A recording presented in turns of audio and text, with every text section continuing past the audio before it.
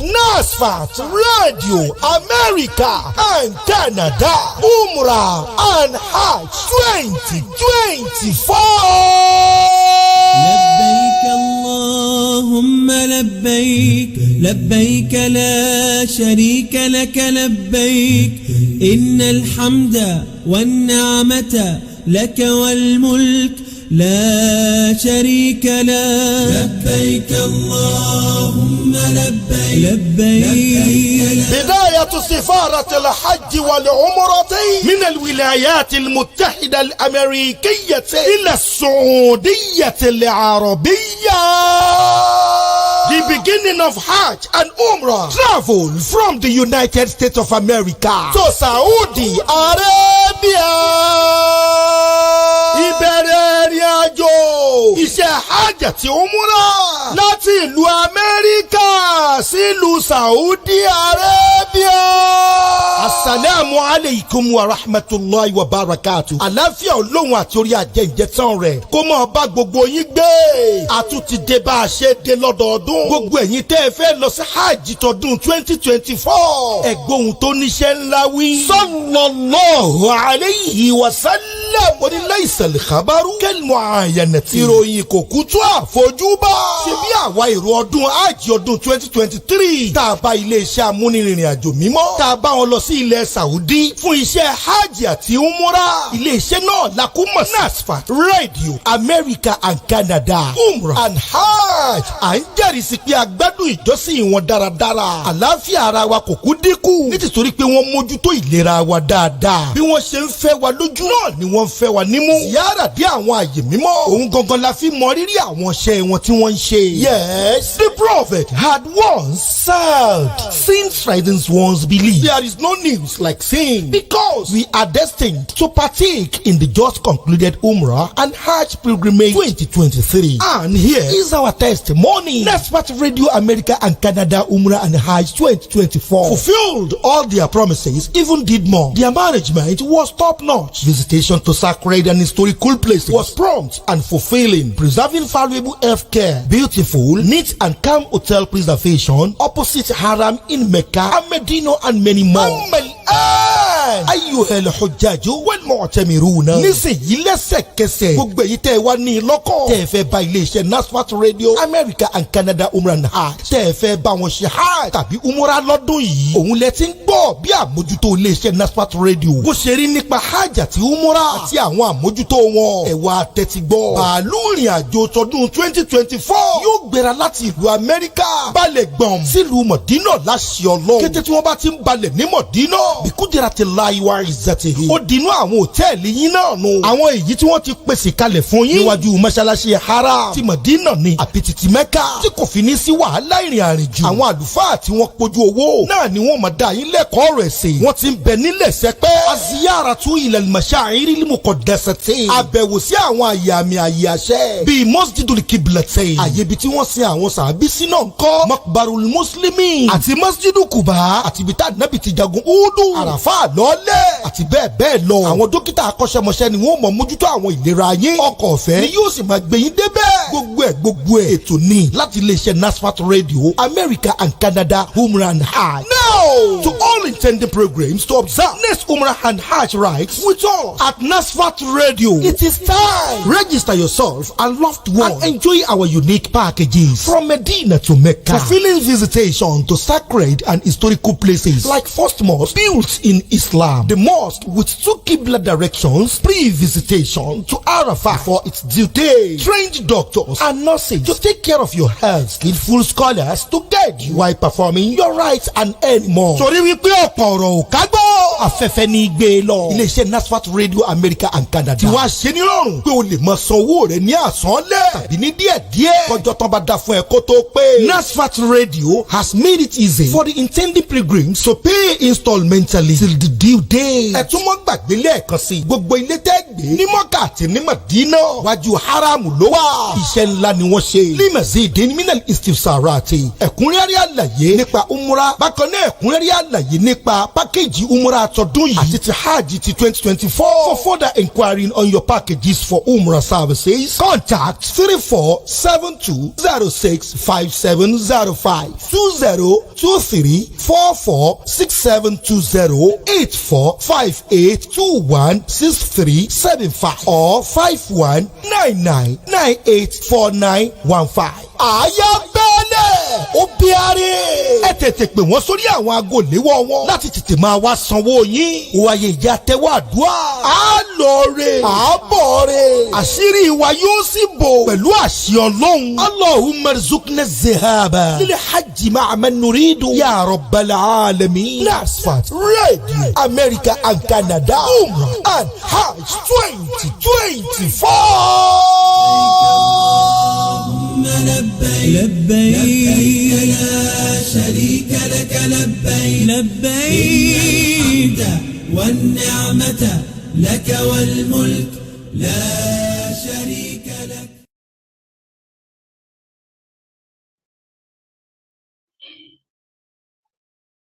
ẹ jẹ́ ká ṣàṣàlátù kó sì dáa fún wa.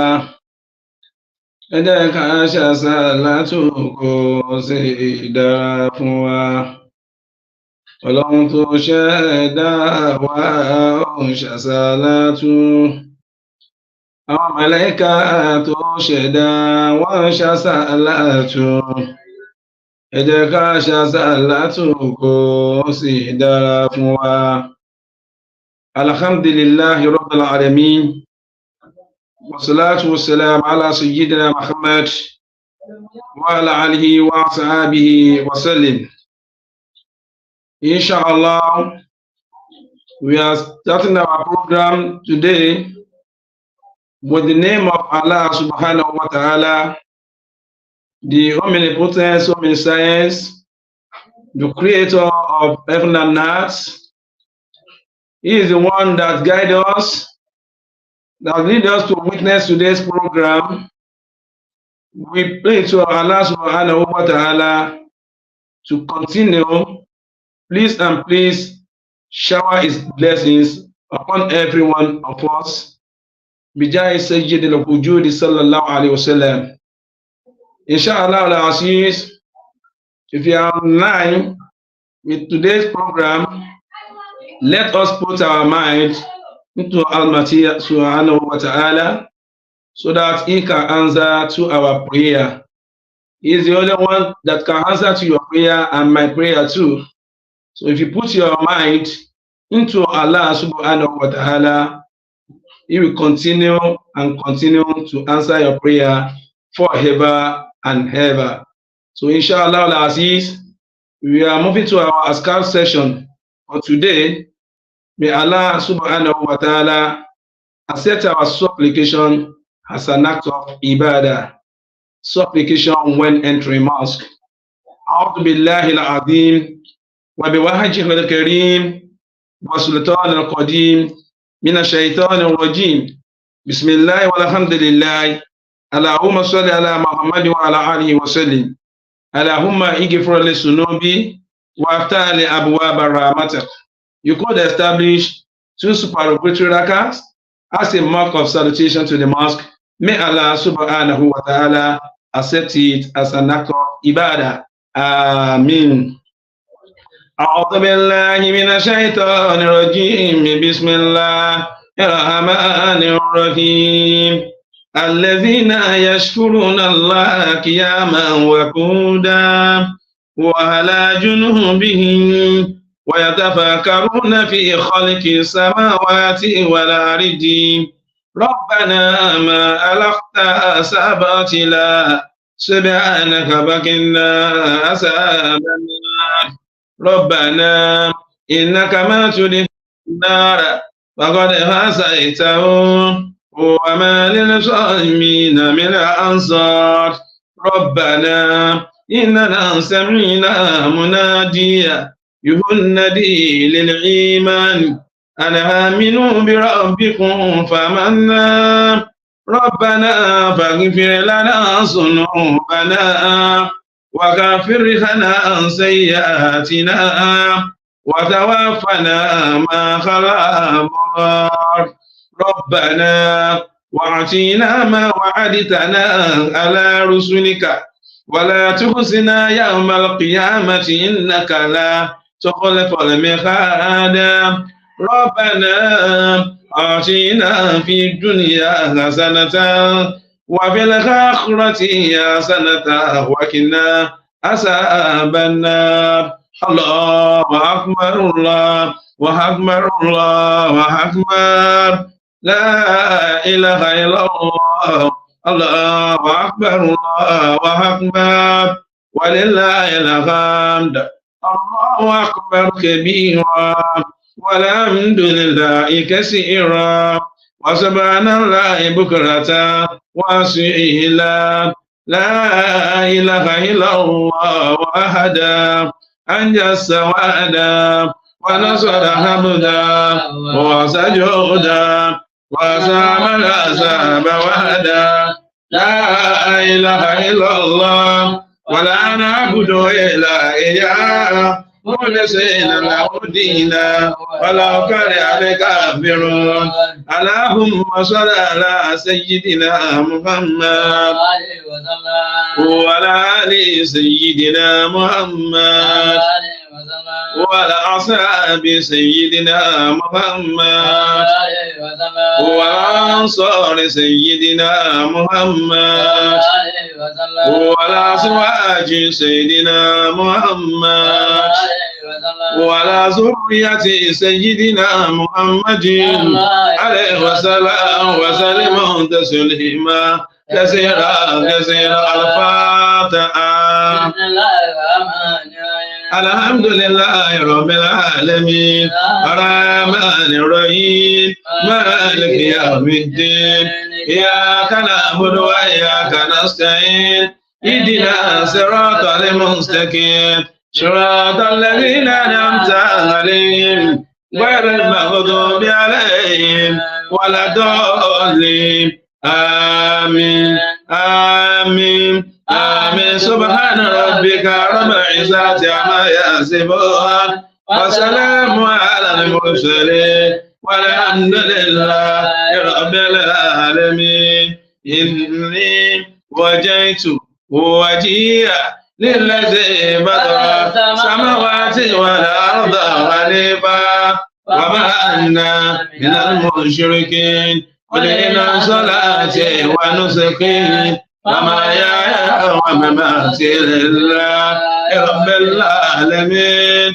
إن صلاتي ونسكي ومحياي ومماتي لله رب العالمين لا شريك له وبذلك أمرت وأنا أول المسلم سبحان ربك رب العزة عما يصفون وسلام على المرسلين والحمد لله رب العالمين وإما ينزغنك من الشيطان نزغ فاستعذ بالله إنه هو السميع العليم أعوذ بالله من الشيطان الرجيم بسم الله الرحمن الرحيم أعوذ بالله من الشيطان الرجيم بسم الله الرحمن الرحيم أعوذ بالله من الشيطان الرجيم بسم الله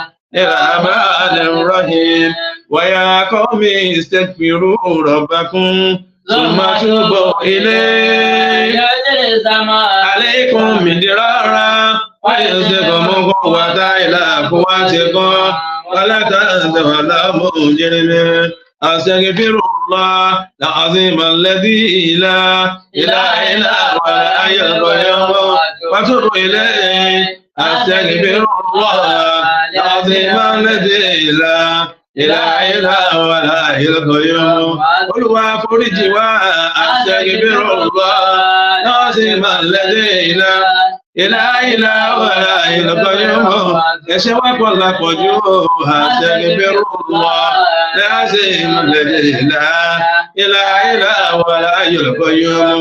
Wọ́n fẹ̀ṣẹ̀ wa dá wa lẹ́jọ́ astaghfirullah al-azimul ladzi la ilaha illa huwal hayyul qayyum.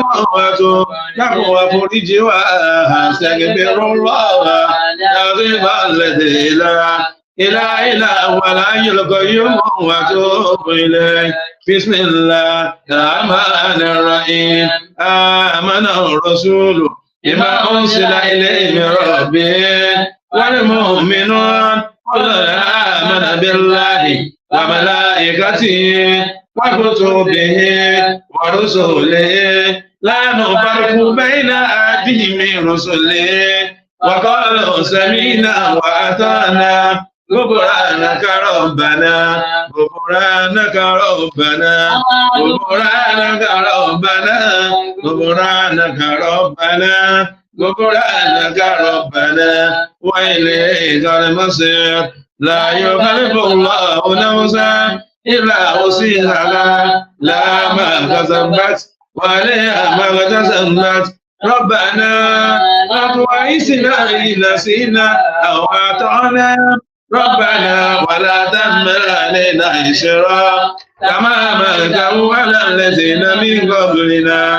ربنا ولا تحملنا ما لا طاقة لنا به واعف عنا واغفر لنا وارحمنا واعف عنا واغفر لنا وارحمنا واعف عنا واغفر لنا وارحمنا واعف عنا لنا وارحمنا أنت مولانا فانصرنا على القوم الكافرين. بسم الله الرحمن الرحيم. وتعالى الله الملك الحق لا إله إلا هو رب العرش الكريم. وما يدعو مع الله إلها آخر لا برهان له به فإنما ذنبه عند ربه إنه لا يفلح الكافرون. وقل ربي اغفر وارحم وأنت خير الراحمين. ربي اغفر وارحم وأنت خير الراحمين. Olúwa foríjì wá kó kẹ́ wa Rabbi ìrọ̀bẹ̀ wàrẹ̀wà wà á dàgbà ọ̀rọ̀ ìwọ̀lọ́bà tí ń kẹrù Rabbi ìrọ̀bẹ̀ wàrẹ̀wà wà á dàgbà ọ̀rọ̀ ìmẹ̀. Bismillahir rahmanir rahim. Innal ladhina 'inda rabbika la yastakbiruna 'an ibadatihi ويسابحونه والله يسجدون. الله أكبر.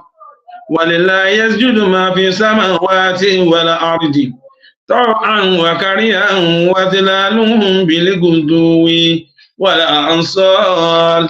الله أكبر. ولله يسجد ما في السماوات وما في الأرض من دابة والملائكة وهم لا يستكبرون يعفون ربهم من فوقهم ويفعلون ما يؤمرون. الله أكبر. وقل آمنوا به أو لا تؤمنوا إن الذين أوتوا العلم من قبله إذا تتلى عليهم يخرون للأذقان سجدا ويقولون سبحان ربنا إن كان وعد ربنا لمفعولا ويخرون للأذقان يبكون ويزيدهم خشوعا.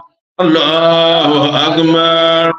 أولئك الذين أنعم الله عليهم من النبيين من ذرية آدم ومما أمرنا مع نوح ومن ذرية إبراهيم وإسرائيل ومما هدينا واجتبينا إذا تتلى عليهم آيات الرحمن خروا سجدا وبكيا الله أكبر. ألم تر أن الله يسجد له ما في السماوات ومن في الأرض والشمس والقمر والنجوم والجبال والشجر والدواب وكثير من الناس وكثير حق عليه الحساب وما يغني الله فما له من مكرم إن الله يفعل ما يشاء الله أكبر. يا أيها الذين آمنوا اركعوا واسجدوا واعبدوا ربكم وافعلوا الآخرة لعلكم تفلحون الله أكبر. وإذا قيل لهم اسجدوا الرحمن قالوا وما الرحمن أنسجد لمن تأمرون وصدهم نفورا الله أكبر. ألا يسجد الله الذي يخرج الأبواب في السماوات والأرض ويعلم ما توفون وما تعلنون الله لا إله إلا هو رب العرش العظيم الله أكبر. إنما يؤمن بآياتنا الذين إذا ذكروا بها خروا سجدا وسبحوا بحمد ربهم وهم لا يستكبرون الله أكبر.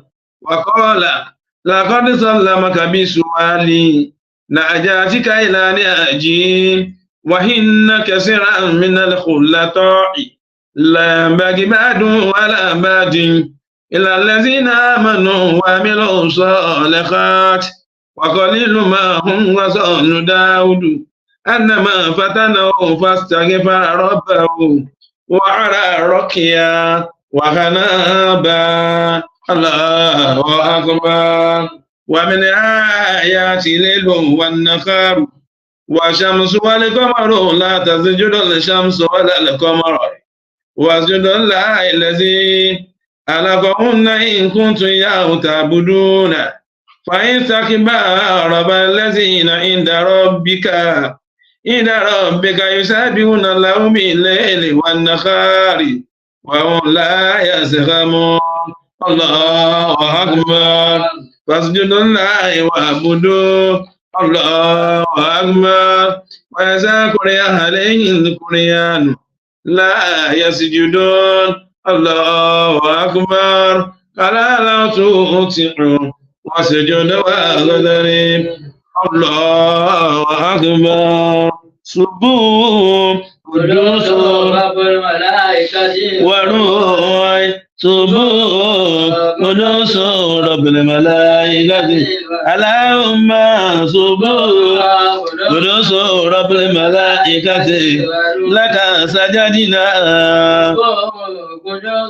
رب الملائكة وبك آمنا سبوح قدوس رب الملائكة ولك أسلمنا سبوح قدوس رب الملائكة وإليك توكلنا سبوح قدوس رب الملائكة وإليك أنبنا سبوح قدوس رب الملائكة فاغفر لنا ما قدمنا سبوح قدوس رب الملائكة فاغفر لنا ما أخرنا سبوح قدوس رب الملائكة سجدنا وجوهنا سبوح قدوس رب الملائكة الذي خلقنا سبوح قدوس رب الملائكة وما صنعنا سبوح قدوس رب الملائكة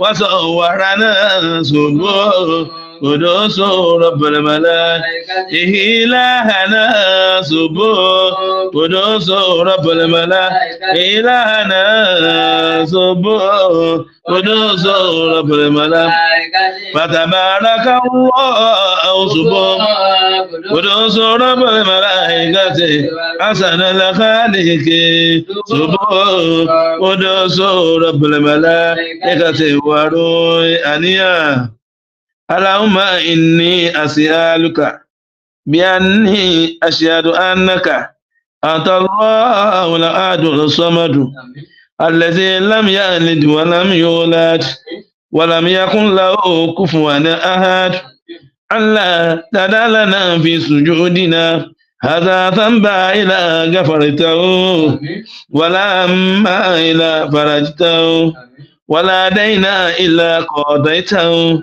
ولا حاجة من هوائج الدنيا والآخرة إلى قضيتها يا أرحم الراحمين سبوح قدوس رب الملائكة وروح سبوح قدوس رب الملائكة وروح الله أكبر بسم الله الرحمن الرحيم تبارك الذي بيده الملك وهو على كل شيء قدير الذي خلق الموت والحياة أيها سأل عملا وهو عزيز الغفور الذي خلق سبع سماوات سباقا ما ترى في خلق الرحمن من تفاوت وخرج البصر أترى من فطور ثم ارجع البصر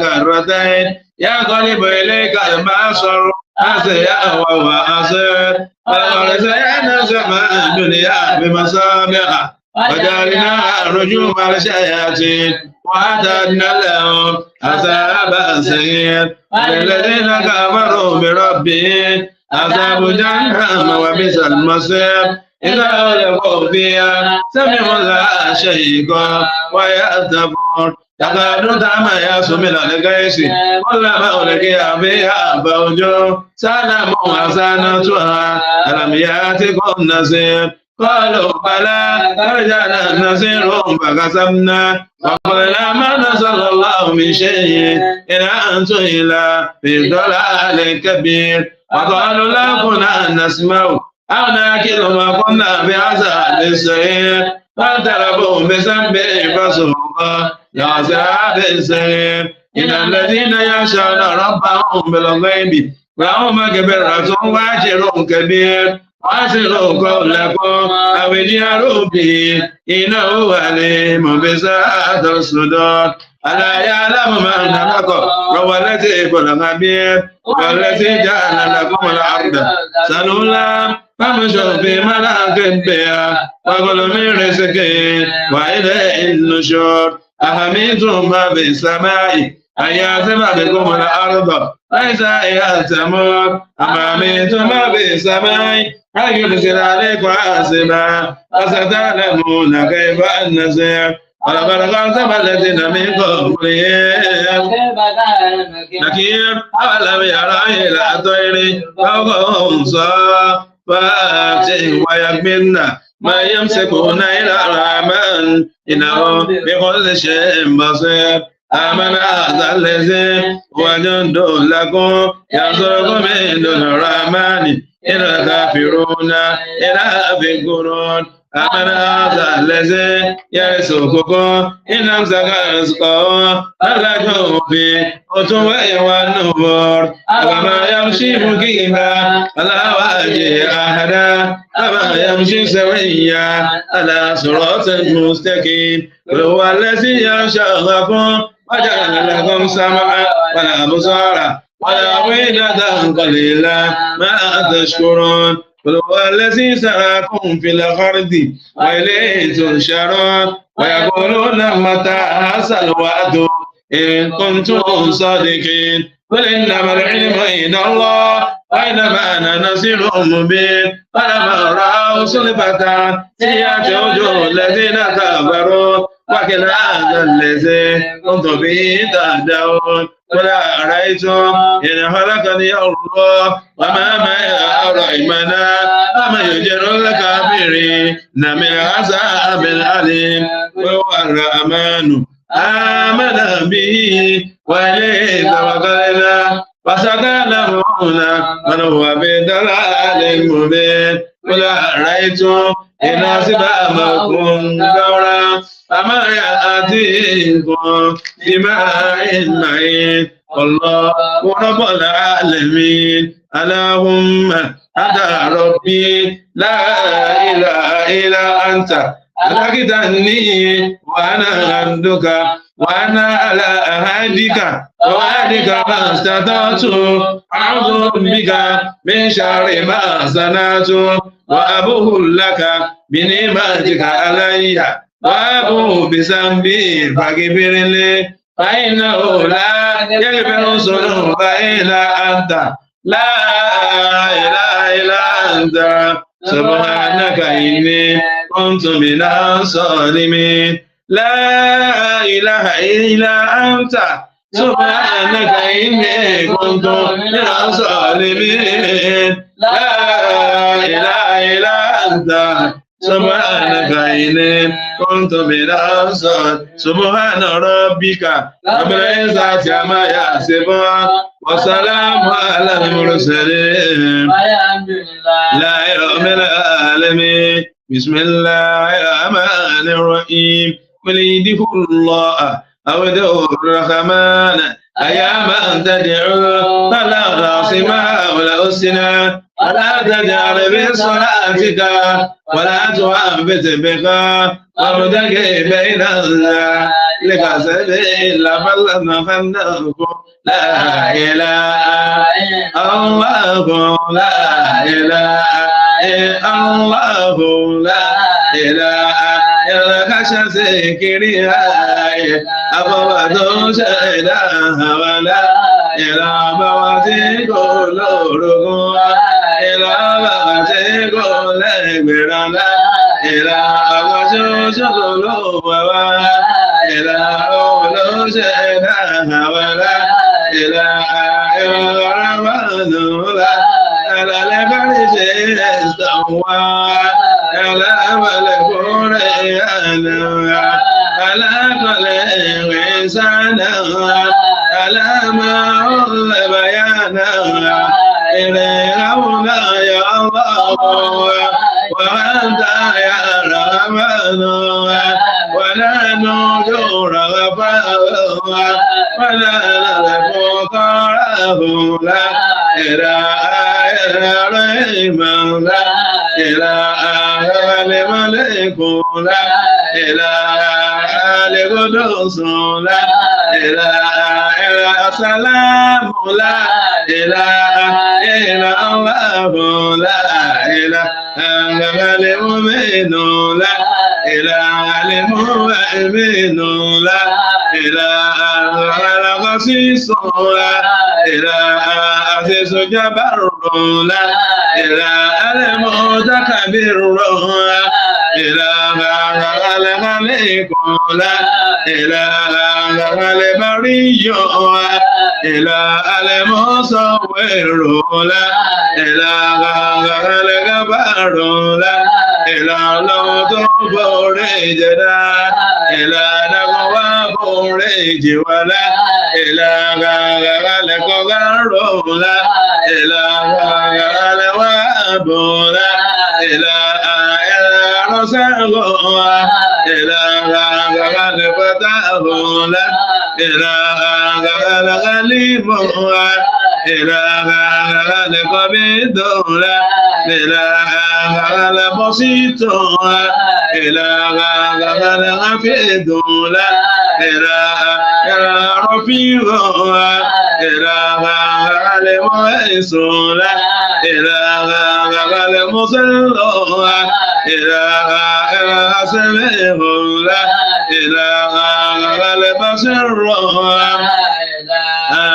الحكم لا إله الغدير إله الجف إله ما تشاء إله ìlànàkùn wá ṣàmì òwàwàlá ìlànṣàmọ̀wé gbọ́ọ̀lẹ́ nìkan ìlàlẹ́ rẹ̀ rọ̀bọ̀lọ́ òwàwàlá ìlàṣẹ̀bí wọlé lánà òwèdá ìlànàkùn wá ṣàmì òwàwàlá ìlànàkàlẹ́gà bẹ̀rọ̀lá ìlànàkàlẹ́gà límọ̀ ìlànàkàlẹ́gà símọ̀lá ìlànàkàlẹ́gà fọ́rọ̀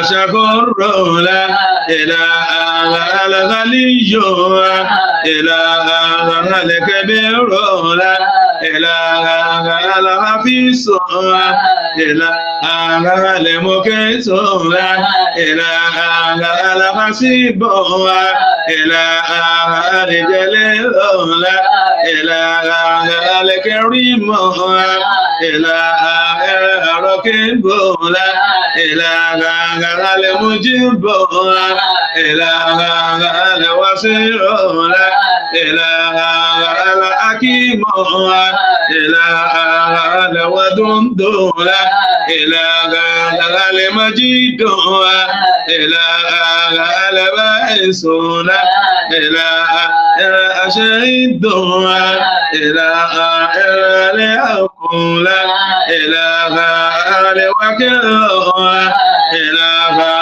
القوي إله الولي إله المتين إله الحميد إله الموصل إله المبدي إله الموقد إله المحيي إله المميت إله الحي إله القيوم إله الوجيد إله المجيد إله الوحيد الأحد إله الصمد إله القدير إله المقتدر إله المقدم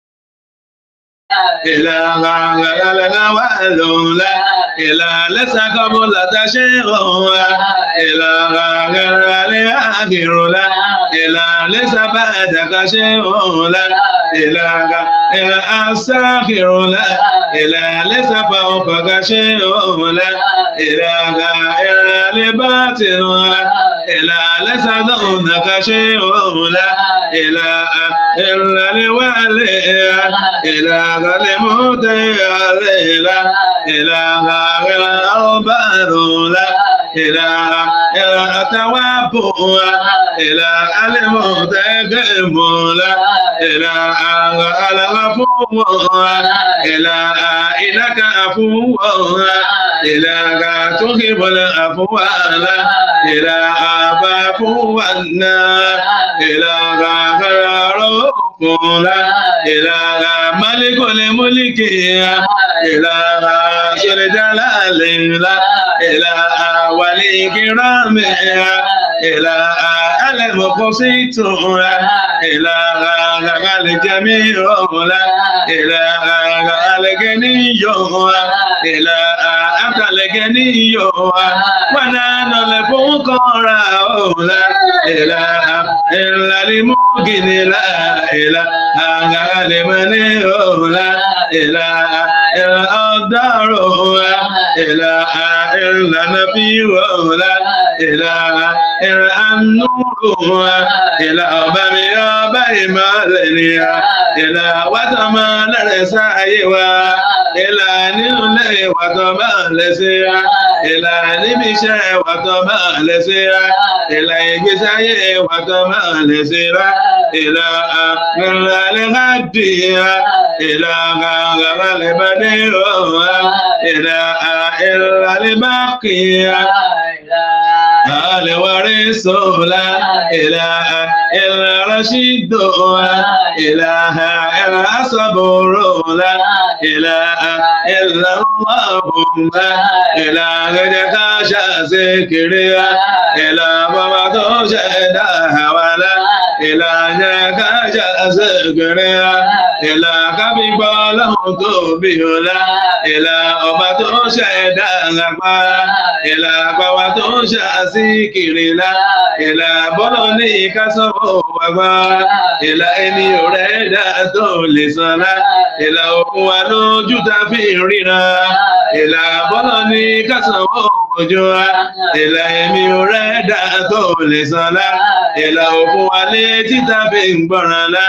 إلا بلوني كسبوا وجوا إلا هو سيد لسنا إلا هو لجد في رنا إلا هو سياسيكريا إلى بلوني كسو إسا إلى بما سيدا دولسنا إلى أفو ولا خطب سرولا إلى بلوني كسو غها إلى يمي يريد دولسنا إلى للبي بها واحدا إلى أبلا وأولو وملا إلى إنكو شاسيكريا إلى إجنو شاسيكريا إلى أيوري شاسيكريا إلى إجنو شاسيكريا إلى كيلو شاوانا إلى توبين شاسيكريا إلى كبيبا له توبيا إلى كبيدو باوري ربوا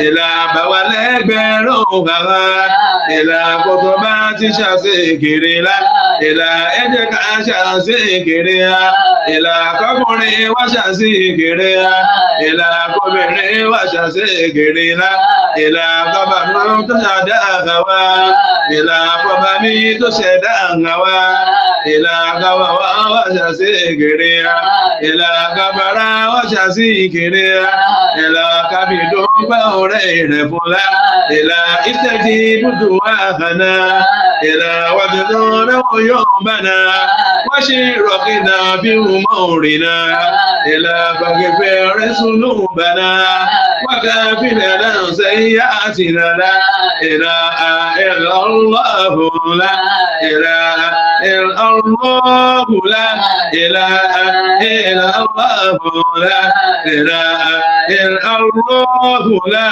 إله إلا الله لا إله إلا الله لا إله إلا الله لا إله إلا الله لا إله إلا الله محمد رسول الله صلى الله عليه وسلم وما من إله إلا الله الواحد القهار رب السماوات والأرض وما بينهما العزيز الجبار لا إله إلا الله الواحد القهار رب السماوات والأرض وما بينهما العزيز الجبار لا إله إلا الله وحده لا شريك له له الملك وله الحمد ويميت وهو حي لا يموت بيده الخير وهو على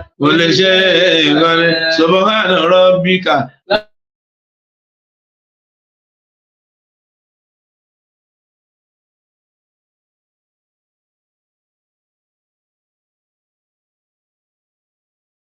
أقول الحمد لله الذي لم يتخذ ولدا ولم يكن له شريك في الملك ولم يكن له ولي من الذل وقدر تقديرا سبحان الله والحمد لله ولا إله إلا الله الله أكبر الله أكبر الله أكبر ولا حول ولا قوة إلا بالله العلي العظيم كلمتان خفيفتان على الإنسان ثقيلتان في الميزان حبيبتان إلى الرحمن سبحان الله وبحمده سبحان الله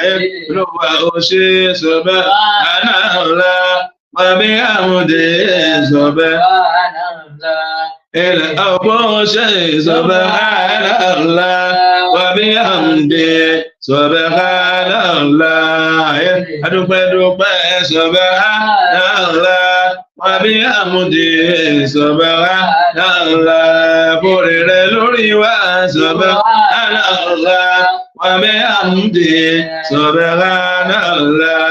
We praise you, Allah, subhanallah, wa bihamdi, subhanallah. We glorify your name, subhanallah, wa bihamdi, subhanallah. We glorify your name, subhanallah, wa bihamdi, subhanallah. Torọ́pọ̀lù ti kú, subhanallah. وبحمده سبحان الله وقبضه سبحان الله وبحمده سبحان الله وما في يوم سبحان الله وبحمده سبحان الله أقصر سبحان الله وبحمده سبحان الله èyí tó kù lẹ́yìn subhanallah wa bihamdi subhanallah dákun wá bá wa ṣe subhanallah wa bihamdi subhanallah العظيم سبحان الله وبحمده عدد خلقه ورضا نفسه وزنة عرشه ومداد كلماته سبحان الله وبحمده عدد خلقه ورضا نفسه وزنة عرشه ومداد كلماته سبحان الله والحمد لله أستغفر الله لا إله إلا الله سبحان الله والحمد لله أستغفر الله لا إله إلا الله سبحان الله بمن فضله والحمد لله وحمد فضله أستغفر الله oríjì wa Olúwa la ilaha illallah ọmọ sírù aláwọ̀ Allahu ayọ̀ wáìdù ayọ̀ ayọ̀ lẹ́kọ̀ọ́ yóò mọ̀ kákan sára sí Allahu ayọ̀ wáìdù ayọ̀ ayọ̀ lẹ́kọ̀ọ́ yóò mọ̀ àlàyé ni Allahu ayọ̀ wáìdù ayọ̀ ayọ̀ lẹ́kọ̀ọ́ yóò mọ̀ dáìmọ̀ ayọ̀ subhana rabbika yasbu wa salamu ala al-mursalin walhamdulillahi rabbil alamin bismillahir rahmanir rahim wa hanatil wujub lil hayyil qayyum وقال يا أبا من عمل السلمات وما يعمل من الصدقات وهو مؤمن فلا يعفو ظلما ولا أثما يا أيها قيوم على لا إله وقال له يا أيها قيوم على لا ọba tó ń ṣe bó ṣe fẹ́ yá ayọ̀yà àkọ́yọ́ mọ̀ ọba ló ní ọba àlànà yá ayọ̀yà àkọ́yọ́ mọ̀ àlànà ọba tó ń lọ́jọ́ gbogbo yá ayọ̀yà àkọ́yọ́ mọ̀ àlànà ìwọ ní ìwọ ọmọ ní yá ayọ̀yà àkọ́yọ́ mọ̀ àlànà aràn ní ibà ní ìdébẹ̀ yá ayọ̀yà àkọ́yọ́ mọ̀ àtẹ̀lé ni máa padà yá ayọ̀yà àkọ́yọ́ mọ̀ ọ̀la ẹ̀mẹ̀ lábẹ́ Olúwa yá ayọ̀yà àgọ̀yọ̀ mú àlàlà mọ́ padà lẹ́yìn àwa yá ayọ̀yà àgọ̀yọ̀ mú àlàlà ọ̀rọ̀ wa dọwọ́ rẹ̀ yá ayọ̀yà àgọ̀yọ̀ mú wa mọ́ bí wà lẹ̀ fún yàjẹ́ yá ayọ̀yà àgọ̀yọ̀ mú Mo fi wálẹ̀ bó ṣìta yá ayọ̀ ya kọ yóò mọ̀ wàlálà bó wọlá ọ̀rẹ́ rẹ̀ yá ayọ̀ ya kọ yóò mọ̀ wàlálà Ànábì Muhammad wá yá ayọ̀ ya kọ yóò mọ̀ wàlálà Ànábì Muhammad wá yá ayọ̀ ya kọ yóò mọ̀ wàlálà kò dákun ṣàánú fún wa yá ayọ̀ ya kọ yóò mọ̀ wàlálà bó wọlá gbólóhùn yìí yá ayọ̀ ya kọ yóò mọ̀ wàlálà ṣóhun ló fún Musa yá ayọ̀ ya kọ yóò mọ̀ wàlálà Musa tó ń bá lọ́hùn sọ̀rọ̀ yá ayọ̀ ya kọ yóò mọ̀ wàlálà lókè túrí ìṣúná yá ayọ̀ ya kọ yóò mọ̀ lọ́tún fi ṣẹ́gun obìnrin káwọn náà yá ayọ̀ ya kọ yóò mọ̀ ọlọ́wà wàlá Musa ayọ̀ ya kọ yóò mọ̀ wọ́n fi wá borí ọ̀tá wọn ayọ̀ ya kọ yóò mọ̀ wàlálà ṣóhun ló fún Ìsá yá ayọ̀ ya kọ yóò mọ̀ tó fi ṣe mẹ́rẹ́kù yẹn yá ayọ̀ ya kọ yóò mọ̀ tó fi lajú afọ́jú yá ayọ̀ ya kọ yóò mọ̀ ló tó fi gbógun dìde yá ayọ̀ ya kọ yóò mọ̀ ló tó fi gbàrọ̀ dìde yá ayọ̀ ya kọ yóò mọ̀ gbogbo mùjísà yìí yá ayọ̀ ya kọ yóò mọ̀ bí sí ní rọ́bì ni yá ayọ̀ ya kọ yóò mọ̀ ọlọ́wọ́ wọlá Ìsá ya kọ yóò mọ̀ ọlọ́wọ́ wọlá Ìsá ayọ̀ ya kọ yóò mọ̀ àdáwọlé wa kò jẹ́ òyìnjú yá ayọ̀ ya kọ yóò mọ̀ èyí tó ti dá kò máa ń bàjẹ́ ayọ̀ ya kọ yóò mọ̀ ibi yóò sì bá wa tún mẹ́ṣe yá ayọ̀ ya kọ yóò mọ̀ alàlà ọmọ rẹ̀ yá ayọ̀ ya kọ yóò mọ̀ ọmọ rẹ̀ ọmọ alàlà tàwa mú mi ní ìjogún yá ayọ̀ ya kọ yóò mọ̀ tàwa bẹ̀ṣà sí kiri yá ayọ̀ ya kọ yóò mọ̀ alàlà wọlá Muhammad rẹ̀ yá ayọ̀ ya kọ yóò mọ̀ ó ti lówó rí kò lówó mọ́ ayọ̀ ya kọ yóò mọ̀ adéwò ni máàmá fi kàn wá yá ayọ̀ ya kọ yóò mọ̀ ó ti bímọ rí kò bímọ mọ́ yá ayọ̀ ya kọ yóò mọ̀ adéwò ni máàmá fi kàn wá yá ayọ̀ ya kọ yóò mọ̀ ó ti rí ṣe kò rí ṣe mọ́ yá ayọ̀ ya kọ yóò mọ̀ adéwò ni máàmá fi kàn wá yá ayọ̀ ya kọ yóò mọ̀ ó ti ṣẹ́ sí kò ṣẹ́ sí mọ́ yá ayọ̀ ya kọ yóò mọ̀ adéwò ni máàmá fi kàn wá yá ayọ̀ ya kọ yóò mọ̀ ó ti yẹ wá látòwúrọ̀ wá yá ayọ̀ ya kọ yóò mọ̀ ọlọ́run jẹ́ òye wá kalẹ̀ yá ayọ̀ ya kọ yóò mọ̀ àlà bọ́ọ̀lá ọ̀rẹ́ rẹ̀ ayọ̀ ya kọ yóò mọ̀ àlàlà bọ́ọ̀lá ọ̀rẹ́ rẹ̀ ayọ̀ ya kọ yóò mọ̀ Ànábì Muhammad wá yá ayọ̀ ya kọ yóò mọ̀ làwa fi dáwà dúwà yá ayọ̀ ya kọ yóò mọ̀ Allahumma rabbana yá ayọ̀ ya kọ yóò mọ̀ àlàtòsíkẹ́kọ̀ọ́ ló bànà yá ayọ̀ ya kọ yóò mọ̀ bàdẹ́ sí àdẹ́ ìtànà ayọ̀ ya kọ yóò mọ̀ wàhábọ̀ lánà olúwa yá ayọ̀ ya kọ yóò mọ̀ nílàdùn kakọ́lé mọ́lé yá ayọ̀ ya kọ yóò mọ̀ nílàdùn kábímọ́lé máa yá ayọ̀ ya kọ yóò mọ̀ wàlálà nílàdùn kàrókè gún yá ayọ̀ ya kọ yóò mọ̀ nílàdùn kàmákòkò yá ayọ̀ ya kọ yóò mọ̀ wàlálà nílàdùn kàmáròfò yá ayọ̀ ya kọ yóò mọ̀ nílàdùn kàràmọ̀tà yá ayọ̀ ya kọ yóò mọ̀ ìnàkàntàlọ́wà fáàkù yá ayọ̀ ya kọ yóò mọ̀ ẹ jẹ́ ká fọwọ́ ẹ̀ bọ́jú yá ayọ̀ ya kọ yóò mọ̀ ojú máa rè léde wá ó yá mọ̀ alàlà màṣẹ wá ta ní wọlé yá ayọ̀ ya kọ yóò mọ̀ alàlà ẹ jẹ́ ká fọwọ́ ẹ̀ para yá ayọ̀ ya kọ yóò mọ̀ bàbá máa fara ni wá yá ayọ̀ ya kọ yóò mọ̀ ọlọ́run wá fara dẹ̀ wá yá ayọ̀ ya kọ yóò mọ̀ ẹ jẹ́ ká kọwọ́ ẹ̀ sápò yá ayọ̀ ya kọ yóò mọ̀ ọlọ́run jẹ́ ká rówó náà yá ayọ̀ ya kọ yóò mọ̀ ọlọ́run máa kó sì ta wá yá ayọ̀ ya kọ yóò mọ̀ níbi ìtàn ti náwó yá ayọ̀ ya kọ yóò mọ̀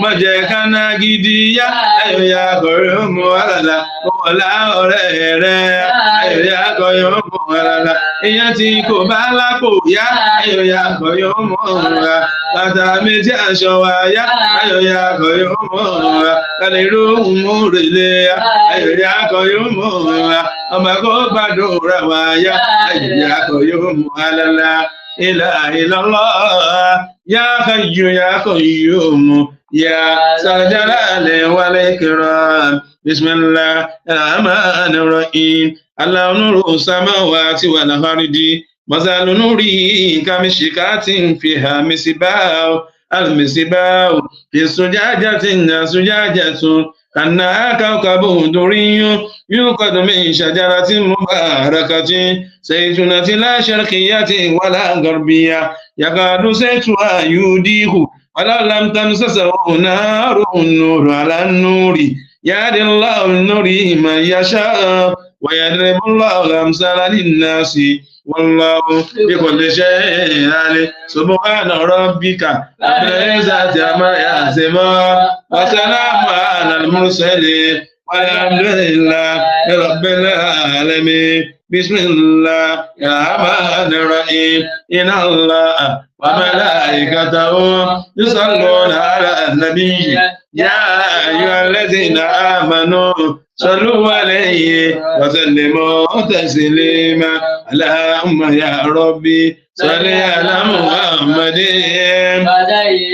سادات نبي محمد اللهم يا ربي صل على محمد سيد سادات نبي محمد على نبي النبي Bámi náà bá ti rẹ̀ kọjá, olówó máa kà ó, ọ̀bọ̀rí balẹ̀ bámi náà, ọlọ́lá máa kà ó, ọ̀bọ̀rí balẹ̀ bámi náà, igi tó wà ní ilẹ̀, ọ̀bọ̀rí balẹ̀ bámi náà, ẹyẹ tó fò lókè ó, ọ̀bọ̀rí balẹ̀ bámi náà, ẹja tó wà lódò, ọ̀bọ̀rí balẹ̀ bámi náà. Àmì iná ń jáyà, òǹgbèrú kí lè yí ọlọ́run ọba Allahumma ya Rabbi salli ala Muhammadin wa sayyidi sadati nabiyyi Muhammad. Olúwa mọ́fàtàlá yà balẹ̀ lórí àwa nígbà kankan, mọ́fàtàlá yà balẹ̀ lórí àwa nígbà kankan. Èrò tọ́ta bá ń rò lórí àwa kò sí lọ́ọ̀bà wọn lọ́hùn Allahumma ya Rabbi salli ala Muhammadin wa sayyidi sadati nabiyyi Muhammadin. Allahumma salli ala sayyidina Muhammad wa alihi wa sahbihi wa sallim taslima. Allahumma salli ala sayyidina Muhammad wa alihi wa sahbihi wọ́sẹ̀lẹ̀ mọ̀ọ́dẹ́sìrìmá. Ọba Olúwa ṣègẹ́ṣègẹ́ pàṣíwájú ẹ̀dá Muhammad àtàwọn ará ilé rẹ̀ àtàwọn alásàlá òyà ìkẹ́ rẹ̀ tí kò ní ìta. Allahumma salli ala sayyidina Muhammad wa alihi wa sahbihi wa sallim taslima. Allahumma salli ala Muhammadin wa ala ali Muhammadin kama sallaita ala Ibrahim wa ala ali Ibrahim innaka Hamidul Majid. Allahumma wa barik ala Muhammadin wa ala ali Muhammadin kama barakta ala Ibrahim وعلى آل إبراهيم إنك حميد مجيد. اللهم اجعل صلاتك ورحمتك وبركاتك على سيدنا محمد آل سيدنا محمد كما جعلت على سيدنا إبراهيم إنك حميد المجيد. سباتهم قد ألفت باتباعه ودم رسول الله لا يعتشى. سباتهم قد ألفت باتباعه ودم رسول الله لا يعتشى. ثم الصلاة وسلام موسى شرمد على النبي ilé mọ́sídàbà mọ́dàkùn gbàdúrà wá sọ́mà sọ́lá tó wà sọ́lá mọ́sàrẹ́ sáré mọ́dà alánàbí yele Mustafa Muhammad laqad fasa ma kana rasulu imamahu yakudu bina wa najati simamahu ya rabbi unzurina wa nazara aziza bidai rasulillahi wa musa kaza isa wa ya rabbi ya ruhu igfiri sunubana wa yasir lana al-maqsuda bidinni wa duna salli ala al-muqtarrisa sodalile olewe kharajna bihi min kulli diki wa gummati دعنا به في سل أمني وإسمتي أتاتنا به لله أسمى غنيمتي لايقنا به سباق من كل أمتي ولولا كان الباد يسبي كل فيا ربنا في أرضه وسمائه ويا رزقنا بالأرض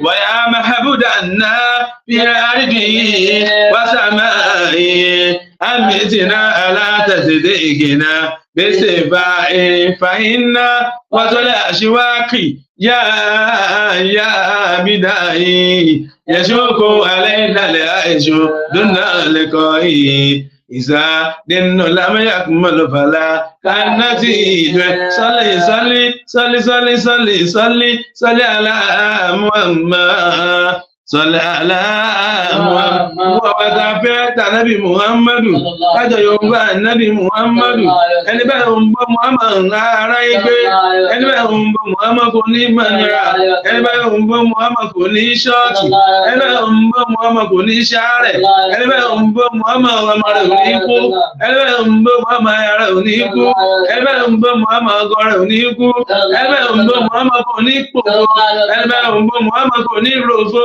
ẹni bẹ́ẹ̀ ń bọ́ muhammad kò ní gùn lẹ́sẹ̀ bùtẹ̀ òfò ahmadu hamidu mubashiru murtadan mujtaba habibullahi rasulullahi yasin razi muzammilu mubaraku imamul mursalina atimil anbiya'i salli salli salli ala muhammad اللهم يا ربي صل على محمد وسيد سادتي نبي محمد صلى الله عليه وسلم صلى الله عليه وسلم صلى الله عليه وسلم صلاة وسلام عليك يا رسول الله صلاة وسلام عليك يا رسول الله صلاة وسلام عليك يا رسول الله صلاة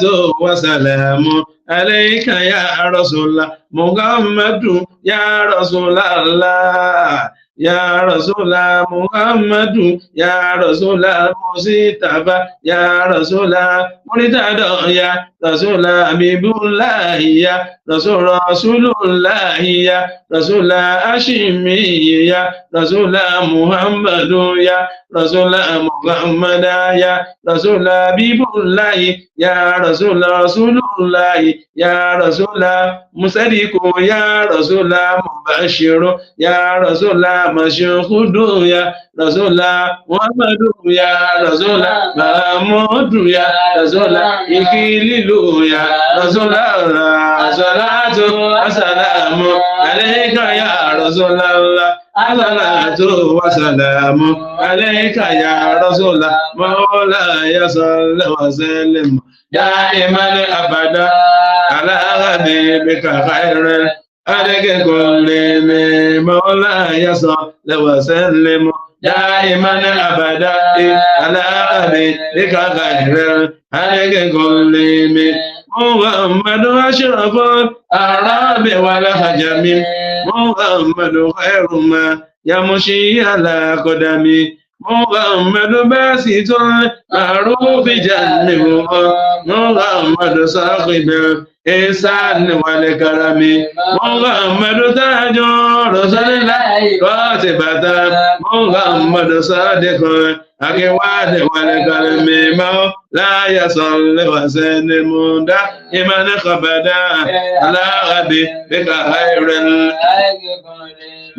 محمد ثابت لساك يا بسوق محمد تجب الحلاك والشيم محمد بيدي بالنور سنته محمد لم يزل نورا من الكدام مولاي صل وسلم دائما أبدا حبيبك خير الكل محمد حاكم بالخدل صل شرفي محمد معدن النعم والإكرام محمد خير خلق الله من مدري محمد خير رسول الله كلهم لا يصل وسلم دائما أبدا عليك كل محمد رسول الله محمد رسول الله رسول الله رسول الله رسول الله رسول الله شفيع الله شفيع الله شفيع الله صفي الله صفي الله حبيب الله حبيب الله رسول الله محمد رسول الله محمد رسول الله محمد رسول الله سبحان ربك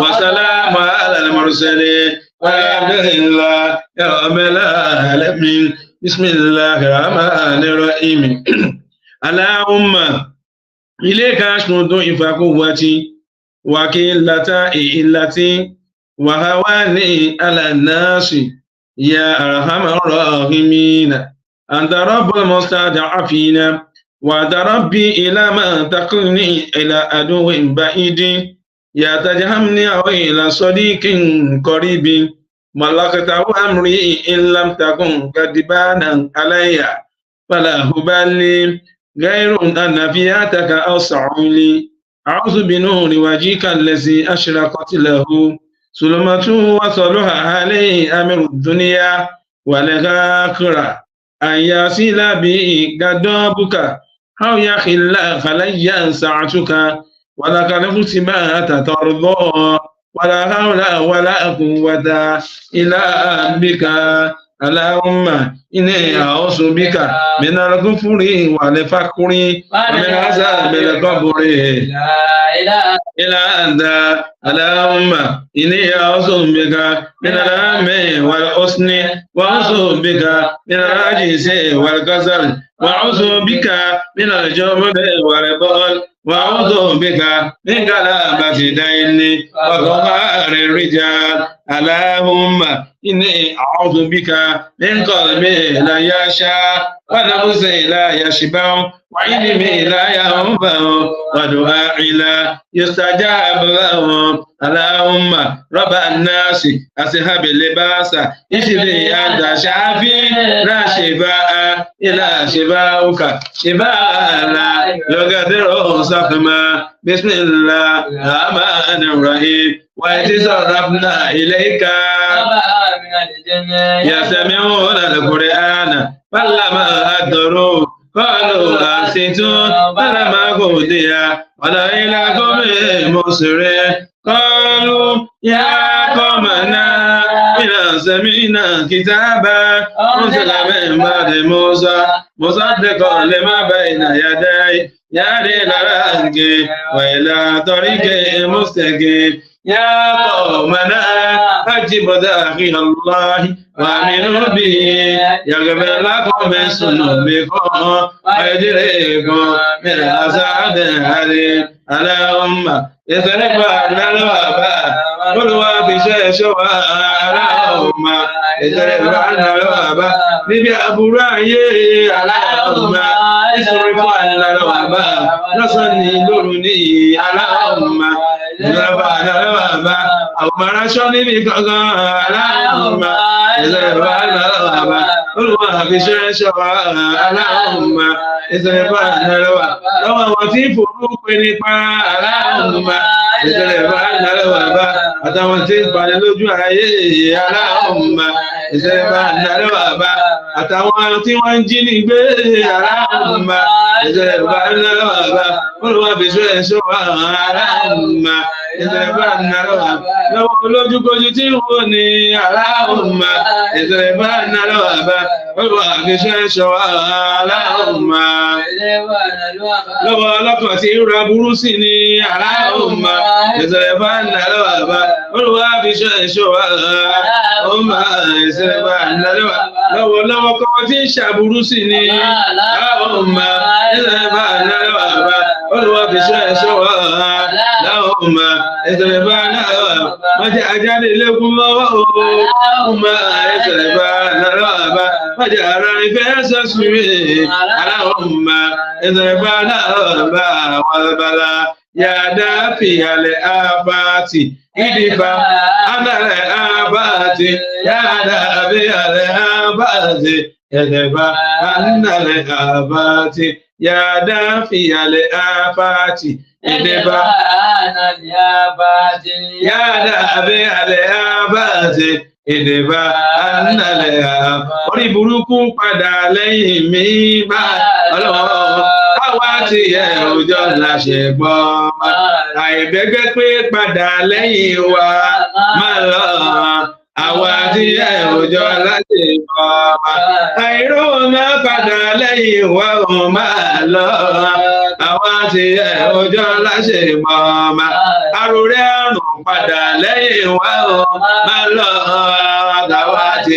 ẹ òjò láṣẹ gbọ́ kálelele ká máa ti ẹ̀ bá máa lọ àwa tí ẹ̀ òjò láṣẹ gbọ́ káwa wá ká máa ti ẹ̀ rí àlọ́ àwa tí ẹ̀ òjò láṣẹ gbọ́ máa lọ. ولقد سبقت كلماتنا لعبادنا المرسلين إنهم لهم المنصورون وإن جندنا لهم الغالبون وإن جندنا لهم الغالبون وإن جندنا لهم الغالبون ربي نجني وهالي مما يعملون ربي نجني وهالي مما يعملون ربي نجني وهالي مما يعملون ربي نجني وهالي مما يعملون. Ẹjá dà ní ẹ̀sùwájú ọlọ́kọ̀ọ́lá mútùbà tí a fẹ́ kí gbogbo ìṣòro ayé wa ọlọ́mọ́sà bá wa ká kúrò, ìṣòro ojú ayé ọlọ́mọba ká kúrò, ìṣòro ojú ọ̀run ọlọ́mọba ká kúrò, ìṣòro ilé ọlọ́run ká kúrò fún wa, ìdààmú ilé bàbá ọlọ́run ká kúrò fún wa, wàhálà ẹgbẹ́ ọlọ́run ká kúrò fún wa, la ilaha illallah gbogbo tí ń jogun ọ̀tá pátá ọlọ́mọ́sà tẹ̀rí wọn bá fún wa. Yáàkì bismillahir rahmanir rahim. Allahumma ya muqsitu ya hayyu ya qayyum ya dafi'u ya qadir ya qahharu ikram man aradani wa aradanna bidurrika harika ya raja adama min aljannati wa raddahu wa ya man dara ayuba wa shafahu wa ya man ja'ala adali musa wa najahu wa ya man rafa'a isa ila as-sama'i wa ya man ja'ala yunusa fi batin uti wa rajahu ويا من نجانا وقومه مما يتوفاني نجنا ويا من سلم إبراهيم من نار نمرود سلمنا من كل فصع وحسن والهم والغم والضر وشر والفخر والمراض والشرك وشقاق والفسوق والكسل وجنون ودين وبلاء وفتنة وفجعة الموت ومن كل شر ومن جميع مصائب الدنيا والآخرة يا أرحم الراحمين. ويا من خرج يوسف من غيابة الجب وسيانهم بالحسنى يا قدم الإنسان إحسانك القديم يا داهم يا قديم يا كريم حسبنا الله ونعم الوكيل نصر من الله وفتح قريب وينصرك له نصرا عزيزا نعم المولى ونعم الحمشدك حسبنا الله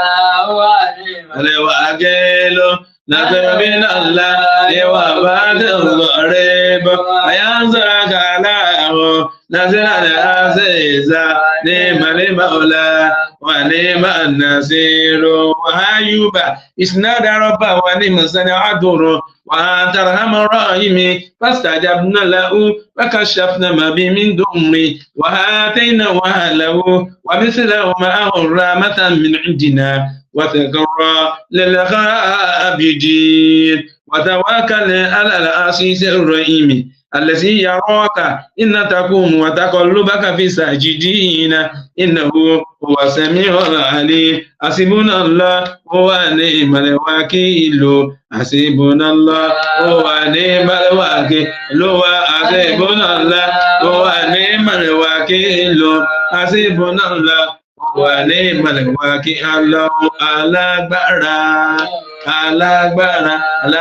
alágbára aláwọ̀.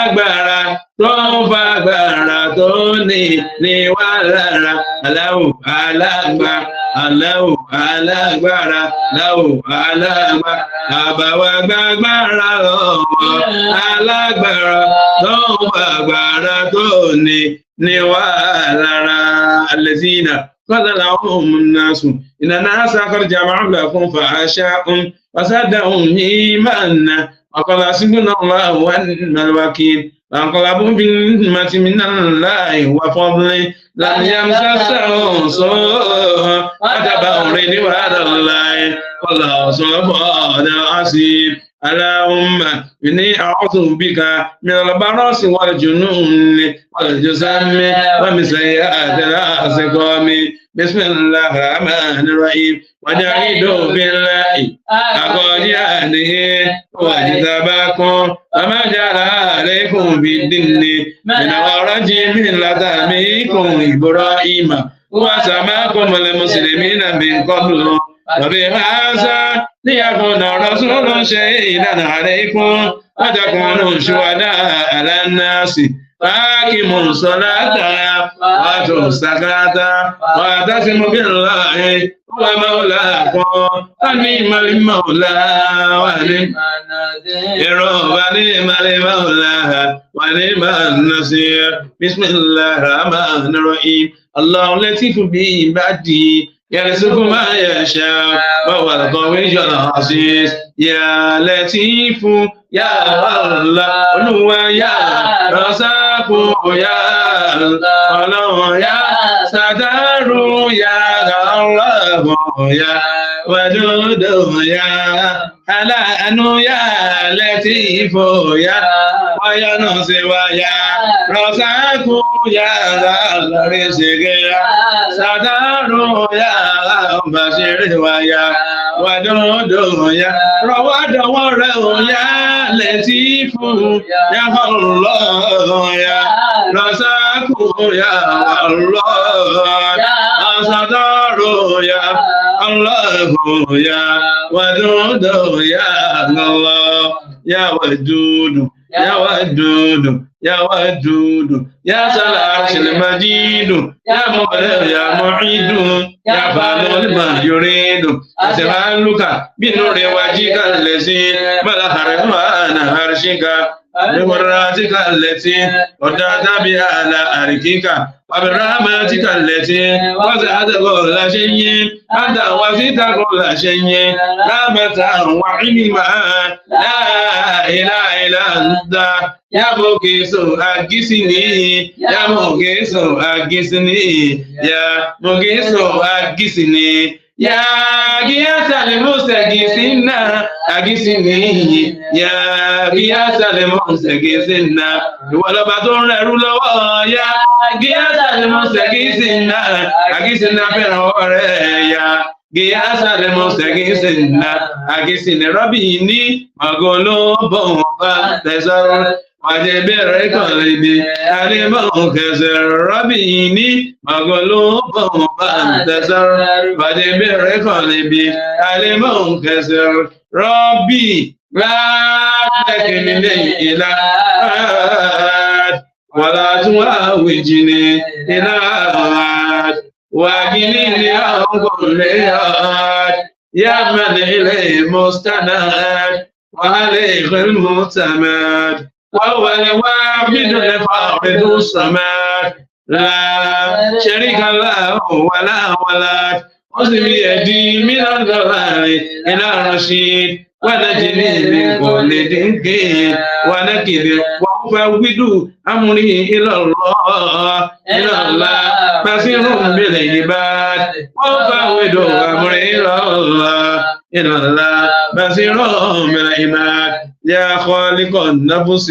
من النفس يا مخرج النفس من النفس ويا مخلص النفس من النفس خالص ثم سبيلا يا زرب البيوت ثم سبيلا وصنع ثم سبيلا يا زرب بسم الله الرحمن الرحيم كاف يا عين صاد لكرامة ربك حمده زكريا إذ نادى ربه نداء أبيا قال رب إني وأنا العاصم مني وسال رأس شيبا ولم أكن بدعائك ربي شفيا وإن خفت الموالي من ورائي فكانت امرأتي آخرا فقل من لدنك وليا يرثني ويرث من آل يعقوب واجعله ربي رضيا أعوذ بكلمة الله تامت من غضبه وشر عباده ومن همزات الشياطين وهي يحضرون بسم الله الذي لا يضر مع اسمه شيء في الأرض ولا في السماء وهو السميع العليم اللهم لا مانع لما أعطيت ولا منتع لما منعت ولا رد لما قضيت ولا ينفع ذا الجد بك الجد ربي زدني علما ربي زدني علما ربي زدني علما اللهم إني عبدك وابن عبدك وابن أمتك ناصيتي بيدك ماضي فيها حكمك عدل فيها قضاؤك أسألك بكل اسم هو لك سمعت به نفسك أو أرسلته بكتابك أو علمته آدم من خلقك أو استأثرت به بقلم الغيب عندك أن تجعل القرآن ربيع قلبي آمين ونور صدري آمين وجلاك حسني آمين وذهب همي آمين وابدل مكاني وسني فارها آمين ربنا سلامنا أنفسنا وإن لم تغفر لنا وترحمنا لنكونن من الخاسرين ربنا لا تزغ قلوبنا بعد إذ هديتنا وهب لنا من لدنك رحمة إنك أنت الوهاب بسم الله الرحمن الرحيم الحمد لله الذي أنزل على عبده الكتاب ولم يجعل له عوجا قيما لينذر بأسا شديدا من لدنه ويبشر المؤمنين الذين يعملون الصالحات أن لهم أجرا حسنا ماكثين به أبدا وينصر الذين قالوا نزل الله ولدا ما لهم به من علم ولا آبائهم كبرت كلمة تخرج من أفواههم يقولن إلى خصبا فلعلك بايع نفسك على آثارهم إن لم يؤمنوا بهذا الحديث أسفا إنا جعلنا ما على الأرض سنة لها لنبلوهم أيهم أحسن عملا وإنا لجاهلون من عليها صعيدا جرزا أما سبت رأسا بالكافي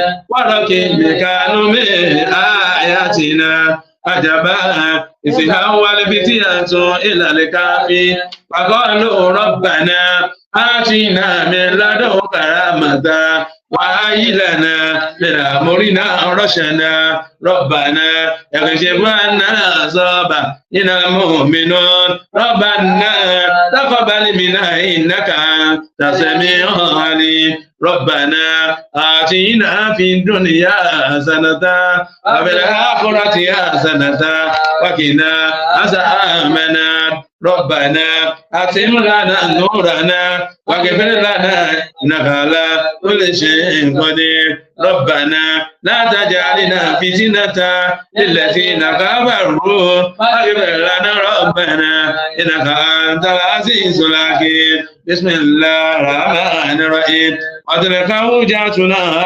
آتيناها إبراهيم عليه الصلاة والسلام على قومه نرفع درجات من نشاء إن ربك حكيم عليم ووهبنا له إسحاق عليه الصلاة والسلام ويعقوب عليه الصلاة والسلام كلا هدينا ونوحا عليه الصلاة والسلام هدينا من قبل ومن ذريته داود عليه الصلاة والسلام وسليمان عليه الصلاة والسلام وأيوب عليه الصلاة والسلام ويوسف عليه الصلاة والسلام وموسى عليه الصلاة والسلام وهارون عليه الصلاة والسلام وكذلك نجزي المحسنين وزكريا عليه الصلاة والسلام ويحيى عليه الصلاة والسلام وعيسى عليه الصلاة والسلام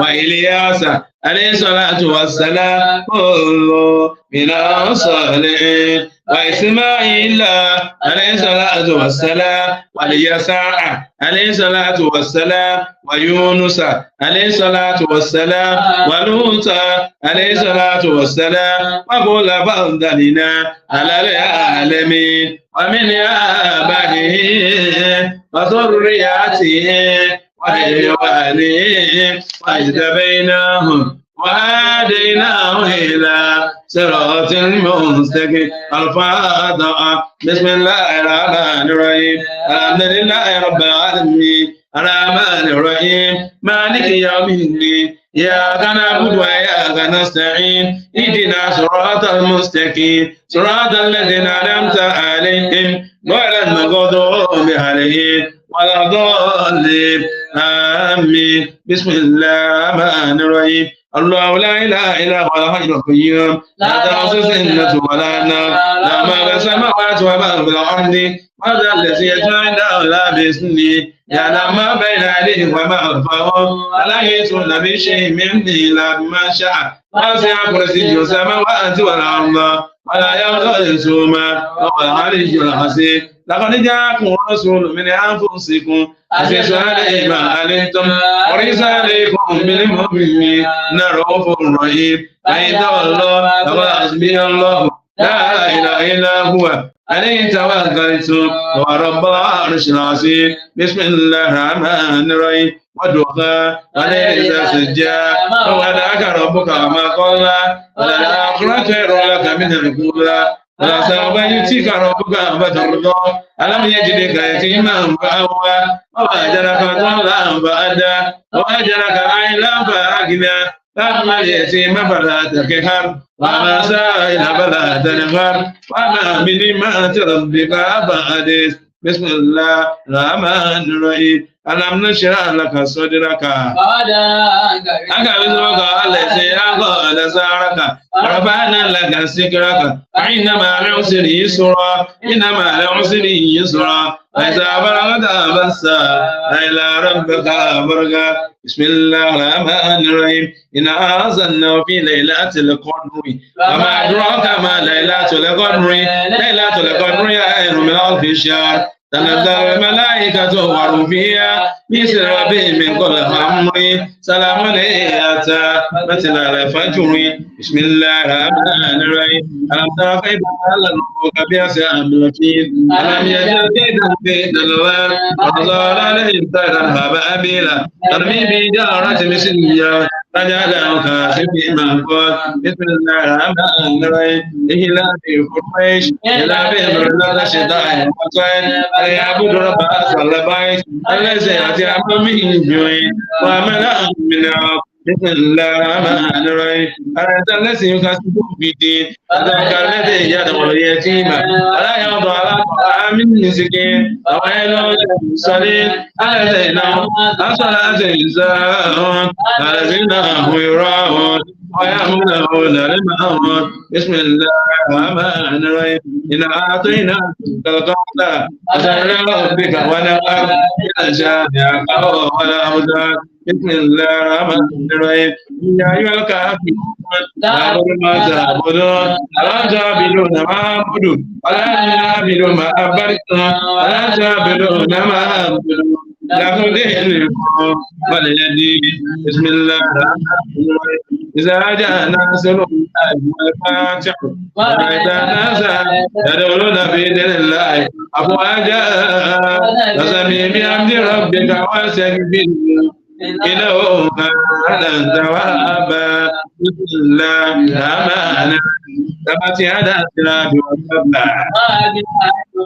وما كسب سيصلى نارا ذات لهب امرأتها مالها تراطم في جدها الله من مصاد بسم الله الرحمن الرحيم قل هو الله احد الله الصمد لم يلد ولم يولد ولم يكن له كفوا احد بسم الله الرحمن الرحيم اعوذ برب الفلق من شر ما خلق ومن شر غاسق إذا وقب ومن شر النفاثات في العقد ومن شر حاسد إذا حسد بسم الله الرحمن الرحيم أعوذ برب الناس ملك الناس إله الناس من شر الوسواس الخناس الذي يوسوس في صدور الناس إلى الجنات والناس الفاتحة بسم الله الرحمن الرحيم الحمد لله رب العالمين الرحمن الرحيم مالك يوم الدين إياك نعبد وإياك نستعين اهدنا الصراط المستقيم صراط الذين أنعمت عليهم غير المغضوب عليهم ولا الضالين آمين محمد رسول الله والذين معه أشداء على الكفار رحماهم بينهم تراهم ركعا سجدا يبتغون فضلا من الله ورضوانا سيماهم في وجوههم من آثار السجود ذلك مثلهم في التوراة ومثلهم في الإنجيل أثر به أعرج شتيهم فأسره فاستغلظ فاستوى على سوقه يوجب الضراء ليغشهم بهم الكفار وعد الله الذين آمنوا وعملوا الصالحات منهم مغفرة وأجرا عظيما وعد الله الذين آمنوا وعملوا الصالحات منهم مغفرة وأجرا عظيما وعد الله الذين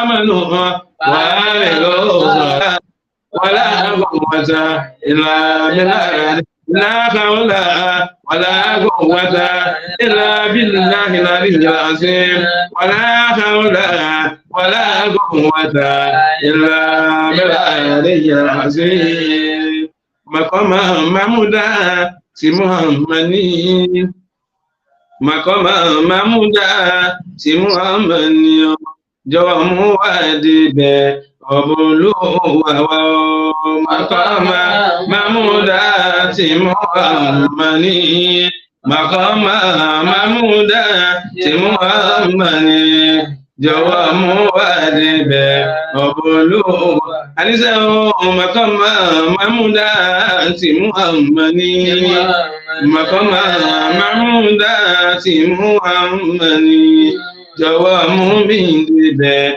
ọba olúwa mi o. Màkọ́mà Mahmuda tí Muhammad ní màkọ́mà Mahmuda tí Muhammad ní jọ̀wọ́ mú mi débẹ̀ ọba olúwa. Gbogbo ẹni tó fẹ́ bá nàbí wa Muhammad tó fẹ́ bá wọ màkọ́mà Mahmuda yóò máa jẹ́ni tí ó máa kírun fọ́lọ́run, yóò máa jẹ́ni tí ó máa gbààwẹ̀ fọ́lọ́run, yóò máa jẹ́ni tí ó máa yọ sàká, yóò jẹ́ni tí ó gbà pé ọ̀kan ṣoṣo lọ́run kò pé méjì, yóò jẹ́ni tí ó máa gbààwẹ̀ bóṣù Ramadan bá dé gẹ́gẹ́ bá a ti ń padà mọ́ fún Ramadan lọ́wọ́lọ́wọ́. Gbogbo ẹ̀yin ìyá wa àtẹ̀yin bàbá wa lórí ètò Nasfat Radio American Canada, afẹ́ bá ànábì wa wọlé ọlá, afẹ́ bá ànábì wa wọlé ọlá, afẹ́ bá ànábì wa mọ̀kọ́mà Mahmuda gẹ́gẹ́ bí Ọlọ́run ti ní gbogbo ẹni bá ń dànù mọ́jú tí ń ṣe nàwáfíì tèmi Ọlọ́run tí ń ṣe tilawatul Qur'ani àkíyèmí sọ̀láàtà liduluki shamsi ila gasaki layl wa Qur'anal fajri inna Qur'anal fajri kana mashhuda wa minal layli fatahajjad bihi nafilatan laka asa an yab'asaka rabbuka maqama Mahmuda maqama Mahmuda tí Muhammad ní màkọ́mà Mahmuda tí Muhammad ní jọ̀wọ́ mú wá débẹ̀ ọba olúwa wa. Màkọ́mà Mahmuda tí Muhammad ní màkọ́mà Mahmuda tí Muhammad ní jọ̀wọ́ mú mi débẹ̀ ọba olúwa. Ọlá Muhammad ní kò mọ́ wá lára, ọlá Muhammad ní ó mọ̀ wá lára, wá mọ̀ ẹ̀ṣẹ̀ wá ẹ̀ṣẹ̀ wá kọ́ mú pọ̀ ọlá Muhammad ní ó mọ̀ wá lára, ọlá Muhammad ó mọ̀ wá lára, ọlá Muhammad ní ó mọ̀ wá lára, wá mọ̀ ẹ̀ṣẹ̀ wá kọ́ mú pọ̀ ọlá Muhammad ní ó mọ̀ wá lára. Wala hawla wala quwwata illa billahil azim. Adá ọpẹ́ fún Ọlọ́run, aṣìkẹ́ṣìkẹ́ fún Ànábì Muhammad, àbá tí ó fi wá mọ̀nà, Ọlọ́run mọ́ ṣì wá lọ́nà láéláé, ọlá Ànábì lọ́dọ̀ Ọlọ́run. Àsìkárù ti ọ̀sẹ̀ yìí, Ọlọ́run ṣe àgbà ní ìbádà fún wa, Ọlọ́run mọ́ dàálù wà láyà látòrí ìmáàmù wa àgbà, ìmáàmù wa Muhammad Isa Muhammad al-Awwal Ayatullah, Ọlọ́run máa ṣàlékún dáadáa wọn, Ọlọ́run má jẹ́ ó burú fún wa, má jẹ́ ó bàjẹ́ fún wa, jẹ́ kí dùnú wọn máa lékún, káyọ̀ wọn máa lékún, ọlá Ànábì Muhammad. Ìmáàmù wa àgbà, ìmáàmù wa Abdul Samad foríjì abẹ́ Ọlọ́run bí ayé bá ń jáyé láyé bá tún jáyé mọ́, Ọlọ́run má jẹ́ wọn mọ̀ nira ìdààmú wàhálà, Ọlọ́run má jẹ́ wọlé tọ̀ wọ́n, ọlá Ànábì lọ́dọ̀ Ọlọ́run gbogbo tó ṣe fún wọn lóore, Ọlọ́run bàjẹ́ kan, ọlá Ànábì Muhammad, ọlá tó bá Qur'an. Ìmáàmù wa Muhammad Sa'id Abíóyè Alárápé the global tutors, Ọlọ́run ṣe àbá dúró tì yín, Ọlọ́run bá wà pẹ̀lú yín o, Ọlọ́run má dàgbà rú máa ń lọ́wọ́, má dá yín padà sẹ́yìn, wọ́n bá ṣàlékún àgbéga yín, ọlá Ànábì lọ́dọ̀ Ọlọ́run. Ìwọ ẹgbẹ́ iná lọ́wọ́ sí lọ́dọ̀ Ọlọ́run tẹ́ ń bèrè lórí, Ọlọ́run bá wà fi lé yín lọ́wọ́. Bí tó ti fi lé yín lọ́wọ́ lórí, Ọlọ́run tó pàdé láéláé, ọlá Ànábì lọ́dọ̀ Ọlọ́run, ọlá tó bá Qur'an, ọlá la hawla wala quwwata illa billahi aliyyil azim. Ajiwa Murtado Adébúlé, Ọlọ́run ṣe àbá ṣàlékún dáadáa wọn, Ọlọ́run má jẹ́ ó burú fún wa, Ọlọ́run má jẹ́ ó bàjẹ́ fún wa, àpadà sí ibú, àpadà sí ìgbà, gbogbo kí tó ń kọ́ lè máa dá àwọn bá wọn rà mẹ́, ọlá Ànábì lọ́dọ̀ Ọlọ́run. Bó ti fìlà, Ọlọ́run má jẹ́ wọn bá wọn dé, ó jẹ́ ìwà, Ọlọ́run má jẹ́ wọn bá wọn wọ̀, ó bàtà má jẹ́ wọn bá wọn kì í sẹ́sẹ̀, ọlá Ànábì lọ́dọ̀ Ọlọ́run. Alhaji wa Abdul Kabir Yusuf MKO, Ọlọ́run ṣe àbá gbàdúrà ẹ̀rú náà, báwọn ṣe àánú àfáà náà, àgbàdúrà wọn, báwọn ṣíjú àánú rẹ̀ wọ́n, wọ́n dojú àdúrà tì wọ́n, ọlá Ànábì lọ́dọ̀ Ọlọ́run. Ọlá kí wọn ò lẹ́nìkan tí wọ́n ń pè láàárọ̀ lọ́sàn-án lóru lálẹ́ lẹ́yìn rẹ̀ lọ́wọ́ bá ọlọ́mọ ìjà wọn tàn mọ́ ọlọ́wọ́ bá láìláìlọ́lá lẹ́wọ́n gún rẹ̀ sí ibùté ayọ̀ wọ́n jẹ́ wọn gún sí ibùté gbogbo láàbí lọ́dọ̀ ọlọ́ àhájà wa rọ̀ sídà ọlọ́mọdé àti àwọn náà bá gbàdúrà wọn láàbí lọ́dọ̀ ọlọ́ àtàlọ́ àtàbọ̀ wọn ọlọ́mọsà máa bá wa pamọ́ láàbí Muhammad tó fi kárí gbogbo ẹ̀yìn èèyàn wa láàlè dárúkọ lórí ètò ọlọ́run rí wa ó sì mọ̀ wá ọ̀pọ̀ ẹ̀jẹ̀ mọ́ wa pátá ọ̀pọ̀ ẹ̀ fọ́lọ́wà tó wa pátá tẹ́ńtẹ̀lẹ̀ wa ní gbogbo gbà àbúrò kéré tóbi ọlọ́run fi sọ̀rọ̀ yìí ọlọ́run aláṣà láti dájíjọ́ ṣe fún àná Muhammad ọlọ́run dá wa lẹ́jọ́ rí gbé àdúrà kíákíá ọlọ́run ìlú wa lọ́wọ́ ọlọ́run lọ́dọ̀ ọlọ́run tó bá Kùránì afásitì yìí a fi tọrọ fún ọmọ tó bí alájà wa Ìyábọ̀dé Yusuf kọ́ńpútà tó ní yẹ tí wọ́n jáde kú nínú ayé ọlọ́run ọláàánú yà fi bẹ́ẹ̀ afọ́tálá àtàlátù tí a ṣe fún àṣàkùn sámà yìí àbíbẹ̀ ọlọ́run ọlọ́mọṣẹ́ àbáwá kẹ́yà wa náà ọlọ́mọṣẹ́ àbáwá gẹ̀ wọ́n báwa gba bọ́ wọn báwa ṣàfihàn fún wọn aláàbí lọ́dọ̀ ọlọ́run la ilaha illallah Muhammadu Rasulullah sallallahu alaihi wasallam bismillah kan lówó aláwọ̀ kan ládàtà bá rí ń bẹ̀ àtàkà kan lẹ́yìn rẹ̀ ládàtà bá rí ń bẹ̀ àtòrítà bá rí ń bẹ̀ tó máa jẹ́ ti ìyá wa náà ọlọ́mọṣẹ́ àbáwá ṣe nígẹ̀ fún wa ó sì bá wa ṣe nígẹ̀ fún wa ẹ̀yìn tán fílẹ̀ ò bàjẹ́ ajẹ́ kí ìyá ò bàjẹ́ láéláé láàbí lọ́dọ̀ ọlọ́run látòrí ìyá wa lájà wa tóbi kárí gbogbo àwọn ọmọ tí wọ́n fi lẹ̀ ọlọ́mọdé ìbàjẹ́ tó kàn wá láàbí lọ́dọ̀ ọlọ́run wọ́n dalẹ́ àtàná wọn rú láàbí Muhammad bismillahir rahmanir rahim Allahu akbar Allahu samad lam yalid wa lam yulad wa lam yakul lahu kufuwan ahad gbogbo mo fẹ́ wa ọlọ́run bá wa fẹ́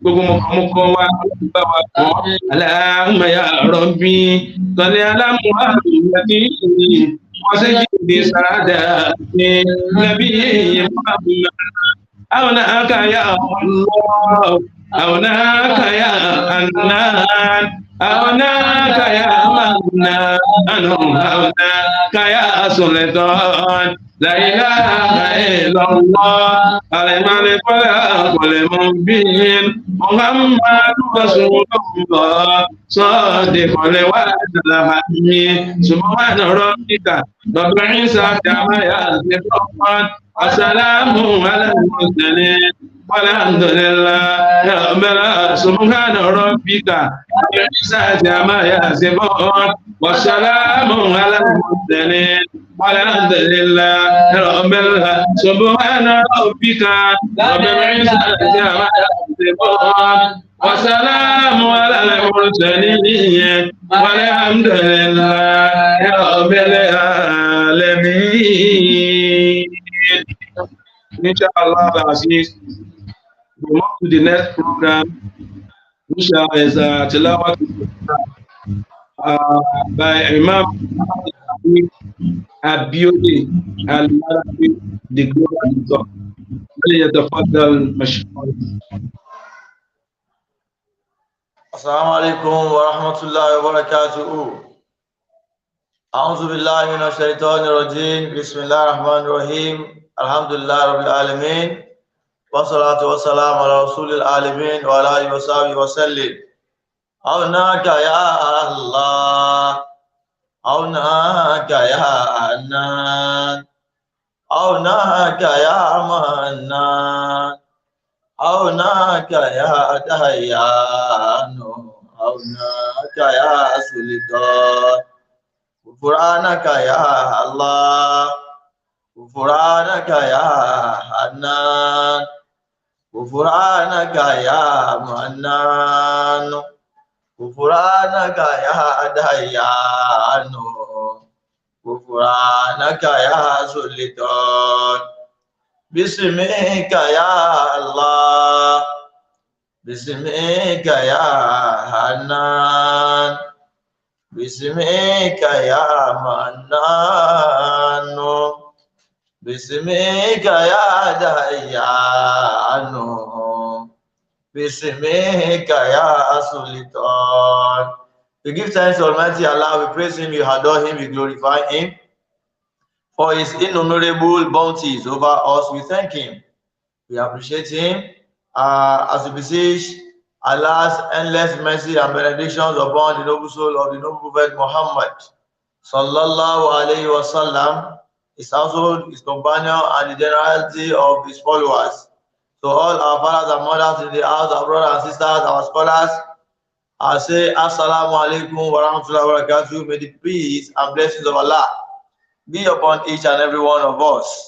You're welcome to today's episode of the recitation of the Holy Quran with explanation with both English and Yoruba version. So, may Almighty Allah benefit us with every single letter in this portion of the Noble Quran. Adúpẹ́ fún Ọlọ́run ọba alágbára, ọba tí ẹ sì wípé pẹ̀lú àánú rẹ̀ náà lèyàn fi ń ríṣẹ́ dáadáa ṣe. Ó kà wá mọ́ ẹni tó wà láàyè lónìí pé adúpẹ́ fún Olúwa, ọba tó pẹ́yẹ tó kà wá mẹ́rù ẹ̀ tó mọ̀nà kó má ṣe wá lọ́nà láéláé. Ìwọ náà sọ pé mo dúpẹ́ fún Olúwa, ọba tó pẹ́yẹ tó kà mí mẹ́rù ẹ̀ tó mọ̀nà kó má ṣe mí lọ́nà láéláé. Ọlọ́run oore ìmọ̀nà yìí, the blessings of our guidance, it's something that is very, very big and very, very great. So being guided by Almighty Allah on the right path, it is something that is worthy of glorifying Allah upon. Adúpẹ́ fọ́lọ́run fẹ́lẹ̀ tó ṣe fún wa yìí kó má padà ṣe wá lọ́nà láéláé. Ìjà àjẹ́ fún àníbọ̀ wa Muhammad tọ́lọ́run rán sí wa kó lè máa wá tọ́ wa sọ́nà àlékún kí á gbé fún wa bá nàbí àwọn sàábí ìgbà wọn tó bá nàbí lùgbà ọlọ́ba akẹ́kọ̀ọ́ wọn kó wá jẹ wọn. Ẹgbẹ́ àwọn afáwa ọlọ́ba ṣe dáadáa fún wọn, àwọn tó kọ́ wa lẹ́kọ̀ọ́ bá ṣe dáadáa fún wọn. La hawla wala quwwata illa billah. Orílẹ̀ tá a wà yìí, inú ilé yìí, inú yàrá tá a wà yìí, inú yàrá tí a ti ń gba ìtọ́sọ́nà yìí. Sheikh wa àgbà Fadilatu Sheikh Muhammadu Isa Muhammadu Awal Ayatullah, ọlọ́mọ fi wọ́n lẹ̀ nígbà gan o, ọlọ́mọ dà wọ́n láàmú àti tán ni àti tó ní wọ́n, àbá tó ní wọ́n kó dákú wá mójútó wọn. La ilaha illallah. Nínú wọn fẹ́ máa yí padà fún wọn, kó máa yí padà sí dáadáa nípa ilà àmọ́ inshallah. Bismillah ilé ilá fi fún wọn. Bismillah rahman rahim ilé ilá fi Quraysh ilá fi mìíràn ṣíta ìwọ̀sọ̀ ẹ̀ wọlé abúdó wa azal bait alladhi àti àwọn mi ju in wà á mọ́nà ohun mìíràn kọ́. Maulana Sheikh Al-Hajj Abdul Samad kú foríjì, ọlọ́mọ fi ilẹ̀ ń gbà gan àtẹ̀yìn àti dúkìá yín, ọlọ́mọ dà yín láàmú. Ń tẹ́ ẹni tó ní ọlọ́mọ máa bá ní mójútó yín, wọ́n fi ilẹ̀ nígbà kan. Àpẹẹrẹ ìgbàdúrà tí ti ń hàn yẹn, Ọlọ́run jọ má jò parẹ́ lára yín, jẹ́ kó máa pọ̀ sí. La hawla wala quwwata illa billah. Bàbá wa Adhkar Feb ṣe kábílà Hafiz ọláìyá, ọlọ́mọ fi wọ́n lẹ̀ nígbà gangan, ọlọ́mọ bá ní mójútó wọn àti dúkìá wọn àti tó ní wọn àti tán ni. La hawla wala quwwata illa billah. May Almighty Allah perfect everything that has to do with us. La hawla wala quwwata illa billah. Gbogbo ẹ̀yin yá wa, ájúwà mútàdọ́ Adébúlé bàbá dáadáa, ọlọ́mọ fi ilẹ̀ nígbà gan o, ọlọ́mọ jẹ dàdàkúdà, ó sì máa jẹ yàyàkúyà. La ilaha illallah. Tó máa jáde, gbogbo tó ti jáde lára yín àti tó sì máa jáde, káwọn lálùbáríkà jù yín lọ, lálùbáríkà tí náà kó máa wọ̀ mí. Ọlọ́run ṣe yín ní irinṣẹ́ dáwà, Ọlọ́run ti ṣe yín bẹ̀, wọ́n padà ṣe yín ní irinṣẹ́ èṣù. La hawla wala quwwata illa billah. Brọ́dà wa Adhkar Muhammadu Yusuf MKO, ọlọ́run máa fi wọ́n lẹ̀ nígbà kan o, ọlọ́run máa bá mójútó wọn o, ọlọ́run máa bá mójútó wọn kí nǹkan kan máa ṣe wọn láburú o, àwọn nìkan máa ṣe nǹkan rẹ̀. Ibi tọ́rọ̀ wọn kù sí ọlọ́run tún bẹ̀ sí, tó dáadé fún wọn, ọlọ́run máa jẹ́ òun takú síbẹ̀. La hawla wala quwwata illa billah. Ajawa Rashida, ọlọ́run fi wọ́n lẹ̀ gbà gangan, ọlọ́run bá mójútó wọn. These are the brains behind the screen, ọlọ́run fi wọ́n lẹ̀ nígbà gangan. Tíṣẹ́ wọn bá mẹ́hẹ̀ díẹ̀, a lè gbé bá a ṣe ríra wa ní screen nírọ̀rùn yẹn, nǹkan máa sáré dàrú díẹ̀. Ọlọ́run tí ò jẹ́ kó dàrú, ọlọ́run máa ń dọ̀rọ̀ tí náà rú. La hawla wala quwwata illa billah. Gbogbo ìyá wa tó kù tẹ́ẹ̀jọ́ ń gbọ́ wa, followers wa across the globe, níbi tẹ́lẹ̀ wa, ọlọ́run mọ bí tẹ́ẹ̀ wà, ọlọ́run mọ location nìkankan. Oore ọlọ́run kò síbi tí èdè, ọlọ́run fi jẹ́ kó oore ọlọ́run kó locate, oore ọlọ́run kó locate. The manifestation of Allah's blessing.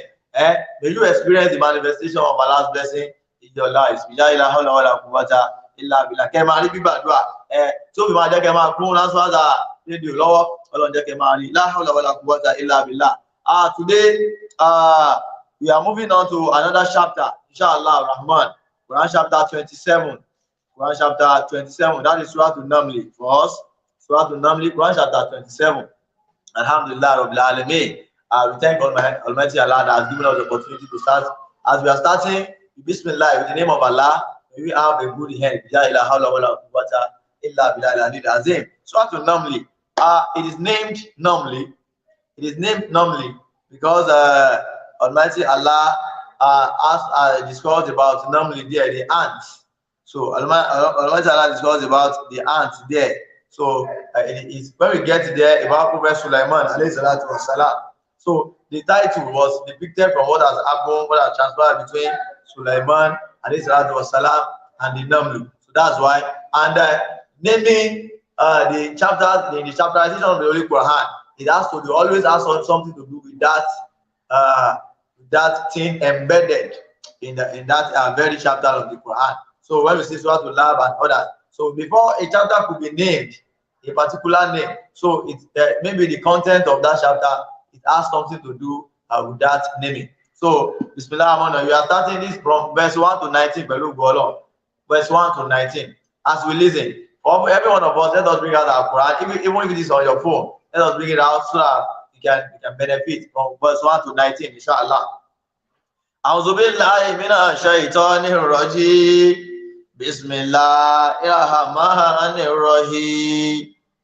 Tasin tilka ayatul Qur'ani wa kitabim mubin.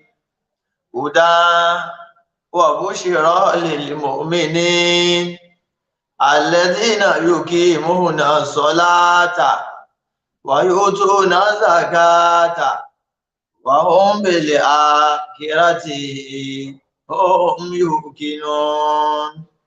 Innal ladhina la yu'minuna bil akhirati zayyana lahum a'malahum fahum ya'mahun. Ulaika ladhina lahum su'ul 'adhabi. Ulaika ladhina lahum su'ul 'adhab wa hum fil akhirati humul akhsarun. Wa innaka latulqa wa innaka latulqal Qur'ana min ladun hakimin halim. Iz qala Musa li ahlihi inni anazitu nara sa'atikum minha bi khabarin aw atikum bi shihabin qabasin la'allakum tastalun. Falamma jaaha nudiya an burika.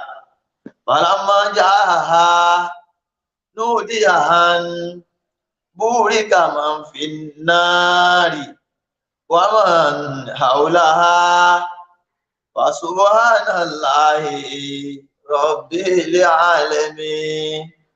Ya Musa innahu ana Allahul azizul hakim. Ya Musa innahu ana Allahul azizul hakim. Waliki asoka falamma rohaha tahtazzu kana janu wala mudbiran walam yu'akib walam yu'akib. Ya Musa la takhaf inni la yakhafu ladayya al-mursalun.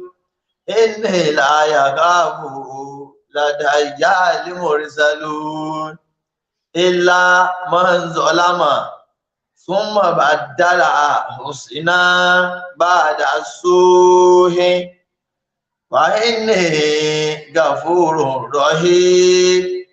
Wa adkhil yadaka fi jaybika takaruju baydaha min ghairi suhi fi tisi ayati ila fir'auna wa qaumihi innahu kanu qauman fasiqin.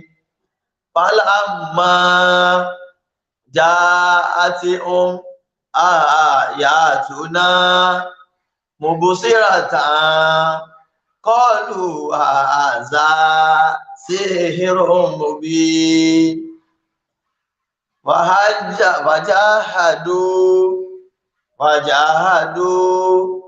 wajahadu biha wastaiqanatiha anfusuhum zuliman wa uluwa fanzur kayfa kana akibatul mufsidin walaqad atayna Dauda wa Sulaimana ilman wa qala alhamdulillahi allazi faddalana ala kaseerin min ibadihi almu'minin wa warisa Sulaimana Dauda wa qala ya ayyuhan nasu ulimuna mantiqa tayri wa utina min kulli shay'in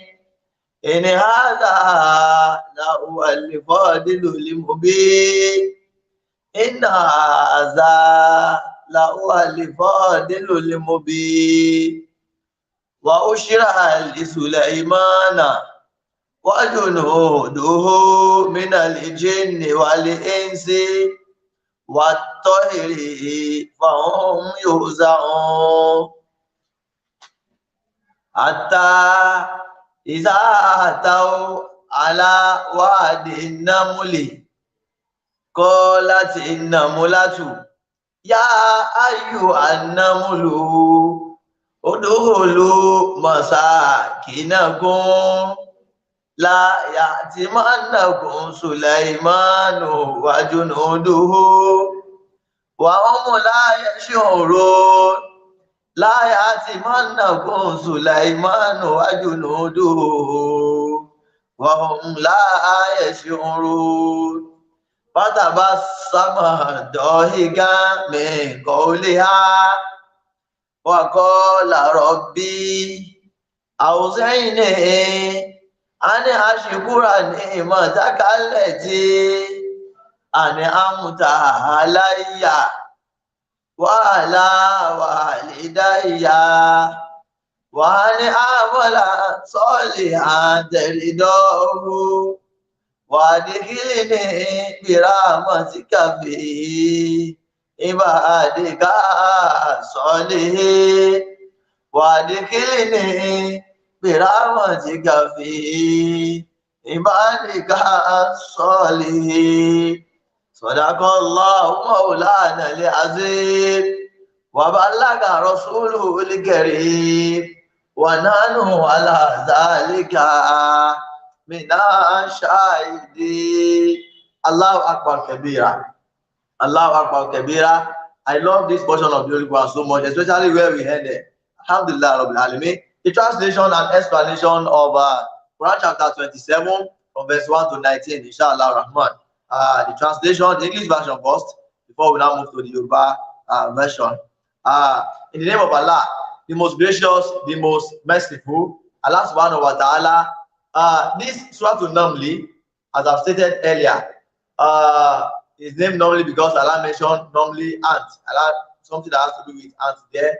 And there's another thing here. It is one of the 3 chapters of the Quran that were revealed. They were revealed in order. That were revealed together. Let me say, not together. That is, they follow one another in terms of revelation. So, in terms of revelation, they follow one another. So, during the chapterization of the Quran, so unfortunately they were together. This together. This Surah Shu'ara, Surah Nam, and Surah Qasas. So we are through with Surah Shu'ara, this Surah Nam, followed by Surah Qasas. They were revealed one after another. That means the revelation comes. That is how they were revealed. Namely, Shu'ara, namely. So unfortunately, because it is not like that. So the chapterization of the Quran doesn't have to do with what we call it, the time that it was revealed. but this was we are fortunate to have this together. Now, the message therein there are similitude, like the stories of the Prophet of Allah, as we have it in Surah to Shu'ara, so we have it in Surah to Naml as well. We have it in Surah to Qasas. So something that the similitude we have in these 3 chapters is that the stories of the Prophet of Allah that are there. We have story in the first one, the second one, the third one. Now, this chapter of the Quran, Allah subhanahu wa ta'ala is one of the abbreviation of the Holy Quran. Tafsir, as we have the Alif Lam Mim, we have the Kaf, Ayah, Ain, Sad. Whenever we have this, something has been coming, and this is one of the signs of the Holy Quran. Tafsir means an abbreviation of the Holy Quran. So, abbreviation of the Holy Quran, Allah say, so Tafsir, Allah say this. After that, can you see now? Allah say this. So this thing that we have coded, Allah coded it. It's as if we just abbreviate something. You say HM. So it's one of the signs of the Holy Quran. Allah knows what He has coded there. Allah is now authenticating the fact that these are the verses of the Quran. These are the verses. This thing that is being revealed to you, Prophet Muhammad sallallahu alaihi wasallam. These are the verses of the Quran and the book that makes manifest. Kitabun Mubin. The book that makes manifest, that makes something clear. So that is the Quran. Allah is authenticating the fact that the Quran, that is why reading Quran alone is self-explanatory. So there are some people that don't want to listen to the interpretation of the Quran. They say, okay, they are not Muslim, just give me your book. Don't preach anything to me. Let me have your book. Let your book preach to me. If truly this is a book of guidance. And unfortunately, those people, they end up accepting Islam. Because this book is self-explanatory. So it can guide. It can guide one. The Quran is enough. It's sufficient for someone to be guided, to be rightly guided. So verse 2. A guidance. Allah is given the Quran, it's qualifying the Quran. Hudan wa bushra lil mu'minin. It is a guidance and good news from the believers. For the believers. Can you see now? No, it's very restricted. There is emphasis on that. Allah is saying, He's not saying a guidance for humanity, for mankind, for the believer. That is in terms of the benefit. So those who have the benefit, the prominent benefit of the Holy Quran are those who have believed in it. So it's very pathetic now that we have the Muslim that they don't even believe in the Holy Quran, they don't honor the Holy Quran. Even the non-Muslim will not be requesting for Yasin, the non-Muslim will not be requesting for Surah Waqiah and others. So reverse is the case. Allah is establishing the fact that the Quran is a book of guidance and good news for the believers. Allah is now describing the believers now. You know, everybody claims to be believers. Allah says, verse 3, the believers who keep up prayer and pay the poorest, zakat. See that the quality of a true Muslim, and they are sure of the hereafter. So these 3 qualities is very, very tectonic. It's one of the qualities that can never be marginalized when it comes to faith in Allah. So anyone that claims to be a believer without observing the mandatory prayers, that is prayer, salat. So in Islam, it's not reliable. It's not a Muslim. And without paying zakat, you see many people observing salat, but when it comes to zakat, they are 0/10. So that means they don't toy, they don't play with their wealth. So they don't use their wealth to deal with Allah. So they are not good. They are not believers. Because when you believe in the Almighty Allah, you don't fear. You don't fear, because what will make you want not to pay zakat is that you are afraid of poverty. Saying perhaps if I remove this percentage from my wealth, perhaps it's something might turn around. I might lack money, this and that. That is it. That is what do we call it? The people of the past, the people in the past, that is their thought as well. And believing in the hereafter. Anyone that does not believe in the hereafter will not do anything, will not do any righteous deeds, only if that thing will fetch him reward in this world. You know, for us to do things, to strive, to inconvenience ourselves, to do things or to make people happy, it's because we know that if we are not doing it for this world alone, we are going to have our reward in the hereafter. That's why we don't feel despair. We do things, and we are very optimistic about the reward that we are promised there. So, verse 4. Those who disbelieve, Allah has given us the qualities of the believers now. If you are among, you know. If you are not, if it's only salah that you rely on, that makes you a believer. Can you see? What do you score over 10 now? What do you score over 10? It's only salah. If you want to authenticate your own belief, it's only the salah that you use as the parameter to show the fact that you are a believer. No, you don't pray zakat and you are qualified. You are not a believer. You don't believe in the hereafter. You only say, oh, sure, have you died? Have you seen someone who has died has come back? You are not a good believer. And that says in verse 4, those who disbelieve, not in the those who believe not in the hereafter, we make their deeds fair seeming to them, but they blindly wander on. Those who disbelieve, and that is that is, we make their deeds, they are wrong with their deeds. To them, it seems to be good to them. That thing they are doing, it seems to be good. I'll give you an example of that. You know, I was passing by somewhere one day. People now clustered there. They were taking alcohol. So, and they were admonishing one another. One of them was telling others, and they listened to him, telling them that you know, alcohol is very, very good. So I was rushing. I wanted to hear what he wanted to say, what the information he wanted to pass to you. Now, alcohol is very good, though. It's very good to be taking alcohol. I want to know his reason. He now said, you know, alcohol has been preventing some marriage. You know, there are some people, they have marital problem. So when the husband believes that, so when he gets home, he will be shocked by the wife. So they might have a marital discord, they have this and that. He will have taken alcohol before he gets home. When he just gets home, whatever the wife is saying, he will not even think of it. So he will just go and sleep. Can you see now? And others were listening to him and say, hey, you are making sense. Can you see? That is, their bad deeds is seeming good to them. So to them, that thing that they are doing, they are not saying that thing as bad. They are trying to bring out something good from that thing that is very bad. So Allah says, to the unbelievers, they are saying their wrong deeds as right. So they are not saying it as wrong things. So Allah subhanahu wa ta'ala says, and they wander on. That's why they go in there. Ya'mahun. Ya'mahun. That's why they are going, they are doing the way they like. So these are they for whom is an evil chastisement. That is, the unbeliever, there's evil chastisement for them, and in the hereafter, they are the greatest losers. May Almighty count us not among the losers in the hereafter. Verse 6. And you are surely made to receive the Quran from the wise, the knowing. Allah is telling Prophet, because when the enemies of the Prophet were saying it was evil spirits that was inspiring Prophet, Allah said, you, Muhammad, surely made to receive the Quran from the wise. The revelation comes from Almighty Allah. So Allah ascribed the revelation to himself. That it is from him, Allah, the wise, the all-knowing. Allah, the wise, Al-Hakim, the all-knowing. So, and the Alim. Verse 7. When Moses, the story of Moses, as I've said earlier, you know, we have the stories in these 3 chapters of the Quran that follows each one another. So Allah says, Allah started the story of Musa, in a concise manner. Allah talk about Musa. And when Moses said to his family, when he was returning from Madian, when Moses was returning from Madian to Egypt, on their road with his family, on their way back, so it was there's darkness. It was night. In the night, so they have lost their way. They lost their way. They couldn't find their way.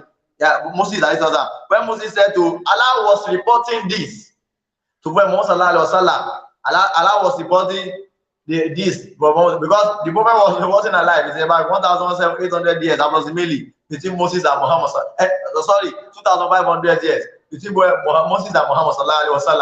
So it showed that it is authentic. It is Allah that is reporting to Moses. When Moses said to his family that is on his way from Madian to Egypt, surely I see after he has run away from Egypt, you know, after something that has happened. So after some years that he has been to serve his in-law, he has been given a wife there. So he was coming with his family. So when he now said on his way, surely I see a fire. Moses said, I see a fire. I will bring you news then. That is, and not to Naran. I'm seeing a fire. Let me go. If I get there, I will show you the way. If I'm seeing the fire, if I'll be able to get to where the fire is, I will show you the way. They want to use that fire to do what? To at least to guide them, so because they have lost their way. Now, when he was going, it was the fire that Moses see that he now pursued the fire, going there to get fire. So I will bring you or bring you therefrom a burning brand, so that you may warm yourself.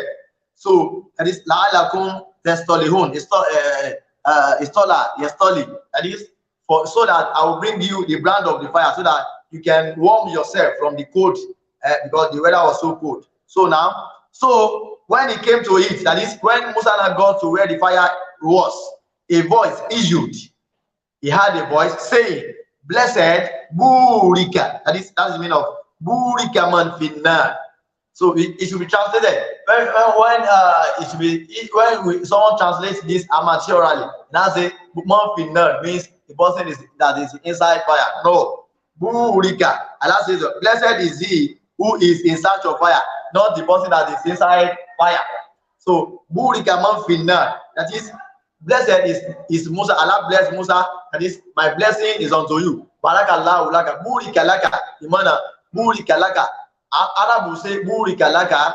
Barakakallahu. Arab can say that. They can say Barakallahu fika. Barakallahu laka. Barakallahu aleka. So it's one of it. Allah bless him and those around it. That is the angel that surrounded that fire. Allah, according to the tafsir. And glory be to Allah, the Lord of the worlds. Verse 9. Oh Moses, surely I'm Allah. Allah introduced himself to Moses here. I'm Allah. Because hearing the voice, you can assume you are hearing the voice of a jinn or an angel. So, oh Moses, surely I'm Allah, the mighty, the wise. I am Allah, the mighty, the wise. And cast down. Allah instructed him, cast down thy rod. Your rod, the rod. The Musa used to work with walking stick. That's the rod that he was holding. Allah said, cast down thy rod. So when he saw it in motion, after he has casted down the rod, so when he now discovered that the rod was now in motion, it turned in motion as if it were a serpent, as if it were a snake, as if it were a snake that was moving. Tataharak, tazu, tabimana tataharak. So with the meaning of tataharak, when it was in motion, so he turned back, retreating, and did not return. Musa ran away. He was going because he was so afraid of what has happened. Oh Moses, Allah now called him. Oh Moses, fear not, do not fear. Do not fear. Surely the messenger fear not in my presence. Allah subhanahu wa ta'ala, Allah Akbar. Allah says, Inni la yakafu ladayya al-mursalun. That is, in my presence, those whom I have sent a message, they don't fear. So there's no fear. Even Allah is the fear himself. So you cannot be in the presence of Allah and be fear. And you too, if you are truly with Almighty Allah, there's no fear. Because it's one of the qualifiers that Allah has given to the beloved of Allah. Allah says, Allah inna awliya Allah la khawfun alayhim wa la hum yahzanun. Allah says, surely for my beloved, those who love me, those whom I love. So la khawfun alayhim, they shall not experience fear. In every circumstance, in any situation, they won't have any fear. So if you have fear in Almighty Allah, you don't fear any other thing. And that's why Allah said that for Musa alayhi salatu wasalam. Verse 11. Ilaman Solomon, there's no fear except he who does wrong. He is not messengers, that is other people. Those who have fear, that the people not among the messengers of Allah. Messengers of Allah, they don't have the fear because they have the fear in Almighty Allah alone. But generally, this one is directed to people generally. No, he who does wrong, then does good instead after evil. Surely I am forgiving and merciful. And if anyone that has done evil, even anyone that has done evil and have replaced that evil with righteousness and follow up that evil with righteousness, you have done something bad. Instead of you to continue that bad deed, you now do what? You now come up with a good one. And that's what I say. Allah will forgive you and will wipe away fear from your path. Allah is forgiving and merciful. No matter Allah be so much merciful to us. So verse 12, and put thy hand. Here's another sign. Allah has instructed him in the first time to cast down his rod. The second one is that and put your hand in your bosom, that is in your pocket. Fidget bigger. So the pocket of your clothes, just put your hand there. So put your hand in your pocket. It will come forth white without evil. You see that it will become white. This white is not a sign of it's not a sign of malady. It's not a sign of any illness. It's not a bad sign. So it's not a sign from it's a sign from Almighty Allah. Allah says it is without evil. Among 9 signs to Pharaoh and his people, surely they are a transgressing people. So Allah qualify and describe the people of Quran as transgressors. They go beyond their boundaries. Verse 13. So when our clear signs came to them, that is, can you see the Quran not a storybook now? Allah is just trying to encapsulate everything. After Prophet Musa has delivered Allah's message to Pharaoh, so Allah, that one has been so removed there. So Allah just moved to where after which Musa has delivered the message to Pharaoh. Allah said, "Falamma ja'atuhum ayatuna." The signs that were given to Musa. So when our clear signs came to them, to the people of Pharaoh, they said, "This is clear enchantment." They didn't call it. They call it a magic. They call it enchantment. So they don't see it as signs. They see it as enchantment. 14. And they denied them. They denied all those signs unjustly and proudly, while their souls were convinced of them. See, then what was the end of the mischief maker? Allah says they know inside them, they know deep down their hearts that this is not a magic. Because in Egypt we have magicians there. They know what magic is and they know what magic is not. So they know Musa is not from the family of magicians. He didn't belong to the tribe of the magicians. So where did he learn all this from? So they knew that deep down their heart, they knew what Musa was showing them wasn't a magic, wasn't a enchantment. But they don't want to abase themselves. They don't want to come down to the level of Musa, even if you want to be guided. Is it this one that will guide us? That is what is happening to them. And it is applicable to some people in this present time of us, that they will say, "Who is now preaching God to me? I know God before you were born." Look at that one.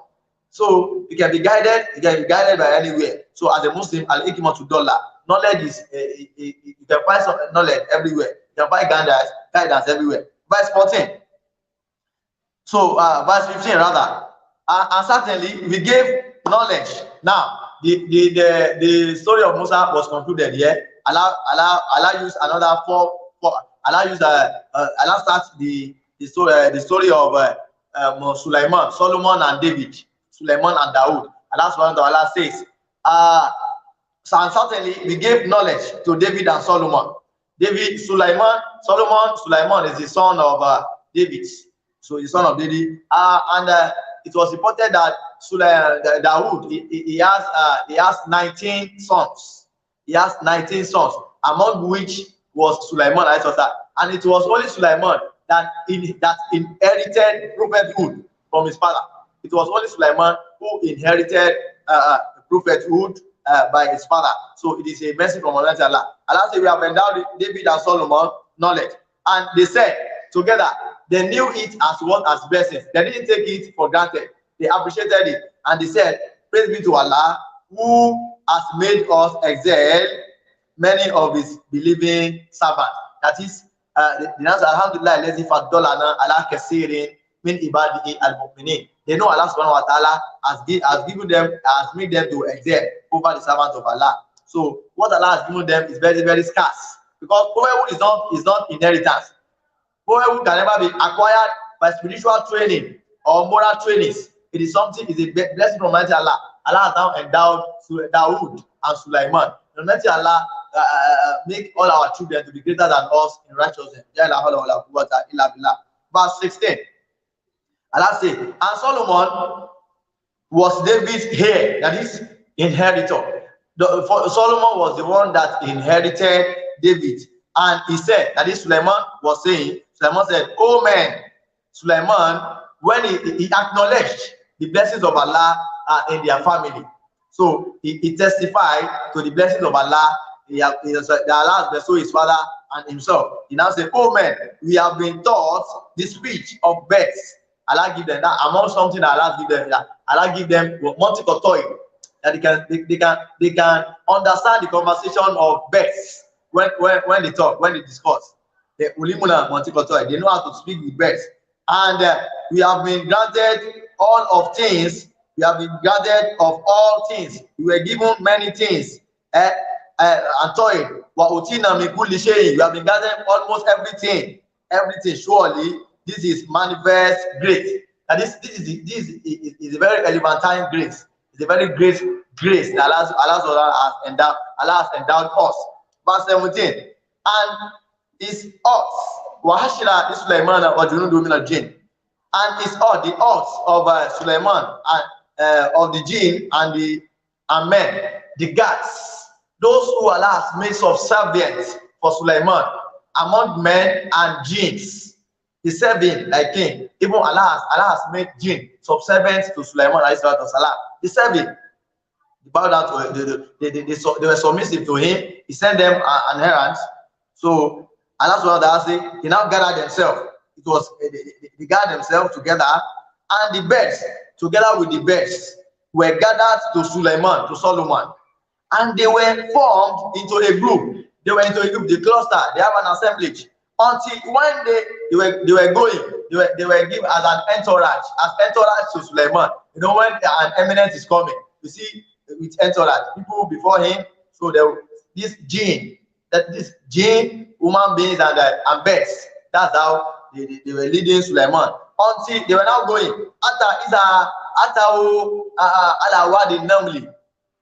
until when they came to the valley of the Namlu. The valley of the Namlu. When they go to the valley of Namlu, the Namlu is an ant. So a Namlite said, one of the ants now said, he said, "Oh Namlu," he was addressing other ants. There are some ants. So one of the ants was addressing others, was addressing them. Enter your houses. That is, it's better you enter your houses now. Enter your houses now. Enter your houses. Lest otherwise Solomon and his horse crush you while they know not. They will just crush you. And not that they are so wicked though. They will not know that they have crushed you. Allah bless them so much. It's better you enter your houses now. One ant was addressing others, admonishing them to enter their houses. That Allah blessed Sulaiman so much. It knew that Sulaiman was a king. Now say Sulaiman and his guards and his entourage, they will crush you now, and they will not notice that they have destroyed you. They have destroyed anything. Now after now this verse is authenticating the fact that the ant knew that Sulaiman. It describes Sulaiman as a righteous person. You know, they are not wicked. Even when they crush them, they will do that. They will do that ignorantly. They will not intentionally, because the Prophet of Allah, they care for animals, so they will not intentionally crush them. Verse 19. This is where we are going to stop today, inshallah Rahman. So this is one of the blessings that Allah has blessed Sulaiman alayhi salatu wasalam. So he smiled. And this Prophet Sulaiman alayhi salatu wasalam, he now smiled. You know, Allah has reported in the past that Allah said, Allah gave them the knowledge to know what the animals are saying. So he has the privilege. He was privileged to know, to hear what the Namli was saying. This is the reason from this verse, this chapter was titled Surah Al-Namli. This is what from verse 18 and 19. Yeah, what happened here makes it Surah Al-Namli. So he smiled. That is, Solomon smiled, was wondering at her words, at the word of the Namlu, at the word of that ant, and said, after that, he now said, he was so happy that the Namli ascribed righteousness to him, because the Namli did not say Sulaiman will destroy you. He now say Sulaiman and his heart will do what? Will crush you while they know not. They will not know that they will crush you. They will not know that they have crushed you. He didn't present them as wicked people. He now said, my Lord. Can you see? He noticed that he acknowledged the fact that it is a blessing from Almighty Allah to be able to hear what animals are saying, what the ant is saying. So now say, my Lord, oh my Lord, grant me that I may be grateful for your favor which you has bestowed on me. You too, when you think about the bounties of Allah over you, so what Allah has done for you without request, you didn't request for anything Allah has given to you. Suleiman, he accepted that this is the blessing of Almighty Allah. And I say, oh Allah, alihimni, the mana, the mana alihimni, wafikni. Oh Allah, inspire me, help me on how I am going to be grateful to you. I'm going to show my gratitude to you, Almighty Allah, on what you have bestowed on me and on my parents, because Allah has endowed Dawood alayhi doubting, and that I may do good such as you are pleased. Subhanallah. One amala solely and tell the dog. You to add it to your prayer. Oh Allah, allow me to do something that you'll be pleased with. Any the deeds that will make me earn your pleasure. Oh Allah, make it easy for me. And admit me by your mercy among your righteous servants. Wad kill me birahmatika fi ibadika solihin. And admit me by your mercy among your righteous servants. Your Almighty Allah count us among his righteous servants and among those whom he is pleased with. And may he bless us with every single letter in this portion of the Quran we have just explained. Nishoki, Eleni, Suratu Namli, láti àyà alákọ̀ọ́kọ́ dé àyà mọ́kàndínlógún, Ọlọ́run sọ̀rọ̀ Namli, àwúrèbe ló ń jẹ́ bẹ́ẹ̀, kòkòrò àwúrèbe ló ń jẹ́ Namlu. Ọlọ́run sọ àyà yìí jáde láti ara ohun tó ṣẹlẹ̀ lára Ànábì wa Suleiman àti àwúrèbe náà fi sọ ní Suratu Namli. So inú àwọn àyà yìí ó wà ní Surah Namli, Quran chapter 27 yìí, òun àti Surah ta kàtọ́ yẹn àti tó tẹ̀lé, àwọn mẹ́tẹ̀ẹ̀ta wọ́n jọ sọ̀kalẹ̀ papọ̀ ni. So wọ́n jọ wá sọ̀kalẹ̀ papọ̀ yẹn nígbà tó tún wá according to the numbering, Quran 25, Quran 20, 26, 27 and 28 yẹn, nígbà tó fẹ́ tò wọ́n náà, wọ́n tún wá jọ wà papọ̀ náà ni. Kò máa ń sábà rí bẹ́ẹ̀ ní wọ́n ṣe tó chapter Al-Quran. So Ọlọ́run bá àlekè ọlá kó bẹ̀rẹ̀ pẹ̀lú àwọn sáyẹn onítọ̀ọ̀sìn nínú àwọn sáyẹn Al-Quran ni, nínú àwọn abbreviation tọ́lọ́run fi sínú Al-Quran, nínú àwọn agbára tí ń bẹ́ẹ̀ nù ẹ̀ ni. Ọlọ́run kò dùn gan.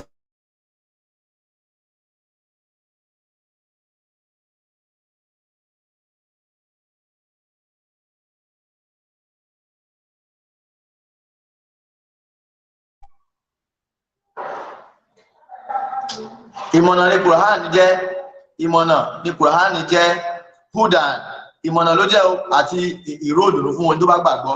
Ọlọ́run wá ròyìn àwọn onígbàgbọ́, ó láwọn àwọn tó ń kírun tí wọ́n sì ń yọ zàká, ṣé wọn náà wà nínú wọn, tí wọ́n sì gbàgbọ́ nínú ọjọ́ ìgbéǹde alkiyama. Wá ní Ọlọ́run wá ròyìn pé ẹni tí ò bá ti gbàgbọ́ ọjọ́ ìgbéǹde alkiyama, tí ò bá gbàgbé níjọ́ ìgbéǹde alkiyama, àwọn tí wọ́n gbàgbọ́ ọjọ́ ìgbéǹde alkiyama, Ọlọ́run ní iṣẹ́ aburú wọn, Ọlọ́run ní aṣẹ́ lọ́ṣọ̀ọ́ fún wọn, lójú wọn wá rò pé dáadáa làwọn ń ṣe. Wọ́n tún nínú aburú tó ń ṣe yẹn, wọ́n tún máa dára wọn lẹ́kọ̀ọ́ pé aburú yìí dá, wọ́n máa mú àǹfààní jáde láti inú ẹ̀. Ọlọ́run ní irú àwọn tó ń ṣe báyìí, wọ́n máa wá lékún níbi aburú ẹ̀. Wọ́n ní àyà tó tẹ̀lé wá ní Ọlọ́run ní àwọn tá à ń sọ̀rọ̀ nípa wọn yìí, àwọn aláburú tí wọ́n bìlífù níjọ́ ìgbéǹde kíámọ̀ yìí, aburú ń bẹ́lẹ̀ fún wọn tọ́lọ́run ti pèrè kalẹ̀ fún wọn níjọ́ ìgbéǹde kíámọ̀, òfó sì ń bẹ́lẹ̀ fún wọn, ọlọ́mọdé á sínú wọn. Ọlọ́run ní àyà ẹlẹ́kẹfà, Ọlọ́run ní ìwà nígbà Muhammad, Ọlọ́run ní ìwà nábì yìí, òun gba àyà Kùránì revelation Kùránì tá à ń sọ̀kalẹ̀ fún yìí látọ̀dọ̀ Ọlọ́run ọba ọ̀jọ̀gbọ́n bo ní mímọ̀ ni o, kì í ṣe pé lọ́dọ̀ àjọ̀nú kan ló ti sọ̀kalẹ̀ fẹ́ ọ. Báwọn aláìgbàgbọ́ ṣe sọ pé bíá dẹ́mọ̀n kan ló ti fọwọ́ kàn nábì, àjọ̀nú kan ló fọwọ́ bà nábì lára tí fi máa ń sọ pé òun gba kíní kan. Ọlọ́run ní ọ̀dọ̀ wọn Ọlọ́run ọba ló ti ń gbà ọ. Ọlọ́run wá sọ yẹn tán, kó wá bẹ̀rẹ̀ sórí ìtàn ànábì wa Musa. Súrà tá ń kà lọ́wọ́ yìí, chapter tá ń kà lọ́wọ́ yìí, ìtàn òun àti tá a kà kọjá àti tó máa tẹ̀lé ìtàn tó wà nínú mẹ́tẹ̀ẹ̀ta tó lọ́ fi jọra wọn nìyẹn. Ọlọ́run wá ní Ọlọ́run sọ̀rọ̀ Musa nígbà tí ànábì Musa ń bọ̀ láti Mọ́díyàn tó ń bọ̀ wọn àti fámílì ẹ̀, nígbà tó fẹ́ di ànábì Ọlọ́run tọ́lọ́run fẹ́ pè é gangan, torí ìpè Ọlọ́run gangan nìyẹn. So Ọlọ́run ní Ọlọ́run wá sọ fún ànábì Musa, Ọlọ́run report fún ànábì Muhammad nígbà tí Musa tó ń darí bọ̀ láti Mọ̀díyánà lọ sí Egypt pẹ̀lú àwọn aráalé ẹ̀, tó wá ń sọ wọ́n ti wà nínú òkùnkùn, wọ́n ti sọnù, wọn ò mọ̀nà mọ́. Musa wá ní mo máa rí iná kan, mo kẹ́fín, mo rí òye iná, mo rí òye pé iná kan wà lọ́ọ̀kan yẹn. So ẹ kí n sáré lọ ìmú wá fún yín nínú ẹ̀, máa fi iná yẹn máa fi gáìdì yín pé máa fún yín ní ìró tí máa dàn, ìró kábà, máa fún yín ní ìró tí máa débi náà yẹn, máa lè sọ fún yín pé ọ̀nà dájú sí alẹ́ mọ̀nà, tàbí kí n buná díẹ̀ wá fún yín nínú yẹn kẹ́ ẹ lè yáná òtútù tó mú yín yẹn kẹ́ ẹ lè dìgbọ́n. Nígbà tí náà ànábì wa Musa wá débẹ̀ ní ayé ẹlẹ́ẹ̀kẹjọ, ó débẹ̀ tán ó wá gbóhùn tọ́lọ́run sọ fún yín pé àlùbáríkà kó máa jẹ́ tiẹ̀, ó ti di àlùbáríkà kó máa jẹ́ tiẹ̀ àti tàwọn tí wọ́n ń bẹ ní àgbègbè iná, àwọn túmọ̀ sí pé àwọn màláìkà tọ́lọ́run ní kí wọ́n lọ ẹ̀ǹkíndù iná yẹn, kí wọ́n lọ kú náà yẹn, iná tó fi pè wá yẹn Ọlọ́run fẹ́ pè é ni tọ́lọ́run bá pè é níbi táwọn àtìyàwó àtọmọ wà yóò dà gẹ́gẹ́ bí wọ́n pé Ọlọ́run jọ pè wọ́n papọ̀ ó ṣeé ṣe kó rí gbogbo wọn Ọlọ́run níbi tí ìyàwó àti ọmọ àṣewọ́ Ọlọ́run ẹni bá ti pọ̀ àwọn ohun yẹn ṣànábì Ọlọ́run ṣe mọ̀ọ́mọ̀ iná lóhùn wà lọ rí ìpè so ànábì Ọlọ́run lọ́lọ́run pè kì í ṣe kẹ́nìkan wá ní Ọlọ́run òun jíṣẹ́ Ọlọ́run sè òun àti ìyàwó òun àtàwọn ohun Ọlọ́run jọ pè rárá Ọlọ́run máa wà ànábì ẹ̀ lọ́tọ̀ ni bàtà Ọlọ́run fẹ́ pè gan kò sí àwọ̀ ẹ̀ ń bẹ̀ ó fi wọ́n lé àtàwọn ọmọ rẹ̀ sọ Ọlọ́run wá ní mo pè ẹ́ ìwọ Musa alayhi salatu wassalam ó ní Ọlọ́run wá sọ fún yín pé àlùbáríkà ní tiẹ̀ èmi ni Ọlọ́run ọba àgbà ńlá yìí ó ní ìwọ Musa o iná owó anàlá aláàzíz làkè èmi Ọlọ́run ọba bíi ọba ọ̀jọ̀gbọ́n ó yá ju ọ̀pá ọwọ́ rẹ lẹ̀ Musa bá ju ọ̀pá ọwọ́ ẹ̀ lẹ̀ nígbà tó jù ú lẹ̀ tán ní ayẹlẹ̀ kẹwàá ó wá rí wípé ọ̀pá yẹn ń rúnra ọ̀pá yẹn ń rìn bí ejò ó ti di ejò ó ti dàbí ejò lójú ẹ̀ tó ti mú alábì Musa bá mẹ́rẹ́ ó bá yí padà ó bá bẹ̀rẹ̀ sí sálọ ó ṣe wá ń sálọ kò wẹ̀yìn Ọlọ́run ló wá gbé pé yá Musa má bẹ̀rù ìwọ Musa má bẹ̀rù o torí pé òjíṣẹ́ ò kí ń bẹ̀rù lọ́dọ̀ èmi Ọlọ́run òjíṣẹ́ kan ò kí ń bẹ̀rù àwọn òjíṣẹ́ mi tí mo rán kò sí bẹ̀rù tó bá ti wà lọ́dọ̀ mi wòye bẹ̀rù má bẹ̀rù Ọlọ́run kì í láyà ó túmọ̀ sí pé ó authenticate pé ìwọ náà ti wà nínú àwọn òjíṣẹ́ mi kó o gbọ́dọ̀ bẹ̀rù gbàtí jẹ́ Ọlọ́run sọ pé àwọn òjíṣẹ́ ò kí ń bẹ̀rù that is ìwọ náà ò gbọ́dọ̀ bẹ̀rù mọ́ ó ti wà nínú àwọn òjíṣẹ́ eléyìí authenticate prophethood ànábì wa Musa alayhi salatu wassalam nígbà tó wá rí bẹ́ẹ̀ Ọlọ́run wá ní ayẹlẹ ìkọkànlá àyàfi àwọn tó máa ń bẹ̀rù ni àwọn tó bá jẹ́ sí pé wọ́n ṣàbòsí àwọn ni òṣùmọ́ ẹni tó bá wá ṣàbòsí tó tún wá mú àbòsí yẹn lẹ́yìn tó ti wà tí ò dáa ó ṣe rán tó wá padà wá ṣe kíni ó wá ṣe dáadáa lẹ́yìn ẹ̀ dáadáa tó ṣe lẹ́yìn ẹ̀ yẹn àwọn Ọlọ́run ọba aláforíjì ìlú a máa padà foríjì Ọlọ́run wá sọ pé ìwọ Musa bóyá kọwọ́ rẹ sí àpò rẹ kọwọ́ sápò rẹ ayẹlẹ kejì tọ́lọ́run fẹ́ fún nìyẹn wàá rí pé tó bá yọ jáde padà wàá rí pé yóò di funfun ọwọ́ yóò dàbí ìmọ́lẹ̀ bí funfun báyìí kì í ṣe pé àrùn ṣẹlẹ̀ kò ṣe pé o lárùn kò ṣe pé àìsàn kan ló ṣe ẹ́ lọ́wọ́ o ní kì í ṣe ní géèrè sóhun kì í ṣe aburú fítísìn àyà nínú àwọn àyà mẹ́sàn-án àwọn àmì mẹ́sàn-án tá a fẹ́ fún ẹ òun náà nìyẹn bóyá lọ bá fèrè àwọn náà àtàwọn ọjọ́ rẹ̀ torí pé agbẹ́rùgbọ́nrín ni wọ́n oníkọjá yìí ni wọ́n Ọlọ́run ò wá sọ sórí yẹn mọ́ kò sọ yẹn mọ́ Kùránì ṣe ìwé ìtàn Ọlọ́run ti lọ ó kàn fò síbi sí pé Musa ó ti jíṣẹ́ fún wọn ẹgbẹ́ bí àwọn àyà mi Ọlọ́run ṣàlàyé bó ṣe lọ bá wọn ó ti jíṣẹ́ fún wọn tán pé ẹ̀yin ó ní nígbà tí Ọlọ́run wá sọ ní verse 13 ó nígbà tí àyà àwọn Ọlọ́run sáìn wa níta fi ránṣẹ́ sí wọn tó wá dọ́dọ̀ àwọn ọba ní Israẹli àwọn Israẹli nígbà tó dọ́dọ̀ wọn àwọn ọmọ Fìráúnà àwọn tí wọ́n wà lẹ́yìn rẹ̀ ó dọ́dọ̀ wọn tọ́dẹ̀ rí báyìí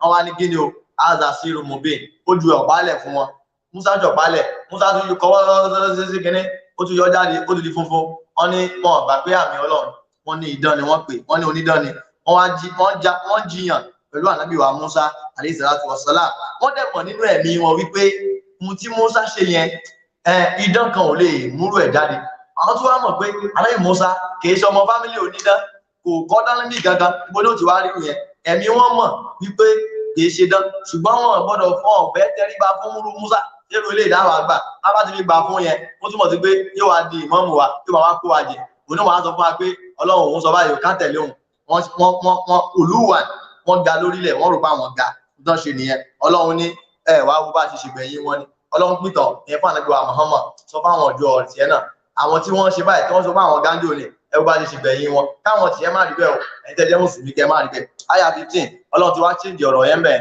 ó parí ìtàn Musa síbẹ̀ ó wá bọ́ síbi ìtàn ànábì wa Dáúdà àti Sùláímánà alayhi salatu wa salam ìkẹ́ Ọlọ́run àtọ́lọ́ Ọlọ́run kó wá bá àwọn méjèèjì Ọlọ́run ní dájú àwọn Ọlọ́run bá àti fún Sùláímánà àti Dáúdà àti fún wọn nímọ̀ ìmọ̀dá Ọlọ́run máṣẹ̀ fún wa náà nímọ̀ Ọlọ́run fún wa náà nímọ̀ Ọlọ́run ṣe wá ní àwọn méjèèjì wọ́n wá gbà ìmọ̀ yẹn ìwọ tó bá wà mọ̀ tó rí náà gbogbo tó wá kọ́ lórí o máa dúpẹ́ fọ́lọ́run ni o ní máa gbọ́ àwọn tí wọ́n rí àwọn náà try so àmì ní azumu fadaru àbà àwọn náà try tiwọn àwọn náà gbìyànjú so gbogbo èèyàn lẹ́kọ́ tí wọ́n gbé gbogbo náà lọ ní níta lówó máa wá kọ́ gbà náà so Ọlọ́run ní àwọn méjèèjì wá gbà pé oore la ṣe fáwọn wọn wá sọ pé alhamdulilayi lẹ́sìn fàdọ́là náà ọpẹ́ ní fọ́lọ́run ọba tó gbé ọlá fún wa lórí àwọn ẹ̀dá rẹ̀ tó ń jẹ́ onígbàgbọ́ Ọlọ́run gbọ́lá fún wa bẹ́ẹ̀ àyà tó wá jẹ́ second to the àyà tó wà nísàlẹ̀ Ọlọ́run wá sọ fún wa pé wárìsà Sùlẹ̀mánà Dáúdù Sùlẹ̀mánà ló jogún Dáúdà Sùlẹ̀mánà ló jogún ìjẹ́ ànábì inú ọmọ tí Dáúdà bí Sùlẹ̀mánà nìkan ló jẹ́ ànábì Ọlọ́run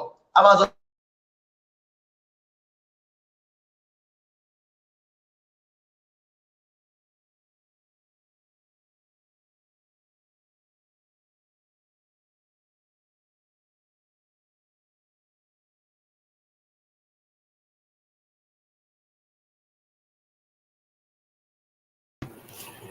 Alhamdulillah Rabbil Alamin. Service náà ni inshallah pẹ̀lú golong, we're expecting our stars to be back in order to complete the surah for us, the translation of the surah An-Naml, Quran chapter 27 verse 1 to 19. So in order to complete it, we are waiting for him to log in back, inshallah. That is due to service. That is due to service. Alhamdulillah Rabbil Alamin.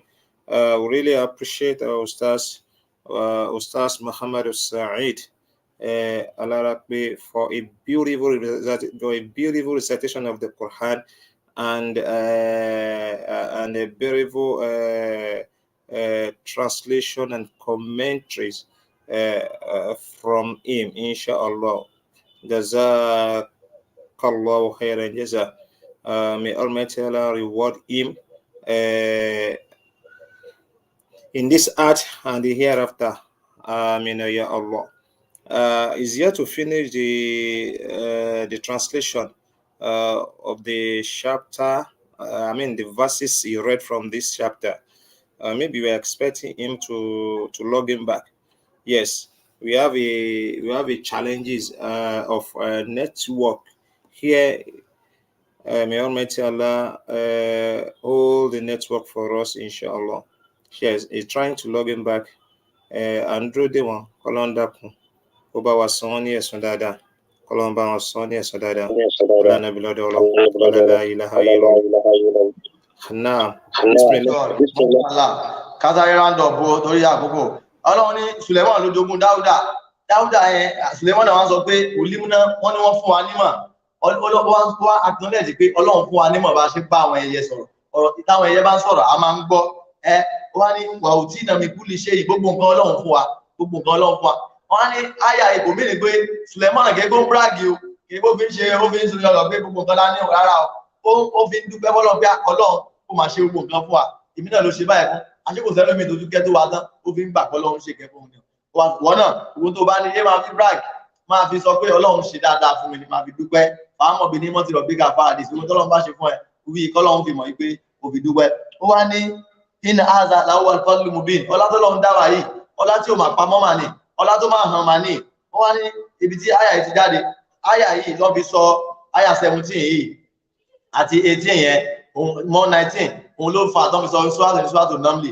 Tọ́lọ́run ti sọ̀rọ̀ Namli ń bẹ̀ nìyẹn. Ó ní wa ushira li Sulaymana junuduhu minal jinni wal insi wat tayri fahum yuhzahun.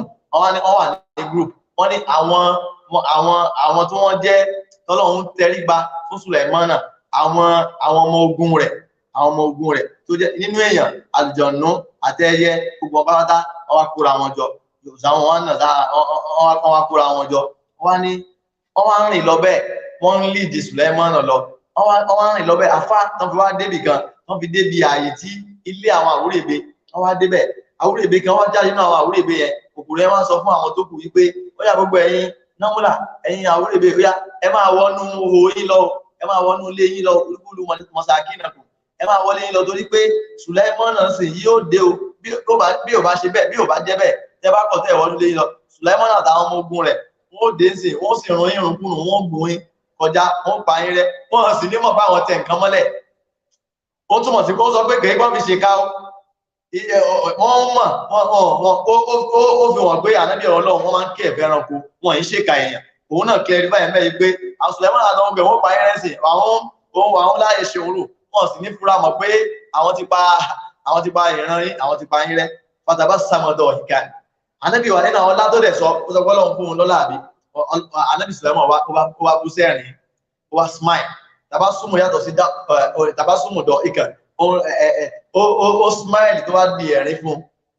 Ó wá smile tó wá ní, pàtó wá rẹ̀ nìtàn, ó wá smile, ó wá ní nínú ọ̀rọ̀ tí àwúrèbe yẹn sọ yìí ló pa á lẹ́rìn o, mi kọ́ọ̀lì Namla.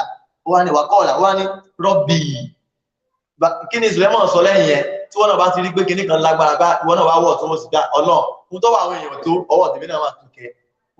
Suleiman náà wò kí ẹni mélòó ló lè gbọ́ ohun tí àwúrèbe sọ, ó wá gbọ́ wá Ọlọ́run eléyìí má pọ̀, tí wọ́n náà bá rí pé àwọn oore yìí má pọ̀, ṣé èmi náà ni mo wà ní Nàìjíríà, mo lè ń pàṣẹ àwọn ará Amẹ́ríkà, mo wà l'Amẹ́ríkà, mo ń pàṣẹ àwọn ará Mọ́kà, mo wà ní kíní kan mo ń pàṣẹ o mo sọ fún pé lágbájá ṣe báyìí ṣe báyìí ṣe báyìí ẹlòmíì wà lábúrọ̀dù tó wà ẹ ilé ní Nàìjíríà ń bí níta bá náà ṣe náà ń ṣe ìwọ nìkan ló sì wà lọ ó wà níbẹ̀ ó ń pàṣẹ UK ó ń pàṣẹ kíní kan tí wọn náà bá ti rí rẹ̀ sí ohun tí Suleiman náà ṣe ní kí wọn náà ṣe Suleiman kí ló ṣe ó ní rọ́bì àwòzíìnì ó ní wọn náà gbà mí láyè fi mọ̀ mí fún mi ní ilẹ̀ ha inspired me fi mọ̀ mí wọ́n fík ní fi mí ṣe kò ń gẹ́ gbé mi ṣàlàyé fún mi anna ṣukúra ní ìmọ̀tẹ̀kà lẹ́tì àdámta àlẹ́yà bí mo ṣe máa lè dúpẹ́ oore ìdẹ̀ra rẹ tó ṣe fún mi tó pọ̀ ìdẹ̀ra rẹ ràn mí lọ́wọ́ láti lè dúpẹ́ wà láwá rí dẹ́yà àti tó ṣe fún àwọn òbí mi torí pé inú rìsọ́ọ̀tì àwọn òbí mi lèmi náà wà wà ní amọ́dà sọ́ọ̀lì àtẹ̀rìdọ̀ jẹ̀gbà mí láyè kí n lè ṣe iṣẹ́ tó máa yọ́nú sí torí pé iṣẹ́ kan lèmi jẹ́ fáwọn òbí mi fẹ́mi náà ló túmọ̀ sí pé fámi láwọn ọmọ tí ó yọ́nú sí fún mi láwọn ọmọ torí iṣẹ́ ni gbogbo wa iṣẹ́ àwọn òbí wa ni wá fẹ́mi náà dàbí ọmọ tó máa dàbí irú tèmi náà báyìí so tèmi náà máa bí tó máa jẹ́ iṣẹ́ tèmi torí iṣẹ́ àwọn òbí tèmi lèmi ìwọ náà fún mi náà tó wà yọ́nú sí wà kílì ní birahmatika fi ibadika solihin ìwọ náà máa ṣe dáadáa wá dà mí pọ̀ mọ́nú àwọn ẹrú rẹ tó jẹ́ ẹrú dáadáa tó yọ́nú sí dà mí pọ̀ mọ́nú àwọn ẹrú sìn rẹ tí Ọlọ́run bá yọ́nú sí Ọlọ́run má ṣe dèmi àti yín náà pọ̀ mọ́nú àwọn ẹrú sìn Ọlọ́run tọ́lọ́run bá yọ́nú sí Ọlọ́run má fi wá sínú àwọn ẹni ìbínú Ọlọ́run ọba la ilaha illallah Muhammadu Rasulullah sallallahu alayhi wa sallam Ọlọ́run má ṣe wọlé al-Qur'an Ọlọ́run fi tán ayé wa ṣe pé fi Kùránì bá mi táyé mi ṣe fi Kùránì bá mi táyé mi ṣe ayé mi máa wà ohun tí ó tún ṣe fi Kùránì bá mi táyé mi ṣe Olúwa fi Kùránì bá mi tún ṣẹ́ mi ṣe fi Kùránì bá mi gbéṣẹ́ mi ga iṣẹ́ mi máa wà ohun tí ó gbé ga fi Kùránì bá mi gbéṣẹ́ mi ga wàlá haúlá wàlá quwwata illa billahi al-aliyyil azim subhana rabbika rabbil izzati amma yasifun wa salamun alal mursalin walhamdulillahi rabbil alamin. Assalamu alaikum. Alhamdulillah rabbil alamin. Ọpẹ́ púpọ̀ lọ́wọ́ Ọlọ́run ọba àlékèọlá. Kábíyèsí Ọlọ́run adúpẹ́ lọ́wọ́ ẹ̀ fún ti tàǹkàrà tòní tí ó fún wa ṣe ní ìrọ̀rùn. A wá mú ọpẹ́ wa náà a tún wá darí ẹ̀ bó tẹ̀ jẹ́ pé Ànábì sọ pé man lam yashkuru nasa lam yashkurullah. Ẹni tí ẹ̀dá èèyàn bá ṣe lóore tí ò bá lè dúpẹ́ bọ́lọ́run bá ṣe lóore kò ní lè dúpẹ́. Bó tẹ̀ jẹ́ pé gbogbo ọpẹ́ pátá tọlọ́run ọba ni síbẹ̀ náà a gbọ́dọ̀ dúpẹ́ fẹ́ni tí ó bá ṣe ní lóore náà ni. Lẹ́yìn tá ti fọpẹ́ fún Ọlọ́run ọba lékè látàn a dúpẹ́ lọ́wọ́ Ustaz wa Muhammad Said alápé Ọlọ́run dákun bá wa san yín ní ẹ̀san oore. We have nothing to offer you concerning the brilliant recitation and commentaries from the Holy Quran that you've rendered to us now. Then we say jazakumullahu khairan jasa pé kọ́lọ́run wa balẹ̀ kọ́lá kó bá wa san yín ní ẹ̀san dáadáa kọ́lọ́run jẹ́ kẹ́ bá níbi tó lérè ọlá bíbí ànábì lọ́dọ̀ Ọlọ́run ọlá la ilaha illallah. Bọ́lọ́run tí wọ́n fi Kùránì tún ayé àwọn ẹni tí ń ka Kùránì ṣe Ọlọ́run tí ń fi Kùránì náà tún lé ayé tí ń ṣe Ọlọ́run dákun kó má jáwọ́ tó tún ṣe náà nínú ìgbésí ayé yín láéláé àbẹ̀ Ọlọ́run bánà àánú Ọlọ́run ìbùkún Ọlọ́run oore Ọlọ́run àjẹǹjẹ tán kó máa bá yín gbà tó ń fámìlì yín bílá haúlà wala quwwata illa billah. Gbogbo ẹ bá mi panupọ̀ kẹ́ bá mi ṣe bismillahi ilé fi laqad ja'akum iná àti iná fún stars wa Muhammad Said Abíóyè alára pé kọ́lọ́n dákun ẹ̀mí gígùn àláfíà ara àtẹ̀yàn fi ṣe ìsìláàmù pẹ́pẹ́pẹ́pẹ́ kọ́lọ́n dákun kó bá wa ṣe fún wọn wala la hawla wala quwwata illa billah. Bismillahi laqad ja'akum iná fi iná àti iná. Bismillahir rahmanir rahim. Laqad ja'akum rasulun min anfusikum azizun alayhi ma anittum harisun alaykum bil mu'minina ra'ufur rahim. Fa in tawallaw faqul hasbiya Allah la ilaha illa huwa alayhi tawakkaltu wa huwa rabbul arshil azim.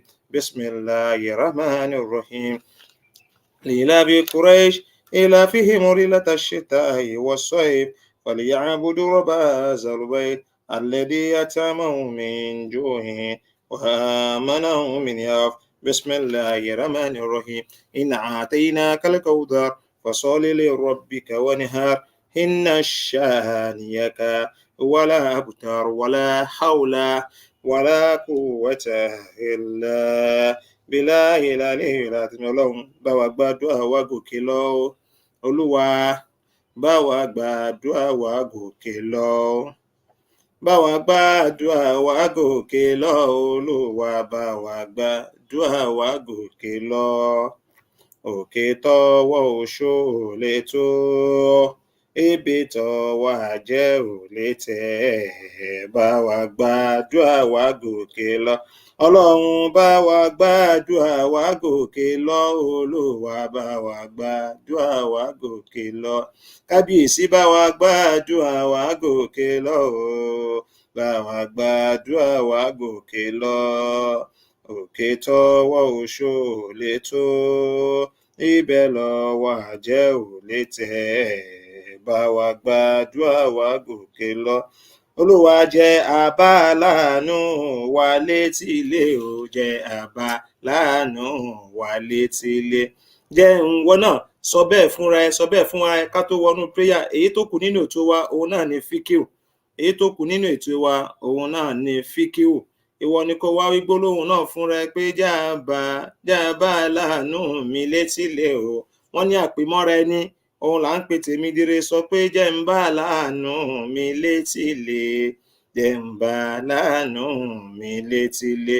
Olúwa jẹ́ ń bá láàánú mi létí ilé o, jẹ́ ń bá láàánú mi létí ilé.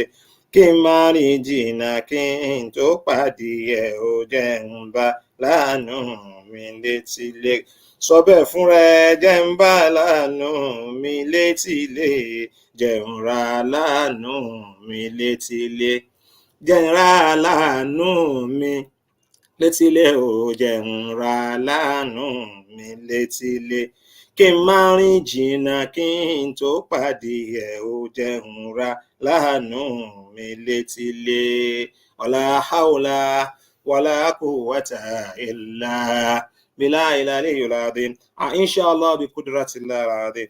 Èyí tó kù nínú tó wa òun náà ni fíkíù, òun náà ni fíkíù wa. And fíkíù wa tí a wà lẹ́nu ẹ̀ òun ni the Islamic financial transaction. Islamic financial transaction. Òun ni à ń bá lọ, fíkíù wa tí à ń bá lọ. Inshallah bi qudratillahi al-azim. A sọ fún wa ọ̀pọ̀lọpọ̀ àwọn question náà ló jẹyọ lórí Islamic financial transaction. But kó tó di pé a máa bá lọ, a máa wọnú ẹ̀ gidi. A sọ fún wa pé Islam tẹ́rì gbogbo ètò pátápátá lọ́run bá ti ṣe, pàápàá jùlọ àwọn àfáà ẹlẹ́sìn, àwọn tó ṣe pé they specialize on Islamic financial system, tí wọ́n dèdè lọ́kọ́. Àwọn náà ti gbé ọ̀pọ̀lọpọ̀ project sílẹ̀ fún Islam tó ṣe pé àwọn mùsùlùmí náà a lè máa participate nínú ẹ̀, tó yàtọ̀ sí conventional financial system. Ẹ gbọ́, ó yàtọ̀ sí conventional financial system torí pé ọ̀pọ̀lọpọ̀ conventional financial system tá a sọ yìí, ọ̀pọ̀lọpọ̀ wọn náà ló tako Shariatu Islamiyya. Ọ̀pọ̀lọpọ̀ wọn ló tako Shariatu Islamiyya. So Islam náà wá ní àwọn financial products. Yes, we have financial products tó ṣe pé we Muslim can engage in it. Òun ọ̀pọ̀lọpọ̀ àwọn Islamic bank, but the problem that we have in Islamic bank náà ni pé àwọn financial products wáyé àwọn pàápàá wa mùsùlùmí, kì í ṣe mùsùlùmí nìkan ṣo, àwọn tí ò ń ṣe mùsùlùmí náà tí wọ́n ti engage nínú ẹ̀, so wọ́n ti bastardize ẹ̀. Ẹ gbọ́ mi yé, that's a language that I can use. So wọ́n ti bastardize ẹ̀ torí pé nǹkan tí nínú Islamic financial law wọ́n sọ nǹkan kan, there's something that we call pé compel. Yes, pé tó bá ní kan compel èèyàn, pé ẹ force èèyàn, you force somebody to do something, wọ́n máa sọ fún yín, àwọn àfáà máa sọ fún yín pé Islam ò faramọ́. So compilation yẹn gangan òun ni problem táwa mùsùlùmí wá ní in creating an Islamic bank or in creating an Islamic financial institution. So a máa ní Islam sọ pé ẹni tá a bá yá lówó tí ò bá san o, a gbọ́dọ̀ ní lára o. Wọ́n náà Nábì sọ pé a gbọ́dọ̀ fún lágbájá ní déètì ìgbà tó máa sanwó, tí ò bá rí ńjọ́ yẹn a gbọ́dọ̀ force ẹ̀ pé kó lọ wá. Níṣe ni ká máa bá gbàdúrà pé k'Ọlọ́run jẹ́ kó rí san. Ẹ dákun, nígbà wo la fẹ́ ṣe gbogbo eléyìí gbà? So based on this, àwọn Islamic financial experts Our Islamic financial experts, they now find a way out to all those, let me call it abnormalities in Islamic financial systems. So, tan dúró lórí Ànábì sọ pé a gbọ́dọ̀ ní ẹni tá a bá yáwó lówó lára. Okay, in a situation that we borrow someone, pàápàá jùlọ in Nigerian system that inflation is okay. Bí inflation bí nǹkan ṣe bó ṣe bí product bó ṣe inflate in Nigeria and sìn no. The issue is beyond our own capacity again. It's beyond our own capacity. So káwá sọ pé àwa yẹ èèyàn kan lówó, yes, we borrow someone 100,000 naira or we borrow someone 200,000 naira and we don't give that person a specific time to return the money according to the sunnah of the Prophet sallallahu alaihi wasallam. Tánàbí sọ pé a gbọ́dọ̀ dẹ èèyàn kan láàmú, bàbá ya lówó a gbọ́dọ̀ force ìgbà tó bá ní tó bá lágbára ni kó dá padà. Àwa yàyàn 200,000. Nigeria ní ìsọtẹ́ pé inflation yẹn persistent increase in price ní every day. Ìjọ́ tí mo ti délé ayé, I don't witness irú eléyìí rí. Witness it. You bought something, you bought a good today at where maybe 1,000 naira. Before you go to that place tomorrow, now the goods will be inflated to another 1,200 naira. 200 naira to go here. Persistent increase in price of goods. So ojoojúmọ́ ni kíni ẹ lọ. So you now borrow person 200,000 naira. The 200,000 you borrow that person, you can use the 200,000 to buy a lady bike. Alajawa Abletiv Oluwatomi Ramat, and on it's all over the world, and it's crazy. No, you cannot compare other advanced countries to Nigeria. No. If you witness the persistent increase in price in Nigeria now, no, it's beyond normal. It's becoming an abnormal now. So àwa yá èèyàn ní 200,000 naira, you borrow someone 200,000 naira. The 200,000 that you borrow that person, you can use that 200,000 naira today to buy, let me say, okay, ladies bike, a lady's motorcycle. You can use that 200,000 to buy the lady. Whereas a lady must so you buy that person now. Today, the 200,000 can buy a lady bike. So, and you don't give that person specific time to return the money. By the time the person want to return your money back, yes, and Islam sọ pé tá a bá yáyàn lówó, Islam sọ pé a gbọ́dọ̀ fi interest to tako Islam. By the time tẹ́ni yá ní 200,000 naira, by the time she want to return your money, the money cannot buy a lady. Even it's not up to half of money that can buy the lady's bike. Ṣé mọ̀ pé the value of that money has decreased. So ẹni tó wá yáyàn 200 naira, who is going to bear the loss now? Loss. Who is going to bear the loss? Exactly. There's no price control. There's no price control at all. So 200,000 tẹ yáyàn lónìí, wọ́n dẹ̀ sọ pé Ànábì sọ pé a gbọ́dọ̀ fi àsìkò sí fún yàn láti dáwó yẹn padà. A dẹ̀ gbọ́dọ̀ dà láàmú nígbà tẹ́ni yẹn wá fẹ́ dáwó padà. Motorcycle tẹ́bi 200,000 naira nígbà tẹ́ yá lówó yẹn. Ó wá fẹ́ ìjọ tó wá fẹ́ dáwó yẹn padà. Owó yẹn wọ́n ti ń ta motorcycle yẹn ní 400,000. It doubled the price of that 200,000 tẹ́ yá nígbà tí okay, ta ló wá fẹ́ bear loss yẹn? Who is going to bear the loss? You get me? So that is a lot of the challenges that we have. That's a lot of challenges that we have in Islamic financial institution. But all those challenges have been controlled by Islamic financial experts. So, but when we say conventional system, kò sí nǹkan tó kàn wọ́n conventional financial institution tiwọn. So tó bá yẹ 200,000 lẹ́nìí, bí inflation yẹn bá ṣe ń lọ náà, wọ́n náà máa fowó kún interest tiwọn. Yes, as that inflation, rises, so they will be adding to their own interest also, because they are not ready to bear the loss. Conventional financial system, they are not ready to bear the loss. So that interest yẹn tọ́lọ́run bá ní wọn ò fẹ́, tó bá ń fi kún bẹ́ẹ̀ yẹn, ó máa ní ẹni tó yáwó lára. Interest yẹn máa ní ẹni tó yáwó lára. Yes. Interest yẹn máa ní ẹni tó yáwó ní ara. So àwọn tó dẹ̀ wà yá àwọn lówó náà táwọn náà bá fi interest sí àwọn conventional system yẹn, bí inflation yẹn ṣe ń rise lójoojúmọ́ yẹn, ó máa affect àwọn náà. Ó máa affect àwọn náà. So méjèèjì yẹn ni Islam wá fẹ́ balance. Islam fẹ́ balance méjèèjì. So that's why we have some Islamic financial products. We have a lot of Islamic financial products tó ṣe pé kò ní everybody lára. Àtẹni tó yáàyàn lówó, àtẹni tí wọ́n yáwó lówó, kò ní gbogbo wa lára. So before we have a look into the Islamic legal maxims, we have Islamic legal maxims, yes, that controls all those Islamic financial system. Before we have a look into that one, ẹ jẹ́ ká kọ́kọ́ wọ inú àwọn Islamic financial products tani tó ṣe pé we Muslim ẹni tó bá lówó lọ́wọ́, you can invest into those products.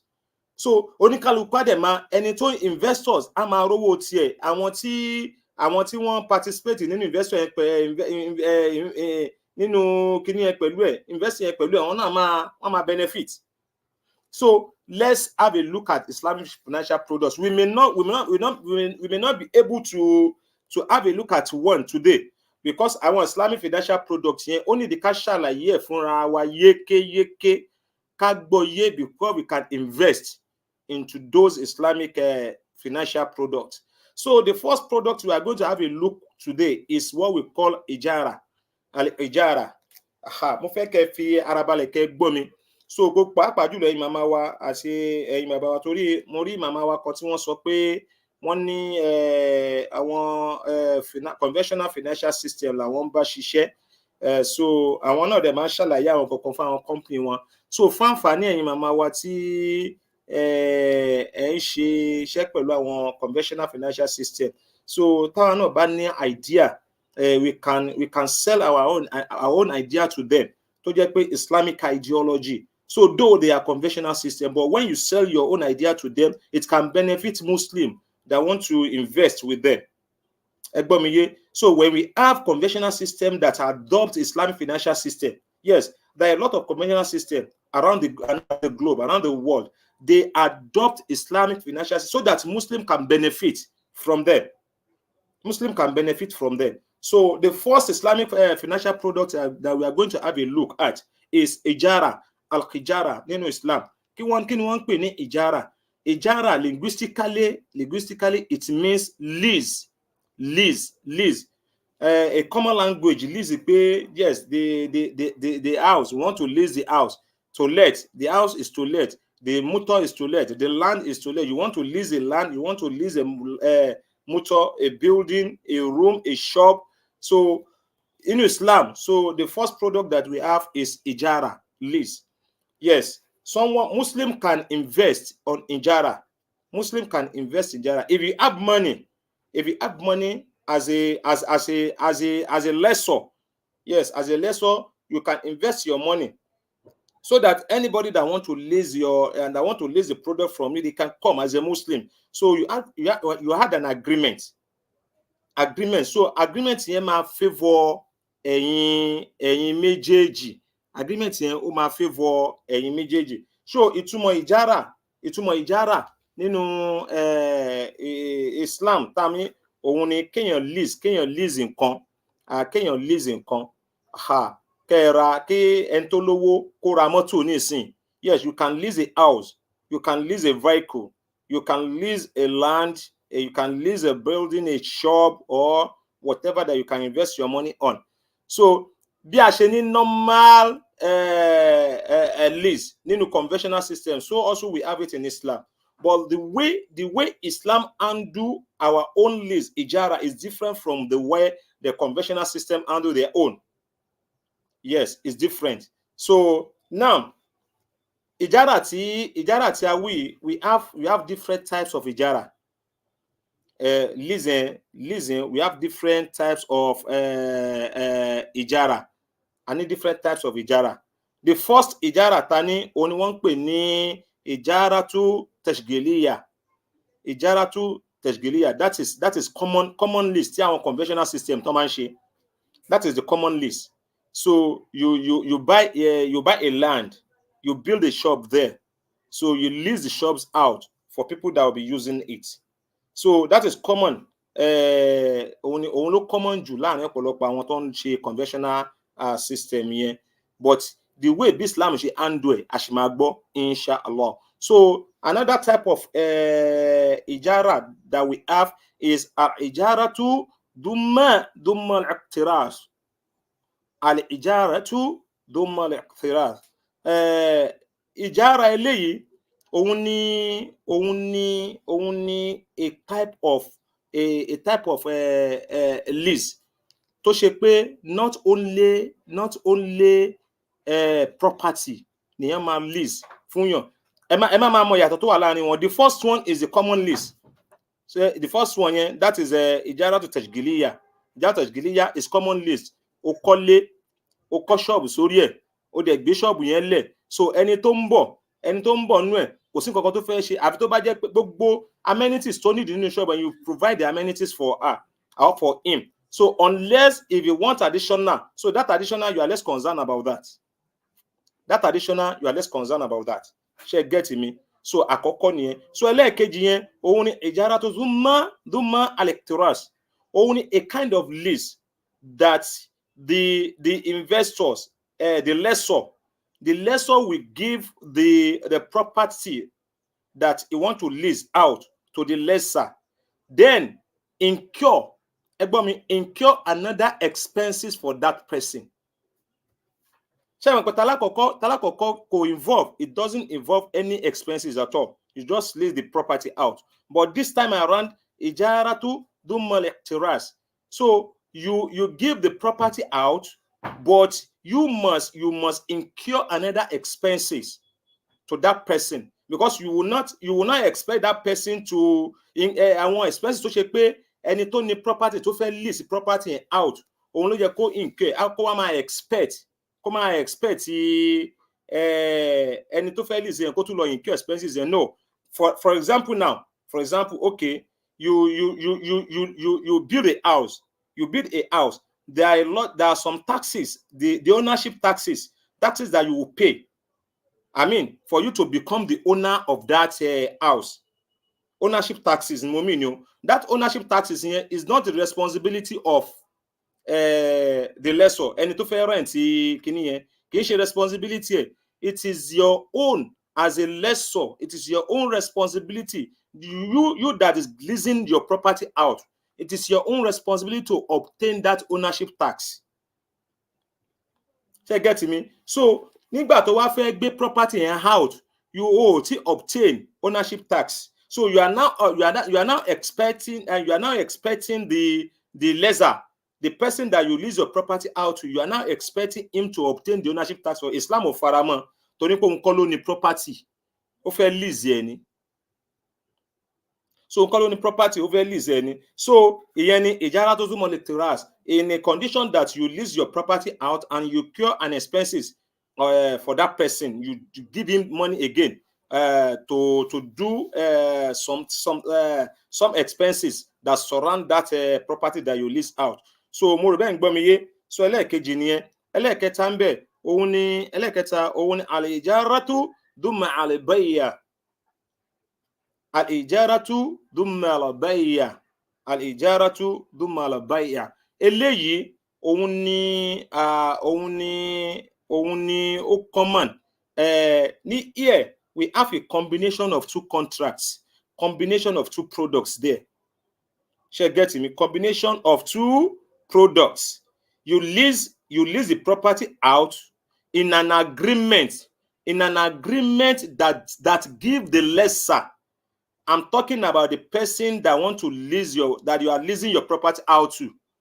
So in an agreement for that lessor to buy that property, at the end you will give that person option to buy the property at the end of the period of that lease. Gbọ́ mi yé. Eléyìí al-ijaratu dumma al-bay'a.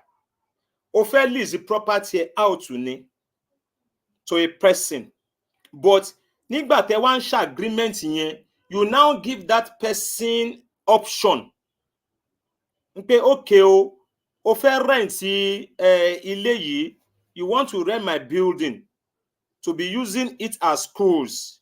You want to be using my building as schools. So you will be paying so amount every month for the period of 5 years. You will be paying every so amount every month for the period of 5 years. But you now give that person option.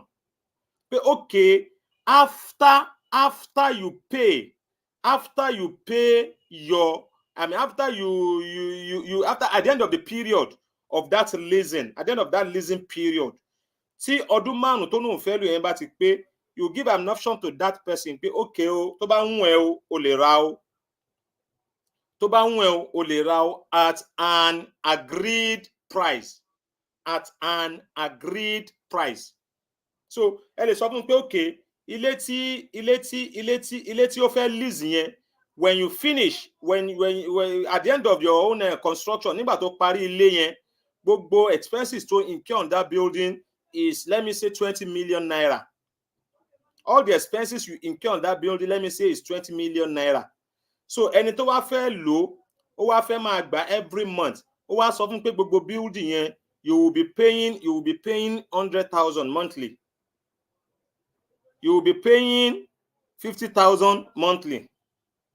You will be paying 25,000 monthly. It depends on how bí ilé yẹn bó bá ṣe tóbi sí, and expenses tí wọ́n fúnra ara ẹ̀ tó ná, expenses tí wọ́n fúnra ara ẹ̀ tó ná tó fi parí ilé yẹn, ó wá wò pé ilé yìí ó máa pay mi. So nígbà tó wá ní kó máa san 100,000 monthly, you agree together, and then the person agreed to be paying 100,000 monthly. Tàbá wá 100,000 monthly, yẹn mọ̀ pé is 1.2 in a year, 1.2 in a year, and the person agree that he will be paying. So at the end of 5 years, you add up 1.2 together. At the end of 5 years, it gives you 6 million naira. Ṣé mọ̀ pé 6 million naira ni owó tẹ́ni ẹ̀ dẹ̀ fi parí ilé yẹn is 20 million naira. So tó bá wá hùn, tó bá fún an option pé tó bá fẹ́ ra ilé yìí o, 20 million mo fi parí ẹ̀ o, but èmi tó ní pé o ti lease ẹ̀ lọ́dọ̀ mi fún 5 years o, so come and pay 17 million naira, come and pay 16 million naira, come and pay 15 million naira. So but at an agreed price, tẹ́yìn méjèèjì bá jọ wá agree, ìyẹn ni wọ́n ń pè ní ìjáratu dumal iqtina. Kò ní ṣe rí eléyìí ìta ń sọ yìí, kò ní include owó lease mọ́. Ó máa yọ owó lease yẹn, owó tó ti san ọdún márùn yẹn fún lease, ó máa yọ kúrò. Tó bá wá fẹ́ rà at the end of the period tí ẹ fi jọ tó fi rent tó fi lease ẹ lọ́wọ́ ẹ yẹn, ẹ ṣẹ̀ṣẹ̀ máa wá jọ negotiate. Tẹ́ bá jọ negotiate pé okay, iye tí mo fẹ́ san leléyìí, iye oṣù báyìí màá dẹ̀ fi san. Ṣé mọ̀ pé ó ti di another contract. Mo sọ pé 2 contracts in one ni.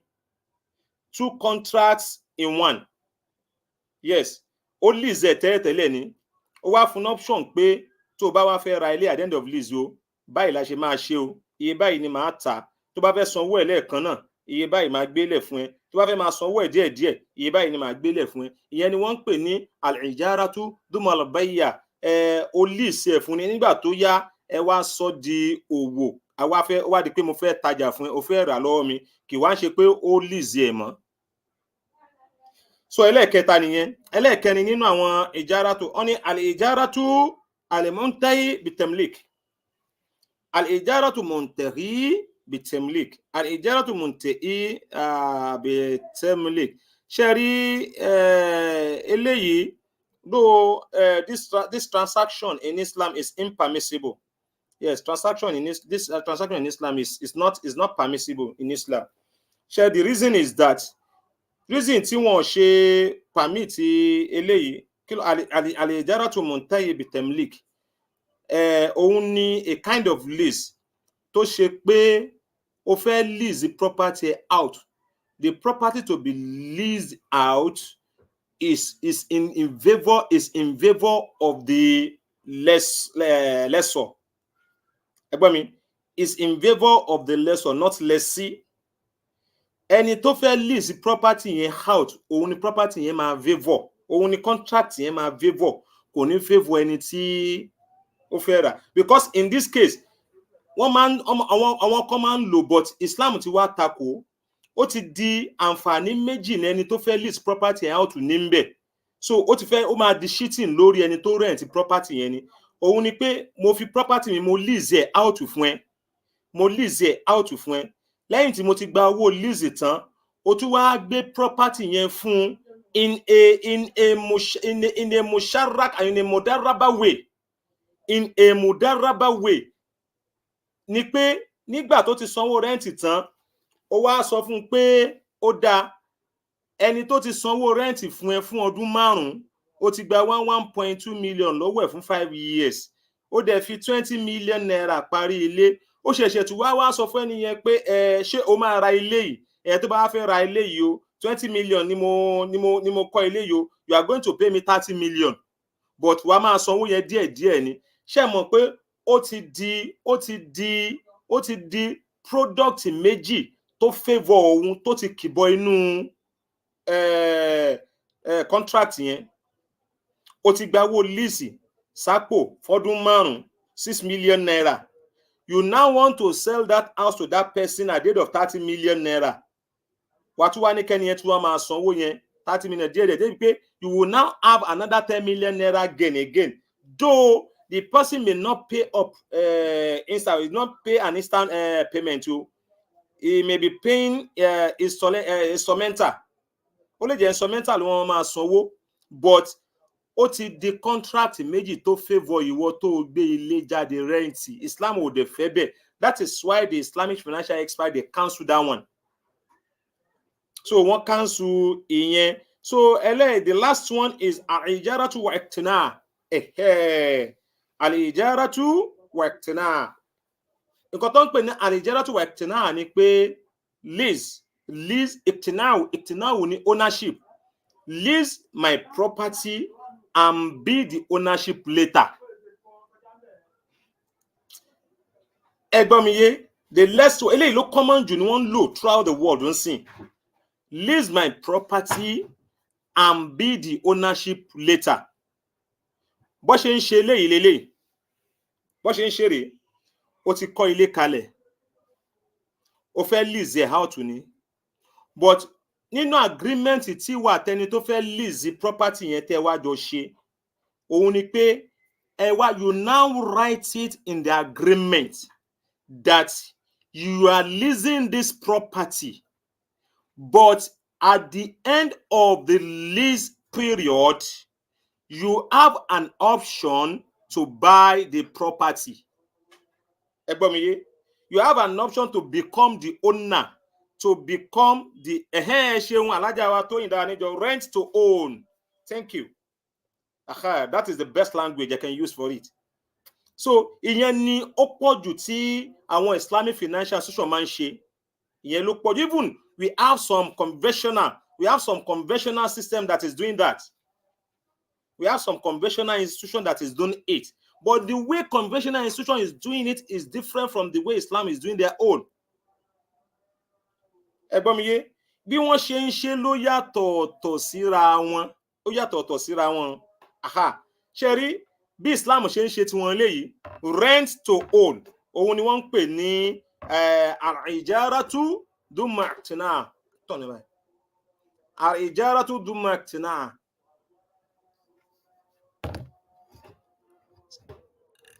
Ẹ jẹ́ má bínú tó rọ́lọ́. So mo ń increase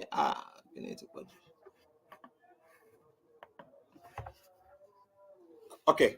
So al-ijaratu dumma iqtina.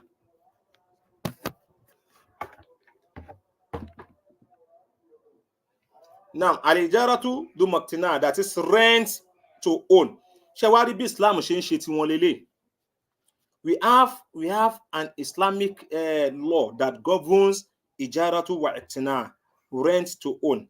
We have law tí ó govern ẹ̀. Alákọ̀ọ́kọ́, àti gbogbo àwọn ìjárọ̀ tá ti sọ kọjá yẹn náà àti gbogbo àwọn yẹn náà òfin náà govern àwọn, but the law that govern everyone is general. So that is why I'm using the law that govern rent to own. Ijaratu du maktinaa, al-ijaratu wal-iktinaa. So òfin tó govern rent to own yẹn gangan ni mo fẹ́ kà yìí nínú Islam. Though we just have a slight difference. Between the conventional system of rent to own and the Islamic system of rent to own. But now I'm reading the Islamic system of rent to own to you now. The first one, nǹkan tẹ́ ẹ fẹ́ lease, what you want to lease must be determined. So it must be determined at the end of the contract. Islam ò fàyè gbà nǹkan tí wọ́n ń pè ní garar. Ẹ gbọ́ mi yé. Islam kò fàyè gbà nǹkan tí wọ́n ń pè ní garar, uncertainty. Islam ò fàyè gbà. What you want to lease, you must determine, that thing must be determined at the time of that contract. Okay, you want to sign a lease contract between you and the lessor. You want to sign a contract between you and the lessor. If got contract tẹ́ wá fẹ́ sign, ilé tẹ́ fẹ́ sign, ó wà ní, the house you want to sign is in Baltimore. The house is in Baltimore. You people that want to sign the agreement, you are living in Texas. But you the lessor. You are the one that know how that property is. But the person that want to lease, you want to lease the property to, kò tí determine, kò rí nǹkan tó fẹ́ lease. So ẹ wá ní ẹ fẹ́ ṣe agreement irú yẹn ò ṣeé ṣe. Yes, agreement yẹn kò ṣeé ṣe rárá. The property you want to lease must be determined at the time of that contract. Nǹkan tí Islam sọ nìyẹn. Al-gararu fil Islam fa huwa al-haram. Nǹkan tí Islam sọ ni uncertainty in Islam is haram. It's haram. Torí pé tí ẹ bá determine property yẹn before the end of that contract, ó lè bọ́ sí cheating lórí ẹnìkan sẹ́nìkan. Ó lè jẹ́ ẹni tó lease property out ni ó máa fall victim. Ó lè jẹ́ ẹni tẹ̀dẹ̀ lease property yẹn fún ló máa fall victim. So you people must determine the property before you sign the contract. So that is the òfin alákọ̀ọ́kọ́ nìyẹn. Then secondly, though Islam, they said it is permissible that different amount of rents are fixed for different phases of the rental period. Yes, that one is permitted in Islam. Ó wà nínú Islam. But nǹkan tí mo ń try láti sọ ni pé nínú Islam fàyè lẹ̀ nígbà tẹ́ kọ́kọ́ fẹ́ sign contract yẹn, condition tẹ́ lè fi fílẹ̀ fún ni pé let it as a investor tẹ́ fẹ́ invest nínú ìjára, ẹni tó fẹ́ kọ́ ilé, tó fẹ́ kọ́ shop, tó fẹ́ fi rent, time tẹ́ bá fẹ́ sign contract yẹn, nǹkan tó fi Islam wí ni pé ẹ fi conditions sí. Ẹ gbọ́ mi yé? I mean, put a condition in that contract. Ìwọ tó fẹ́ sọ pẹ̀lú ẹni tó fẹ́ gba ilé yẹn lọ́wọ́ ẹ, ìwọ tó fẹ́ lease ilé out, àtẹni tó fẹ́ lease ẹ lọ́wọ́ ẹ, ẹ fi condition sí contract yẹn pé iye tí mo fẹ́ lease property out fún ẹ, it might be $500 monthly for a year, but after a year the rent may be increased. Every condition is that the rent may be increased in a condition whereby we have a persistent increase in price. Ṣé gbọ́ mi yé? So, ó wà permitted nínú Islam, you put that condition there. Nínú contract yẹn, because tẹ́ ẹ bá fi condition yẹn sí, tó bá jẹ́ pé you lease your property out at the rate of $500 for 5 years. Yes, kó tẹ̀ 5 years. Àwọn kan wà tó ṣe pé wọ́n máa ní longer years tó máa fi lease kíní yẹn out. Longer years ni bí oní 10 years, oní 20 years.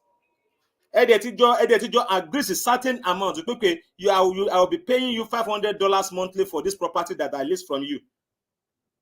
Ẹ ẹ ti jọ agreement but nígbà tó máa fi lọ́dún mẹ́ta there is persistent increase in price of every commodity. So you may not be able to increase the price of the rent again because you have put it in the contract already for that 20 years. Until that 20 years, until after that 20 years, you can increase the rate of that rent.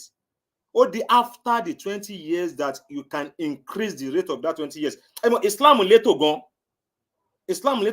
So at the start of that contract, put a condition there that after a year, the rate rent may be increased, but it depends. Every clause, see. So overlay after a year, you come increase, but just put the clause there. So the bá ti wá fi clause yẹn sí, time that tí rate yẹn bá máa wá increase. Islam kọ́ ẹgbọ́n mi yé, it is haram, it is prohibited in Islam. It is prohibited in Islam. See, tó jẹ́ pé the unilateral decision. Mo rò bẹ́ẹ̀ gbọ́ mi yé, you understand me? Islam does not permit unilateral decision by the lesser or the lessor. So nígbà tó ọdún kan yẹn wá parí, though the lessor has put as include the clause there. So after that year, the lessor now just sit down because nǹkan tó common láàrin gbogbo àwọn tí wọ́n ń fi property lease nìyẹn o. Nǹkan tó common nìyẹn o. Islam dẹ̀ tako ó wà nínú conventional ijara, conventional lease rent o. Okay, gbogbo ẹ̀yin màmá wa tẹ́ bá engage nínú kíní ẹ máa já mi tí bá ń parọ́. Ó common. Tí wọ́n bá fẹ́ increase rate yẹn is unilateral decision. Àwọn tó ní property yẹn ló kàn máa increase ẹ̀. Àwọn ló kàn máa increase ẹ̀. But nǹkan tí Islam sọ ni pé Islam tako unilateral decision. If you want to increase the power, call the person that you lease your property out to, call him, sit down with him. Gẹ́gẹ́ bẹ́ẹ̀ ṣe jókòó when you want to sign the contract, sit down again and decide on the particular or the increase in that rate. That is what Islam said. Ẹgbọ́n mi yé, nǹkan tí Islam sọ nìyẹn.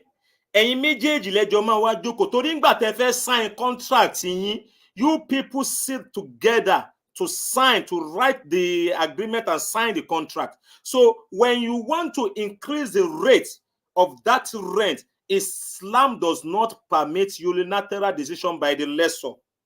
You must call the lessee together and did mashwara agreement. Ẹjọ́ agree pé okay o, wọ́n náà ti rí bílù ṣe rí ń sìn o, ẹ ti mọ bí gbogbo ẹ̀ ṣe rí ó ti wọ́n o. So price mi tó ń san $500 tẹ́lẹ̀, mo fẹ́ increase ẹ o. So I'm increasing it to $700. Ẹni tó wá sọ fún mi pé bàbá ẹ wò mi lágbára o. Mi lágbára láti san $700 o. Okay, kí ló wá fẹ́ ká ṣe? Ẹ jẹ́ ká ṣe báyìí. Okay, máa fún yín ní $600. Wọlé náà ni rárá o, $600 ò pay mi o. Kò pay mi. Okay, you can pay $650. So tẹ́ bá jọ gbé bó wá ní okay, $650, okay, I will pay you. Yes. But tó bá ní $650 ló pay ẹ, tó bá ní òun ò lè san $650, $500 lóhun ṣe san. Yes, ẹ̀yin méjèèjì òjò agree nìyẹn, you can terminate the contract. Islam permitted you to terminate the contract. But time méjèèjì bá ti jọ agree láàrin ara yín, there's no problem because tí ẹ bá jọ agree, ẹni tó rent property kò agree, wọ́n náà agree, then you can terminate the contract. So Islam dẹ̀ fàyè lẹ̀ fún bí wọ́n ṣe ń terminate contract ìjára. Islam fàyè lẹ̀ fún bí wọ́n ṣe ń terminate contract ìjára. Yes, Islam fàyè lẹ̀ fún. Ṣé rí ẹ mọ̀ nínú ti conventional lease, tọ́mádé court, wọ́n ní court sọ pé anybody tẹ́ bá fẹ́ kúrò nínú ilé, whoever that want to leave a house, you must give that person, tó bá jẹ́ pé èyí ẹ̀ ló ń sanwó. Mo ti rí agreement yẹn tí wọ́n ti gbé wá fún mi rí. Àwa náà ṣì ń lease ni. Ọlọ́run ti ṣe property wa náà fún wa ṣe lease ni wọ́n ti gbé agreement yẹn fún wa rí pé okay tó bá fẹ́ jáde kó lé o wọ́n ti wá fún ẹ níwèé pé kó jáde kó lé you will now be claiming ẹ máa claim pé okay give me you must give me 3 months you must give me 6 months and that 3 months and 6 months yẹn I will not pay you so máa fi 3 months and 6 months yẹn máa fi wá lé mi ni iṣẹ́ rí gbogbo yẹn Islam takò. How can you use a person's property? How can you use a person's property and you say you are not going to pay a money because you are looking for another house? Rárá o. Nínú ìjára ti Islam, once you terminate your contract, that can terminate contract pé wo agreement ọdún kan tó lò ti pé o. Nǹkan tí Islam wá sọ ni pé irú ẹni yẹn wá fún chance pé kó fi wá ilé. Ẹ gbọ́ mi yé, you will give that person chance to look for another house, but time tẹ́ni yẹn fi ń wá ilé another house yẹn he must pay you. Iye ìgbà tó bá lò nínú ilé he must pay you the money because kì í ṣe pé o lè bọ́ta agree lórí contract money. It's not that you are forcing him out. So, but conventional system, òun ló ti dàrú mọ́, ó ti jẹ́ kí gbogbo ẹ̀ dàrú mọ́ wa lọ́wọ́. Onílé akọ̀délẹ̀ kan náà, akọ̀dédé gbé ìwé òfin kan lé ayálégbé lọ́wọ́, ń pé you must go out at the end of so date. You must do this. Islam ò fàyè gbà ká máa fara nira wa rárá o. Ẹ jọ ṣe agreement pé okay kò sí contract pé o rent lé mi fún ọdún kan máa bọ̀dún méjì àti terminate contract wa, so then go and look for another property, another building. But tó bá jẹ́ pé oṣù mẹ́fà, if it is 6 months, ẹ gbọ́ mi yé, if it is 6 months ni ó bá fi rí, he will be paying you, ẹ gbọ́ mi, he will be paying you the amount, the former amount. Ṣé mọ̀ pé agree, you don't agree on the next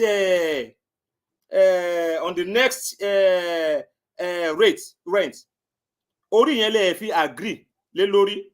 So tó bá jẹ́ pé oṣù kan ni, oṣù méjì ẹjọ́ máa sọ okay I gave you 3 months. Mo fún ẹ ní 3 months láti lọ fi wá ilé. Ẹ gbọ́ mi yé. So tẹ́ni ẹ bá ní 3 months kẹ́ okay I'm okay by that, you sign an agreement. Ẹ gbọ́ mi yé o, it is another agreement yo. I gave you 3 months to go and look for a house. Yes. Is the 3 months, is it okay by you? And he said yes, it's okay by me. You signed another agreement. But between that agreement here, the old price, old rate here, tí wọ́n fẹ́ change yẹn, old rate yẹn ló wọ́n máa san fún ẹ. Nǹkan tí Islam sọ nìyẹn. Old rate yẹn ló wọ́n máa san, kò ní san new rate tí wọ́n gbé lọ fún.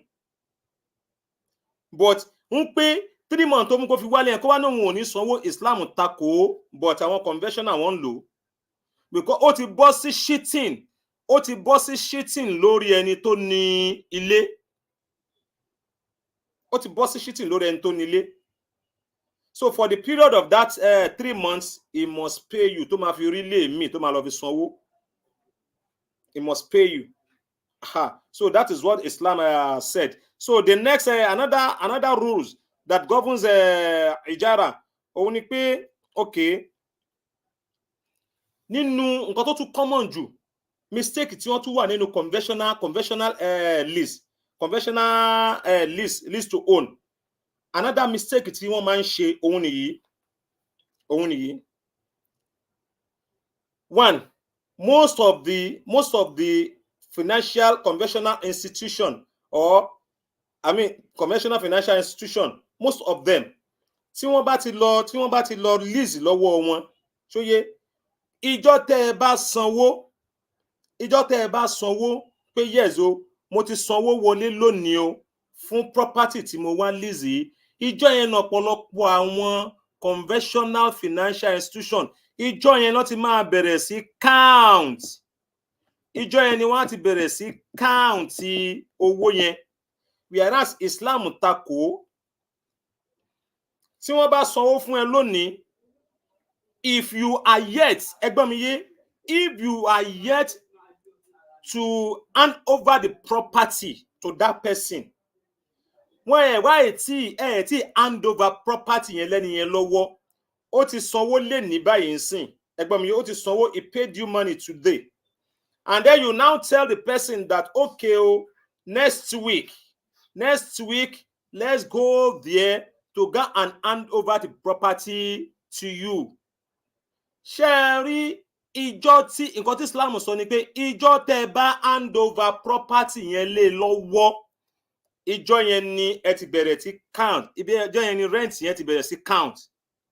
The rent does not count on the day you paid money, unless it is the same day that you paid money, on that day the property was handed over to you.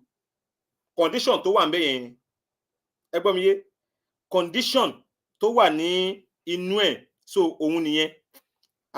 So another condition tí Islam tí ó tako òun náà ni another rule tí Islam tún sọ concerning the rent to own, ijaratu wal iktina, òun náà ni pé purpose of the use. Yes, when you are signed the agreement, the purpose tẹ́ fi fẹ́ lease property yẹn, ó gbọ́dọ̀ must be indicated, must be stated, must be written in the agreement. So nǹkan tí mo ń try láti sọ ni pé okay, I want to rent the house, we want to be using the house for schools. We want to be using the house for schools. So Shemo, that is the purpose. Now, nígbà tí ẹ wá kọ kíní yẹn, ẹni tó wá rent, tó lease ilé yẹn, I mean, I'm talking about the lessee. I'm talking about the lessee. The lessee now, the person that you lease the property out to, kò wá ní gbogbo nǹkan tó fẹ́ fi ṣe school yẹn kò pé, he was unable to do the school again. Ẹ gbọ́ mi yé, he was unable to do the school again. She get, he was unable to do the school again. Now, ó dẹ̀ ti wá lease the property yẹn out. So, nínú condition Shariatul Islamiyya, the Islamic law of financial maxim concerning the ijaratu waqtina, that is rent to own, ó sọ pé in the absence of any explicit purpose stipulated in the contract, in the absence of any explicit purpose stipulated in the contract, ó fẹ́ lọ lé fún school, but Ọlọ́run wá kádàrá, ó wá rí ilé ìwé yẹn, ó rí ṣe mọ́, you've rent, and then ó dẹ̀ ti gba ilé yẹn, ó ti sanwó ẹ̀ for 5 years, ó wá rí school yẹn ṣe mọ́. Then the Shariatul Islamiyya said the ijaratu waqtina agreement can be flexibly utilized for any standard purpose. He said the ijaratu waqtina, that is rent to own, lo fún school mọ́, you can use that property for any standard purpose. When we talk of standard purpose is, I mean, kéèyàn máa inú ilé ni school ló fẹ́ ṣe tẹ́lẹ̀, wá wò pé okay, mi gbé ibẹ̀ mọ́, okay, let me gather some people, kémi náà gbé fún wọn, ká máa gbé bẹ̀, kó fi rent fún wọn. You have leased the property out before, so you now give to another person, ẹ wá ń gbé inú ẹ̀. So standard purpose, that is living purpose, any standard purpose concerning that room. English yẹn ti yé wa, any standard purpose. So Islam fàyè lẹ̀ nínú contract yẹn pé o lè má lò fún school mọ́, but ijaratu waqtina, so it give rooms for you to flexibly, ẹgbọ́n English yẹn, to flexibly use that property for any standard purpose. Now, let's go to láàrin ìṣẹ́jú kan, ẹ jẹ́ ká lọ sínú responsibility of the lessor. Responsibility ẹni tí ó gbé ilẹ̀ tó lìzẹ̀ fún yàn. Responsibility of the lessor. Nínú Sharia Islam, kò tí Sharia Islam sọ ni pé any expenses incurred in the purchase or in the construction or in the buying of that property, any expenses incurred there must be the responsibility of the lessor. Responsibility ẹni tó fẹ́ fi property lease out, òun ni, kò sí nǹkan tó kọ ẹni tó fẹ́ gbé property yẹn fún láti lease ẹ̀ fún. Gbogbo any expenses including the tax tí mo sọ lẹ́ẹ̀kan yẹn, ownership tax is the one that must pay. Òun ló gbọ́dọ̀ san, òun ló gbọ́dọ̀ san the ownership tax. Yes. Ìyẹn láàrin, we are talking about rent to own. Ó dijọ́ tí property yẹn bá di ti èèyàn, ká tó gbé àwọn responsibility yẹn kúrò lórí ẹni tó fi property yẹn rent. Ó dijọ́ tí èèyàn bá ní, tó bá ti sign agreement pé okay, property yóò ń ṣe tèmi mọ́ o, ó ti di tọ̀dọ̀ tiẹ̀ o, la máa gbé responsibility yẹn kúrò ńbẹ̀. Then another responsibility of the lessor is the lessor. Òun ló máa bíà any liability. That is what Islam said. It is lessor. If the lease asset, if the lease asset loses its usufruct. What do I mean by usufruct? Tẹ́ bá lọ wo ní dictionary, nǹkan tó ń pè ní usufruct ni ń pé the right tó ti gbé fún ẹni tó gbélé fún, nígbà tó ti gbélé lẹ̀ fún yẹn, tó ti fún ẹ lówó, ó ti gbélé lẹ̀ fún, ó ti fún ẹ lówó. So gbogbo right yẹn láti máa lo ilé, gbogbo right yẹn pátápátá ó ti gbé fún ẹni tọ̀hún yẹn, ìwọ ti fi gba owó lọ́wọ́ ẹ̀. So tí property yẹn bá wá lose, nǹkan tó ń pè ní usufruct ni mo ṣàlàyé yẹn.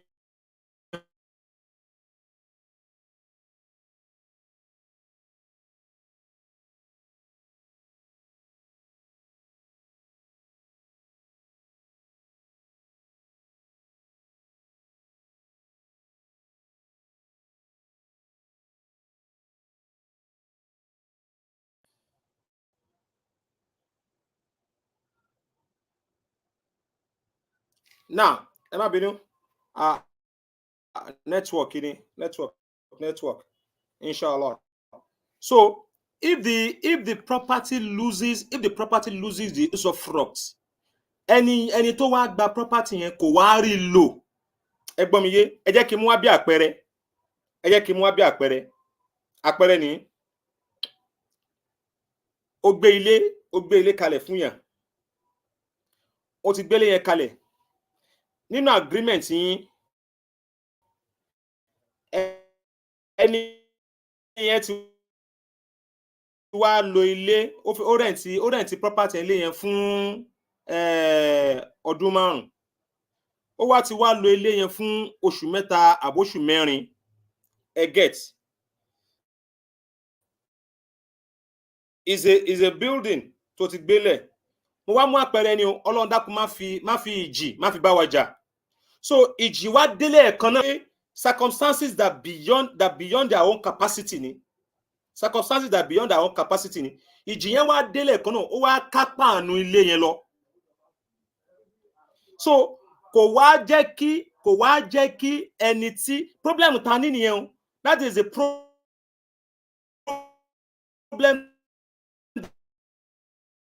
that we have with our own conventional financial system. Ìjì yẹn wá dé, wá kápá àánú ilé yẹn lọ. Nígbà tó kápá àánú ilé yẹn lọ tán, kò wá rí ilé yẹn lò fún oṣù 2.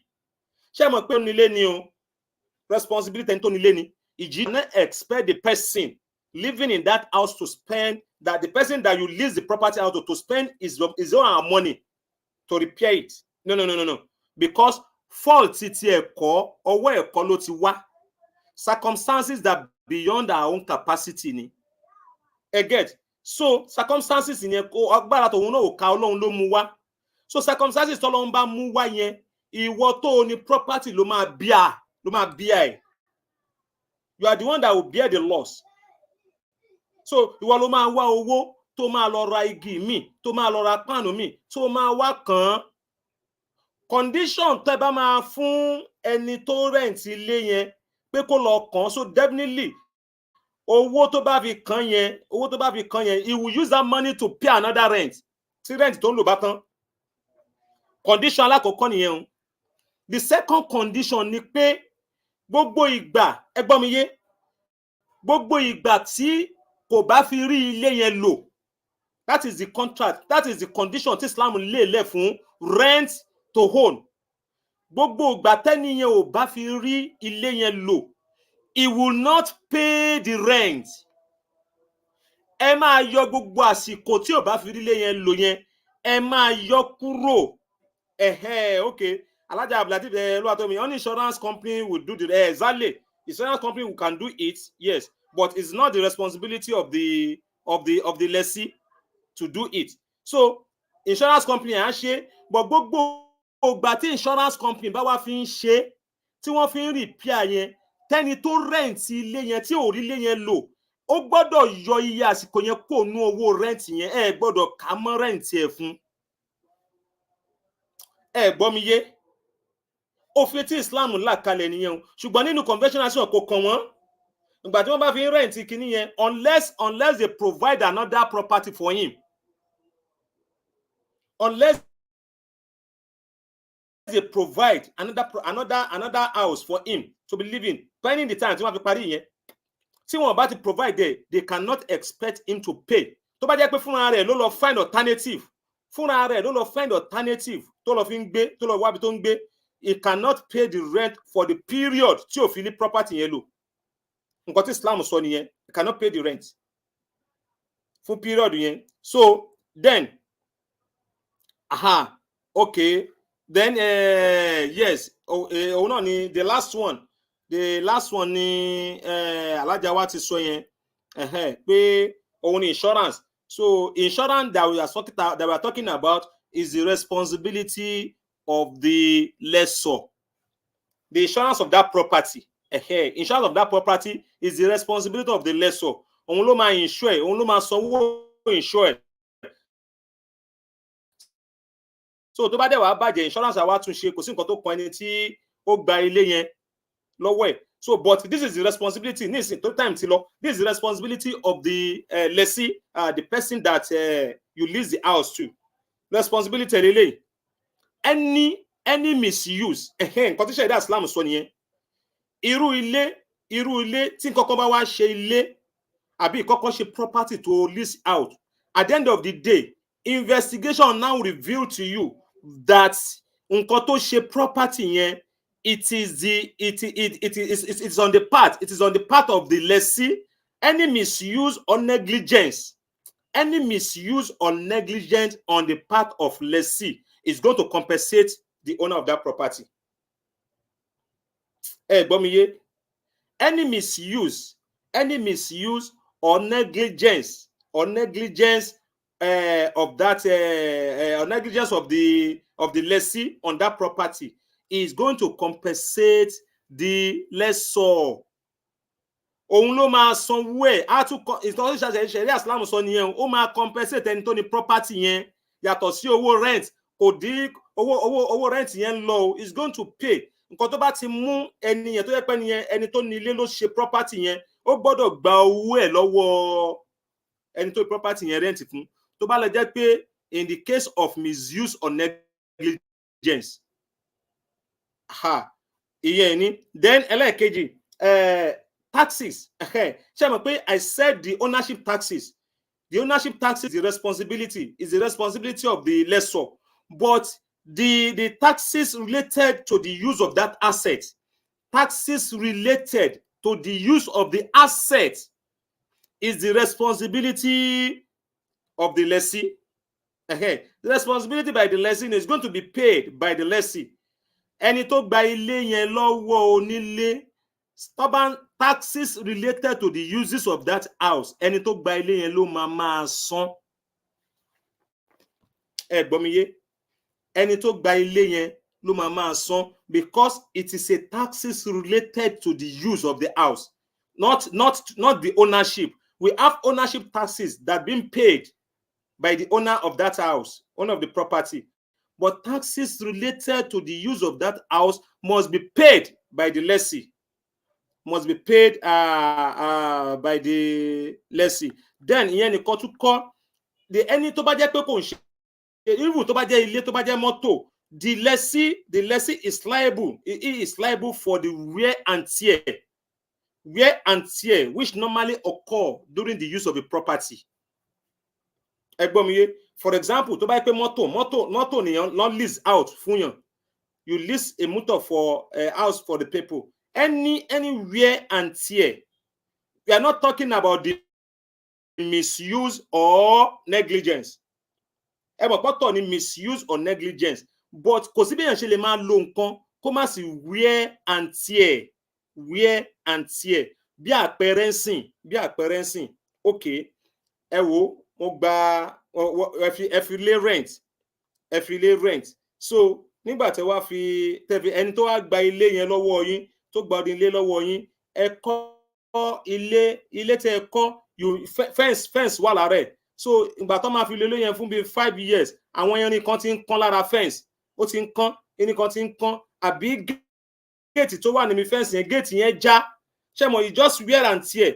All those wear and tear nǹkan tí Islam sọ ni pé ẹni tó gba ilé yẹn ló máa responsible fún. Torí ńgbà tẹ́ni tó kọ́ ilé máa gbélé lé lọ́wọ́ géètì yẹn ò já. Ṣé gbọ́, it is just wear and tear.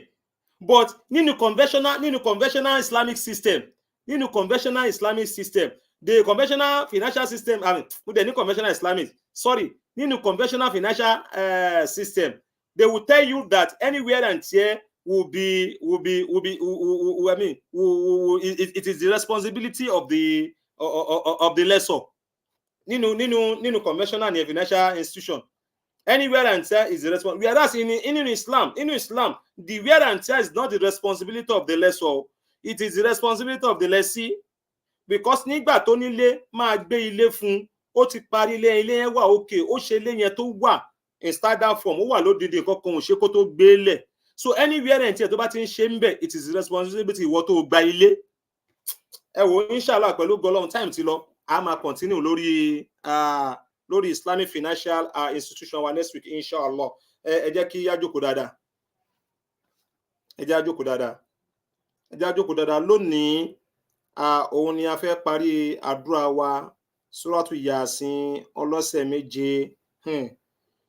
Suratu Yasin ọlọ́sẹ̀ méje. Èyí tá a fẹ́ fi tòní sọ orí ẹ̀ òun ni àánú sọ pé ṣàánú mi Olúwa mi jẹ́ kí n pàdé àánú rẹ o. Ṣàánú mi Olúwa mi fi mí ṣe kòǹgẹ́ oore rẹ. Wọ́lá ànábì mi tí mo gbà fún ànábì Muhammad. Ṣàánú mi Olúwa mi jẹ́ kí n pàdé àánú rẹ. Àánú òun la fẹ́ tàjàdúrà wa ta fẹ́ parí lónìí inshallah. Suratu Yasin wa tá ń bá bọ̀, gbogbo ẹni tẹ́ ẹ bá mọ̀ tó bá ní ìdí àánú Ọlọ́run ẹ bá wa pè wọ́n wọlé káwọn náà wá jẹ nínú àǹfààní agbára tí ń bẹ nínú Suratu Yasin, agbára àdúà tí ń bẹ nínú Suratu Yasin. Lónìí àánú Ọlọ́run ọba la fẹ́ fi Suratu Yasin wá, la fẹ́ fi wá ṣàánú mi Olúwa mi fi mí ṣe kòǹgẹ́ àánú rẹ o. Wọ́lá ànábì mi tí mo gbà fún ànábì Muhammad. Ṣàánú mi Olúwa mi fi mí ṣe kòǹgẹ́ oore rẹ. Ṣàánú mi Olúwa mi fi mí ṣe kòǹgẹ́ àánú rẹ o. Wọ́lá ànábì mi tí mo gbà fún ànábì Muhammad.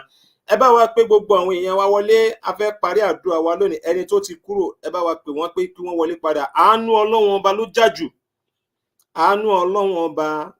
Lárúbáwá máa ń sọ̀rọ̀ kan, wọ́n ní rahmatullahi yajlibul hukma.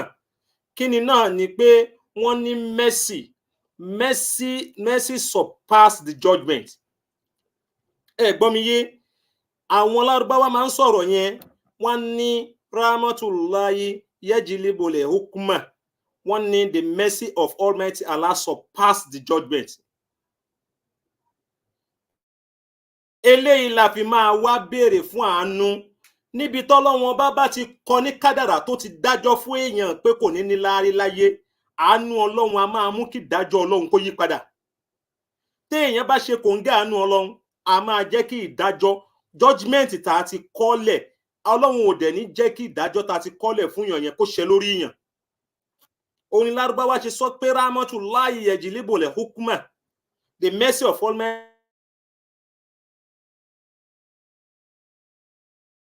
Allah surpass the judgment of Almighty Allah. So Afiyatu Yasin wa la fẹ́ fi béèrè fún lónìí, ká sọ pé ilahi la tu'asibuni fa inni. A fi fún gbogbo ẹ̀yin èèyàn wa láàyè pé káwa náà ká fi lè jókòó dáadáa, ká fi pe gbogbo àwọn tó fẹ́ bá wa participate nínú àdúrà, ẹ bá wa pè wọ́n wọlé. Ilahi la tu'asibuni fa inni. Àníyàn tó dà níbi àdúrà tá a fẹ́ ṣe yìí náà ni pé Ọlọ́run ọba mi la tu'asibuni fa inni. Dákun, gbogbo bí mo ṣe rí ni mo ṣe rí. Sọ bẹ́ẹ̀ fọ́lọ́run, àníyàn tó dà nìyẹn fọ́lọ́run pé Ọlọ́run bí mo ṣe la tu'asibuni fa inni. Ọlọ́run má fìyà jẹ mí bí mo ṣe rí. Mukiru bílẹ̀ tí kọ́dí kana minni. Mukiru bílẹ̀ tí kọ́dí kana minni. Sọ fọ́lọ́run pé ẹlẹ́ṣẹ̀ ni ẹ́, gbogbo bó ṣe mọ̀ wá wù ló ń hùwà. Tọ́lọ́run dákun kó má wo bá a ṣe ń hùwà. Tọ́lọ́run bá náà fẹ́ fi ìwà wa èdè èèyàn, òun fẹ́ fi ṣèdájọ́ lórí wa ni. Wàláhì kò sẹ́ni tí yóò rí oore Ọlọ́run bá gbà, kò sẹ́ni tí yóò rí dùnú láyé. Ṣùgbọ́n Ọlọ́run ò kí ń wòwà ẹ̀dá nígbà míì. Ọlọ́run a máa kẹ́ kèfèrí tí ò sín láì wò wá ẹ̀. Nǹkan tí wọ́n ń pè ní àánú Ọlọ́run nìyẹn. Ẹ wá rí kèfèrí, ẹ wá sọ pé Jébélé yóò kí ń sanná, ó ṣe wá lówó lọ́wọ́ yìí. Nǹkan tí wọ́n ń pè ní àánú nìyẹn. Àánú nìyẹn, ó ra àánú gbà ni. Ìwọ náà wá sọ fọ́lọ́run pé la tu'asibuni fa inni. Mukiru bílẹ̀ tí kọ́dí kana minni. Mukiru bílẹ̀ tí kọ́dí kana minni. Sọ pé bó ṣe rí fọ́lọ́run ló ṣe rí, kọ́lọ́ má fìyà jẹ yazunnu nasu bí kọ́ira fa inni. Táwọn èèyàn bá rí wa ń ta, wọ́n náà wọn àǹfààní ńlọ yẹn, wọ́n ní alájà alágbájá ní ńlọ yẹn, alájì tàmẹ̀dì ní ńlọ yẹn, àwọn èèyàn rẹ̀, èèyàn dáadáa ni wọ́n. Sọ fọ́lọ́run pé ò kì í ṣe èèyàn rẹ̀, jẹ́wọ́ ẹ̀ṣẹ̀ fọ́lọ́run. Kí èèyàn kọ́ la ní ká jẹ́wọ́ fún báyìí. Sọ fọ́lọ́run pé Ọlọ́run mi kì í ṣe èèyàn rẹ̀, yazunnu nasu bí kọ́ira fa inni. Àwọn èèyàn ní ń pè mí lé èèyàn rẹ̀. Lasharu nasi in lam ta'fu anni. Lasharu nasi in lam ta'fu anni. Sọ fọ́lọ́run pé Ọlọ́run, àwọn tí ń pè mí lé èèyàn rẹ̀ yẹn, tí kì í bá ṣe pé wọ́n Ọlọ́run bá ń ṣàmójúkò fún gbogbo nǹkan tí mò ń ṣe ni wọ́n ò ní rí mi pèlé èèyàn rẹ̀. Sọ bẹ́ẹ̀ fọ́lọ́run. Àníyàn wa tá a fẹ́ fi ṣàdúrà yìí nìyẹn pé rẹ̀ Ọlọ́run, gbogbo àwọn tí ń wò mí dáadáa nígboro, tí wọ́n rí pé èèyàn ni mí, mo lọ́lá, mo nígbà, mo ní gbogbo ẹ̀, wọn ò mọ nǹkan tó ń bá mi jà lábẹ́ aṣọ, tí kì í bá ṣe pé wọ́n Ọlọ́run wọn bá mo ra àánú rẹ̀ gbà. Lasharu nasi in lam ta'fu anni. Lasharu nasi in lam ta'fu anni. Kárí kì í ṣàánú Ọlọ́run, àìbárí àánú àwọn bá ti ń pè wá léèyàn. Ṣùgbọ́n àánú Ọlọ́run ní ń bẹ lórí wa ta fi ń jẹ́ èèyàn báyìí. Àánú Ọlọ́run yẹn náà la wá fẹ́ fi ṣe àkọmọ̀nà àdúrà wa lónìí. Sọ fọ́lọ́run pé Ọlọ́run ní kó jẹ́ kó ráàánú ẹ̀gbà, torí pé òun lọ́ba aláàánú ẹ̀dá tí gbogbo ẹ̀dá ń pè. Sọ fún pé ìrẹ lọ́ba aláàánú ẹ̀dá tí gbogbo ẹ̀dá ń pè. Dákun ṣàánú mi rọ̀, dákun ṣàánú mi rọ̀ bí Ọlọ́run, dákun ṣàánú. Ìrẹ lọ́ba láàánú ẹ̀dá tí gbogbo ẹ̀dá ń pè. ìwọ lọba láàánú ẹ̀dá tí gbogbo ẹ̀dá ń pè, dákun ṣàánú mi rọ̀bì Ọlọ́run. ẹ jẹ́ ká wá jókòó dáadáa. súrátù yàsín wa tá a ti fi ń ṣàdúrà bọ̀ látọ̀sẹ̀ méje sẹ́yìn, òun náà la fi parí àdúrà náà lónìí. tá a bá wá parí àdúrà lónìí, òní kọ́ ni áàkè útúbà. ẹ gbọ́ mi yé, ó dijọ́ mẹ́jọ láàkè útúbà, torí mo sọ fún wa ní tajud night, mo ní útúbà àdúrà tá a ṣe yìí, útúbà yẹn náà gẹ́gẹ́ bí àdúrà náà òun náà rí fún ara rẹ̀. útúbà àdúrà wa yìí gẹ́gẹ́ bí àdúrà ni. so ìtọ́ bá dijọ́ mẹ́jọ la wá parí útúbà náà insha allah bi kudrati lail azim. so nínú súrátù yàsín wa, àwa tá a bá mọ kùránì kà, ó yẹ gbé kùránì wa jáde. ẹ já gbé kùránì wa jáde. arahamanu mẹ́rin ní ń bẹ nínú súrátù yàsín. arahamanu mẹ́rin ní ń bẹ nínú súrátù yàsín. dákun ṣàánú mi rọ̀bì Ọlọ́run. ẹ ṣí súrátù yàsín. rahamanu, kí ni ìtumọ̀ rahamanu? òun náà ni wọ́n máa ní àjọkẹ́ ayé. àjọkẹ́ ayé kọ́ ni ìtumọ̀ rahman. ìtumọ̀ rahmanu ni pé aláàánú ẹ̀dá. àrọ̀ ìmù, òun aládìpẹ̀lẹ̀ ẹ̀san rere. arahamanu, aláàánú ẹ̀dá. àrọ̀ ìmù, aládìpẹ̀lẹ̀ ẹ̀san rere. rahmanu mẹ́rin ní ń bẹ nínú súrátù yàsín. ẹ gbọ́ wáyé dáadáa. so rahmanu mẹ́rẹ̀ẹ̀rin, tí mi bá ṣe mistake, súrátù yàsín mo dákun tábà mọ àwọn ibi tí rahmanu náà wà, ẹ tètè bá wa torí àsìkò. rahmanu alákọ̀ọ́kọ́ nínú súrátù yàsín, a máa rí, mo ń bọ̀ o.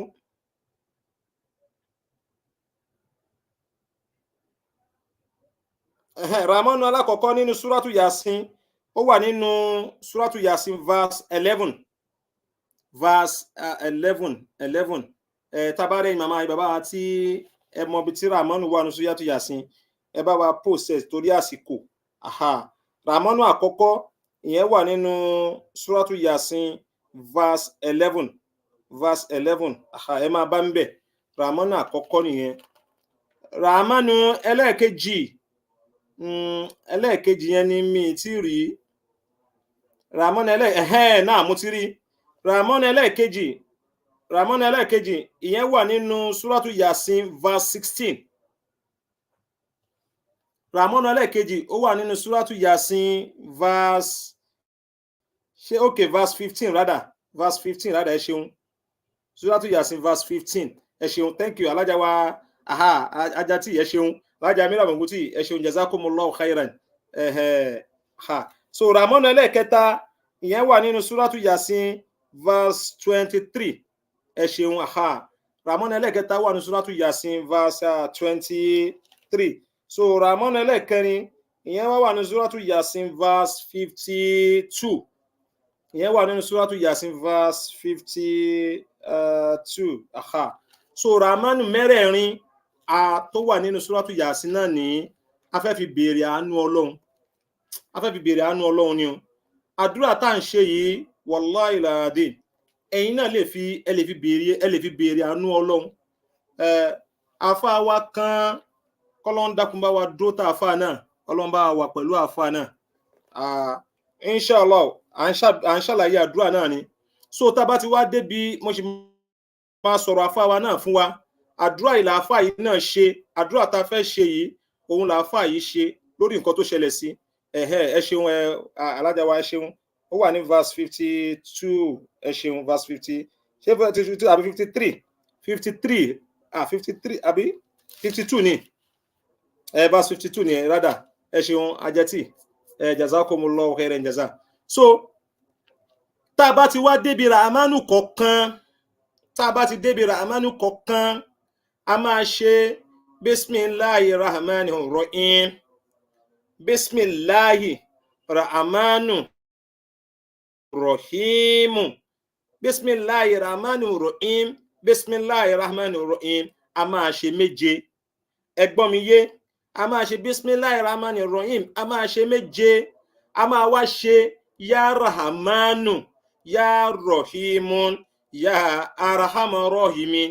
Ẹ gbọ́ mi ré, ya rahmanu ya rahimu ya arhamar rahimin, ya rahmanu ya rahimu ya arhamar rahimin, ya rahmanu ya rahimu ya arhamar rahimin.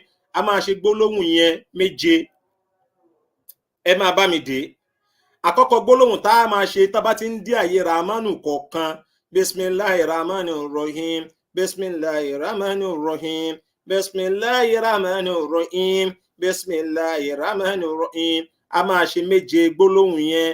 Àwa ṣe ya rahmanu ya rahimu ya arhamar rahimin, ya rahmanu ya rahimu ya arhamar rahimin, ya rahmanu ya rahimu ya arhamar rahimin, ya rahmanu ya rahimu ya arhamar rahimin. A ṣe gbólóhùn yẹn náà méje lórí bismillahir rahmanir rahim. Tá bá ti wá bá yẹn délẹ̀ tán, a wá ṣe súratul fatiha, alhamdulillahi rabbil alamin, arrahmanir rahim, maliki yawmiddin, iyyaka na'budu wa iyyaka nasta'in. A ṣe súratul fatiha ẹyẹ kan lé lórí. Súratul fatiha ẹyẹ kan lé lórí. Tá bá ṣe súratul fatiha ẹyẹ kan lé lórí, ẹ wá bá mi ṣí al-Qur'ani wa. Ká ṣí al-Qur'ani wa, a máa lọ sínú súra, a máa lọ sínú súratul Araf. Súratul Araf, súratul Araf, Quran mi mọ Quran chapter tó jẹ́. Súratul Araf was it not Quran chapter 9, súratul Araf. A wá lọ sínú súratul Araf, Quran chapter 7. Súratul Araf, Quran chapter 7. A lọ verse 144. Quran chapter 7 verse 144. Níbi tọ́lọ́run bá ti pe ànábì Musa, ó sọ fún Musa pé qala ya Musa inni astafaituka ala nasi. Ẹ gbọ́ mi yé, inni astafaituka ala nasi bi risalati wa bi kalamin fa'uz ma ataituka wa kun mina shakirin. Suratul Araf, Quran chapter 7 verse 144. Tá bá débẹ̀, a wí gbólóhùn yẹn náà. Lẹ́yìn tá bá ti ka Suratul Fatiha tán, a wí gbólóhùn yẹn ní ẹ̀ẹ̀mẹ́ta. A sọ gbólóhùn yẹn lẹ́ẹ̀mẹ́ta. Lẹ́yìn yẹn, a tún wá lọ sínú Quran Suratul Qiyamah. Quran Suratul Qiyamah, Quran chapter 65 kọ́ nìyẹn. Suratul Qiyamah, Quran chapter 65. Suratul Qiyamah. No. Okay, Quran chapter 75. Quran chapter 75. Suratul Qiyamah. A tún wá lọ sínú Suratul Qiyamah. Aya kan wà ńbẹ̀ tó ṣe pé aya téèyàn fi ń bá àánú Ọlọ́run pàdé ni. Aya téèyàn fi ń bá ìdùnnú àwọn èèyàn. Lẹ́yìn téèyàn bá àánú Ọlọ́run pàdé tán, téèyàn fi ń bá ìdùnnú àwọn èèyàn pàdé látọ̀dọ̀ Ọlọ́run, téèyàn máa bá ìdùnnú àwọn èèyàn pàdé. Òun ni haula laka fa haula, dumma haula laka fa haula, haula laka fa haula, dumma haula laka fa haula, haula laka fa haula, dumma haula laka fa haula. Ìyẹn wà ní Suratul Qiyamah, Quran chapter 75 verse 34 to 35. 34 to 35. A wá sí gbólóhùn yìí náà lẹ́ẹ̀méje. Gbogbo nǹkan tí mo kà á lẹ̀ yìí pátá, òun la máa wí tá a bá ti débi àràmánù kọ̀ọ̀kan. Ẹ má gbàgbé, àkọ́kọ́ nínú ẹ̀ òun ni bismillahir rahmanir rahim. Gbogbo àtà bá fẹ́ kọ́lẹ̀, ẹja kọ́ torí kábà lè máa lè ṣe lé. Àdúrà ńlá ni o, wallahi àdúrà ńlá ni. Ẹja kọ́lẹ̀ káwa náà kábà lè máa lò nílé. Ayọ̀ǹda fún wa pátápátá káwa náà ká lọ lò nílé. Àáfàá tí mo sọ yìí, àáfàá náà àáfàá Ọlọ́run bá ní tó ṣe pé ọ̀rẹ́ wa ni Ọlọ́run bá wa lékún karama àfà náà Ọlọ́run bá wa lékún ẹ̀ nǹkan kékeré wá ṣẹlẹ̀ sí ló wá gbé dẹ́wọ̀n àfà tó kéwú ni àjọ jáde ilé kéwú ni nǹkan kékeré tó wá ṣẹlẹ̀ sí kò mọwọ́ kò mẹsẹ̀ Ọlọ́run kádàrá ẹ̀ ni ọ̀rọ̀ ló ṣẹlẹ̀ láàrin òun àti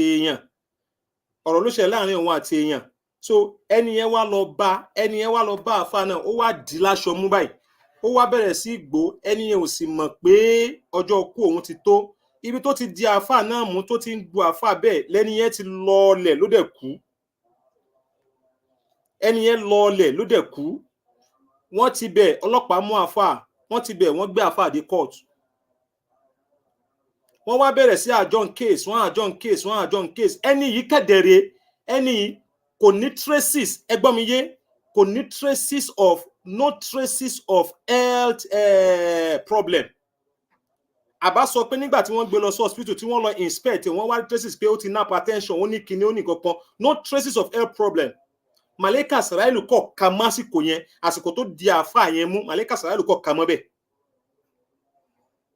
àfà náà sì lọ sẹ́wọ̀n wọ́n sentence àfà yìí nígbà tí àfà yìí tí wọ́n tó wà on trial èmi wá lọ kí àfà náà nínú prison torí ọlọ́mọ kádàrá èmi máa ń lọ sí prison a máa ń lọ ṣe lecture fún wọn bẹ̀ mo wá lọ wo àfà náà nínú prison mo wá sọ fún àfà yìí wá ní ó ní nǹkan tóun ṣe yìí òun ò mọ̀ nípa ẹ̀ mo wá ní ṣó o nígbàgbọ́ nínú àánú Ọlọ́run ó lóun nígbàgbọ́ mo ní tó bá nígbàgbọ́ nínú àánú Ọlọ́run mo wá wí gbólóhùn yẹn fún mo ní kó máa sọ pé ìlàyé látù àásí gbólóhùn tí mo kọ́kọ́ wí nígbà tá a bẹ̀rẹ̀ program pé látù àásí bò ní ìfà ìní sọ fọ́lọ́run pé ìwọ Ọlọ́run má fìyà jẹ mí ó lè jẹ́ pẹ́ṣẹ̀ kan ló ti ṣẹ̀ tẹ́lẹ̀tẹ́lẹ̀ tọ́lọ́run fẹ́ fìyà ẹ̀ jẹ sọ fọ́lọ́run pé má fìyà jẹ mí mo kírù bilẹ̀ tí kọ́díkà ẹ̀nà mi ni mo bára mi ní condition yìí ni mi mọ̀ nǹkan tí ó gbé mi débẹ̀ mo ní máa wí gbólóhùn yẹn àdúrà tá a wá fẹ́ ṣe yìí alájà wa náà tó bá bí okay Allahu Akbar wọ́n ní alájà àmì náà bá bí wọ́n ní I know of the incident at Abẹ́òkúta some years back ẹ ṣeun jazakumullahu khairan so mo wá sọ fún àwa náà mo wá ní ṣó onígbàgbọ́ nínú àánú Ọlọ́run mo ní ṣó onígbàgbọ́ nínú àánú Ọlọ́run ó ní òun nígbàgbọ́ nínú àánú Ọlọ́run àdúrà tá a wá fẹ́ ṣe yìí ni mo wá fún àdúrà tá a fẹ́ ṣe yìí mo ní kó fún but tó bá ti fẹ́ ṣàdúrà náà máa sọ fún Ọlọ́run pé ìlàyé látù àṣìbò ní ìfà ìní Ọlọ́run má fìyà jẹ mí mo kí èrò òbílẹ̀ tí kọ́díkà ẹ̀nà mi ìmọ̀ kan tí mo ṣe tí mo fi bára mẹ́nu condition yìí ṣáà má fìyà jẹ mí ni Ọlọ́run jẹ́ kí n ráàánú ẹgbà àdúrà yìí ni mo wá fún àfà wa náà ó wá kódà nígbà tó wá ku ó kọ̀la tí wọ́n fẹ́ lọ ṣe final judgement case ẹ̀ ó tún wá pè mí mo ní máa ṣàdúrà yẹn lọ nígbà tó déwájú adájọ́ wọ́n bá sentence àfà náà ẹ gbọ́ mi yé wọ́n sentence àfà náà wọ́n sentence iye years wọ́n sentence mi mọ́ mo kọ̀ nígbà tí máa débẹ̀ ní the following week mo wá ní kí ló dé ọ̀nà àti dájọ́ fóun wọ́n ní kóun lọ lo iye years báyìí lẹ́wọ̀n wọ́n ti dájọ́ mo tún wá ń sọ fáàfáà náà pé ó dáa ṣó o sì nígbàgbọ́ nínú àánú Ọlọ́run mo ní ṣó o nígbàgbọ́ nínú àánú ó náà nígbàgbọ́ nínú àánú Ọlọ́run ó náà nígbàgbọ́ ó dáa máa wọ́rì ìwọ ṣáà máa ṣàdúrà tó gbàgbé pé wọ́n dájọ́ àánú Ọlọ́run mo ní àánú Ọlọ́run a máa sọ̀rọ̀ níbi tí ìdájọ́ Ọlọ́run àti máa dákẹ́ àánú Ọlọ́run a sì máa sọ̀rọ̀ níbi tí ìdájọ́ Ọlọ́run ìdájọ́ tọ́lọ́run kódà kìí ṣe ìdájọ́ Ọlọ́run ìdájọ́ tádájọ́ ayé ti dá fún ẹyẹn tó ti ní kó lọ ṣe ẹ̀wọ̀n Dubai mo ní àánú Ọlọ́run a máa sọ̀rọ̀ níbi tí ìdájọ́ ayé àbí kódà ìdájọ́ Ọlọ́run gan máa dákẹ́ fún àánú Ọlọ́run gbà mí ìdájọ́ Ọlọ́run mo ní a máa dákẹ́ fún àánú Ọlọ́run mo ní lọ máa continue láti máa ṣàdúrà náà lọ jọmọ́ ó wá ń ṣàdúrà náà lọ kò lò tóṣù méjì ẹ gbọ́ mi yé kò lò tóṣù méjì nínú prison tí the judge wọ́n ṣe mi mọ̀ program tí wọ́n ṣe níbi program tí wọ́n ṣe tí adájọ́ tán fi fún wọ́n ní kó fún àwọn 10 kí wọ́n tú àwọn 10 kúrò ní prison ohun tó dé prison tí wọ́n wọ́n iye ẹ̀wọ̀n ọdún ní ìfẹ́ dárúkọ years ni tí wọ́n wọ̀n fún tó débẹ̀ kò tí lóṣù méjì lọ àánú Ọlọ́run wá sọ̀rọ̀ fún ìdájọ́ tádájọ́ ayé fún wọ́n wá padà ẹ ṣeun alájà mi náà tó wá wẹ̀yẹ wọ́n ní independence ni wọ́n wá padà wá include orúkọ ẹ̀ wọ́n padà include orúkọ ẹ̀ mọ́ àwọn tí wọ́n ní kọ́ fún ní wọ́n ń pe language yẹn bákan mi fi bẹ́ẹ̀ mọ ọ̀rẹ́ tí wọ́n ń pè wọ́n padà ké orúkọ ẹ̀ bọ́ àárín wọn tí wọ́n padà tú sílẹ̀ lẹ́wọ̀n tó túmọ̀ sí pé àánú Ọlọ́run ó sọ̀rọ̀ níbi tí adájọ́ ayé ti ìdájọ́ náà sì dákẹ́ àánú Ọlọ́run a sì máa sọ̀rọ̀ níbi tí ìdájọ́ Ọlọ́run bá náà sì máa ìdájọ́ Ọlọ́run fúnra rẹ̀ a máa dákẹ́ fún àánú Ọlọ́run so gbogbo ohun tó hùn ká ti wù níwà ẹ jẹ́ ká bẹ lọ́wọ́n àánú ni káàánú Ọlọ́run sọ̀rọ̀ fún wa lórí àdúrà tá a fẹ́ ṣe bismillahir rahmanir rahim a ṣe méje ya rahmanu ya rahimu ya arhamar rahimin ya rahmanu ya rahimu ya arhamar rahimin ya rahmanu ya rahimu ya arhamar rahimin a ṣe méje lẹ́yìn tá a bá ṣe méje yẹn tán suratul fatiha a ṣe méje lẹ́yìn suratul fatiha a wá lọ sínú Quran suratul araf Quran chapter tá a sọ fún alẹ́ kan yẹn Quran chapter 7 verse 144 suratul araf Quran chapter 7 verse 144 a wá lọ níbi tọ́lọ́run ti sọ fún Ànábì Musa pé qala ya Musa inni istafaituka ala nnasi bi risalati wa bi kalami fa'uz ma ataituka wa kun minna shakirin.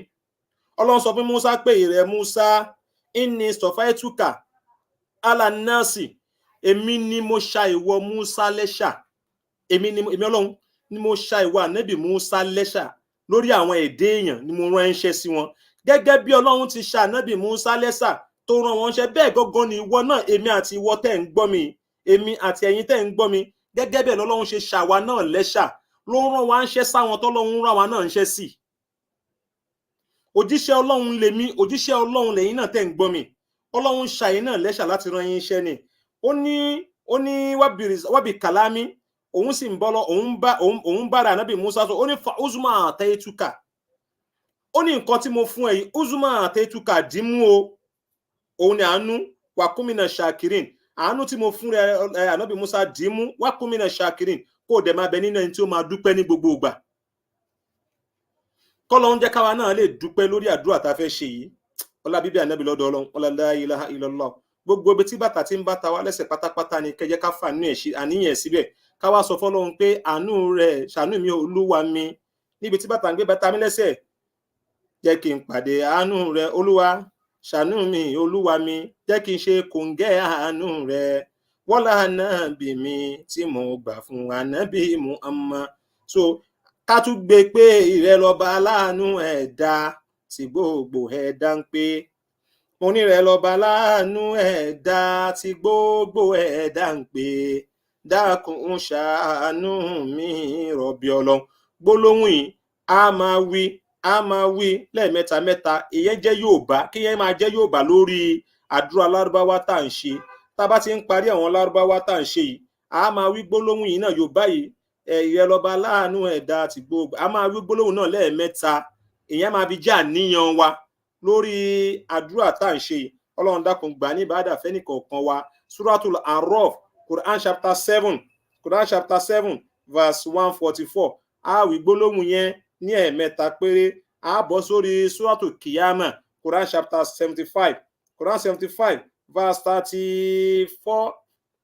34 àbí Quran chapter 75 verse 34 to 35 haula laka fa haula dumma haula laka fa haula laka fa haula dumma haula laka fa haula laka fa haula dumma haula laka fa haula ẹ̀yin màmá wa ẹ kọ́lẹ̀ torí tẹ́yin náà bá nǹkan tó ju ẹ̀mí pàdé tẹ́ sì nílò àánú Ọlọ́run ba lórí ẹ̀ tẹ́ bá wà ní condition tó fẹ́ le díẹ̀ tẹ́ sì nílò àánú Ọlọ́run lórí ẹ̀yin màmá wa ẹ kọ́lẹ̀ kẹ́ lọ lò ayọ̀ǹda fún wa.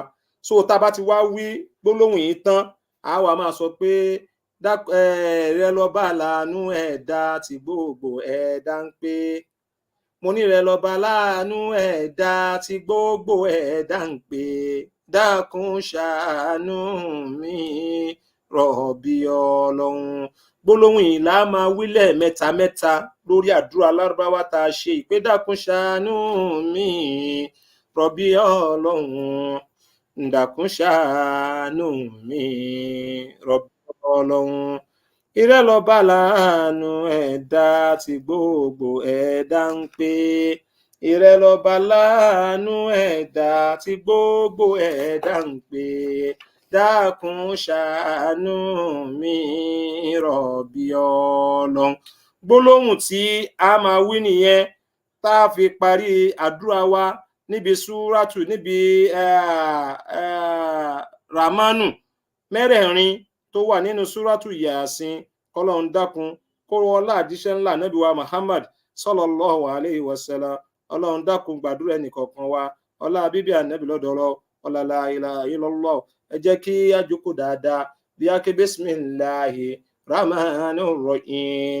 Wa iza zalaka ibadi anni fa inni qaribu ujibu da'wata da'i iza da'anni falyastajibu li waliyu'minu bi la'allahum yarshudun.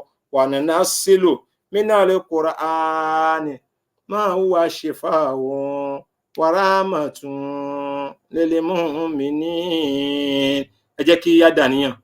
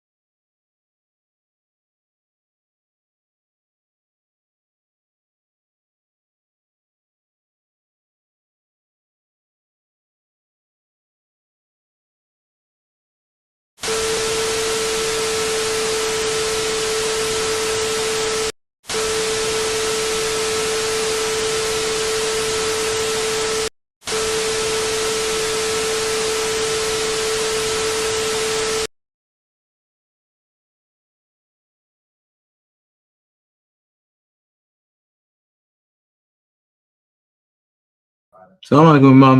Mute. Mute, sir. Mute. Assalamu alaikum. I found somebody mute. Mute. Assalamu alaikum. Mute.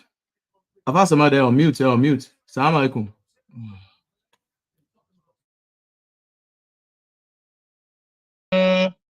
Ẹ má bínú torí Ọlọ́run device tí à ń lò ó ti fẹ́ kú, ó ti give sign pé in the next 5 minutes ó fẹ́ kú, so I quickly switch to another device, so we are very sorry for that.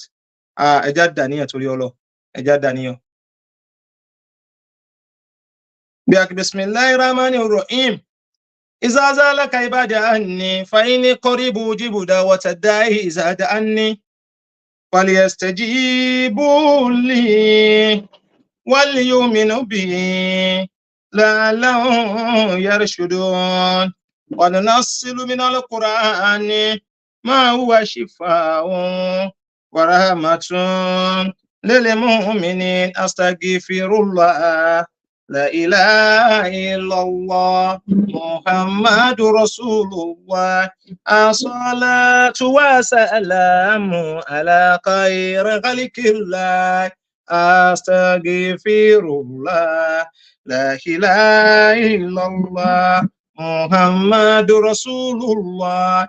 الصلاة والسلام على خير خلق الله أستغفر الله لا إله إلا الله محمد رسول الله الصلاة والسلام على خير خلق الله بسم الله الرحمن الرحيم ياسين والقرآن الحكيم إنك لمن المرسلين على صراط مستقيم تنزيل العزيز الرحيم لتنذر قوما ما أنذر آباءهم فهم غافلون لقد حق القول على أكثرهم فهم لا يؤمنون إنا جعلنا في أعناقهم أغلالا فهي إلى الأذقان فهم مقمحون وجعلنا من بين أيديهم سدا ومن خلفهم سدا فأغشيناهم فهم لا يبصرون وسواء عليهم أنذرتهم أم لم تنذرهم لا يؤمنون إنما تنذر من اتبع الذكر وخشي الرحمن بالغيب من اتبع الذكر وخشي الرحمن بسم الله الرحمن الرحيم بسم الله الرحمن الرحيم بسم الله الرحمن الرحيم بسم الله الرحمن الرحيم بسم الله الرحمن الرحيم بسم الله الرحمن الرحيم بسم الله الرحمن الرحيم بسم الله الرحمن الرحيم يا رحمن يا رحيم يا أرحم الراحمين يا رحمن يا رحيم يا أرحم الراحمين يا رحمن يا رحيم يا أرحم الراحمين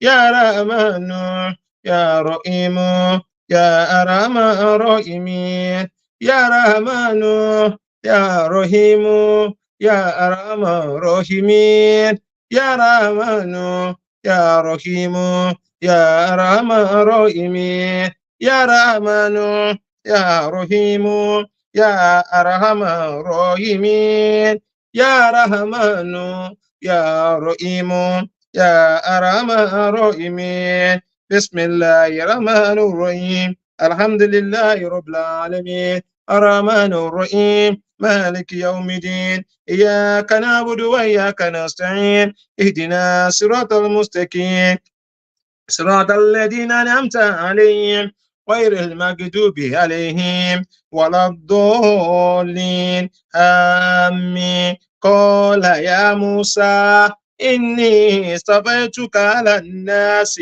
برسالتي وبكلامي فعوز ما آتيتك وكن من الشاكرين قال يا موسى إني اصطفيتك على الناس برسالتي وبكلامي فعوز ما آتيتك وكن من الشاكرين قال يا موسى إني اصطفيتك على الناس برسالتي وبكلامي فوز ما آتيتك وكن من الشاكرين حول لك فحولا ثم حول لك فحولا حول لك فحولا ثم حول لك فحولا حول لك فحولا ثم حول لك فحولا حول لك فحولا ثم حول لك فحولا حول لك فحولا ثم حول لك فحولا حول لك فحولا ثم حول لك فحولا حول لك فأولى ثم حول لك فأولى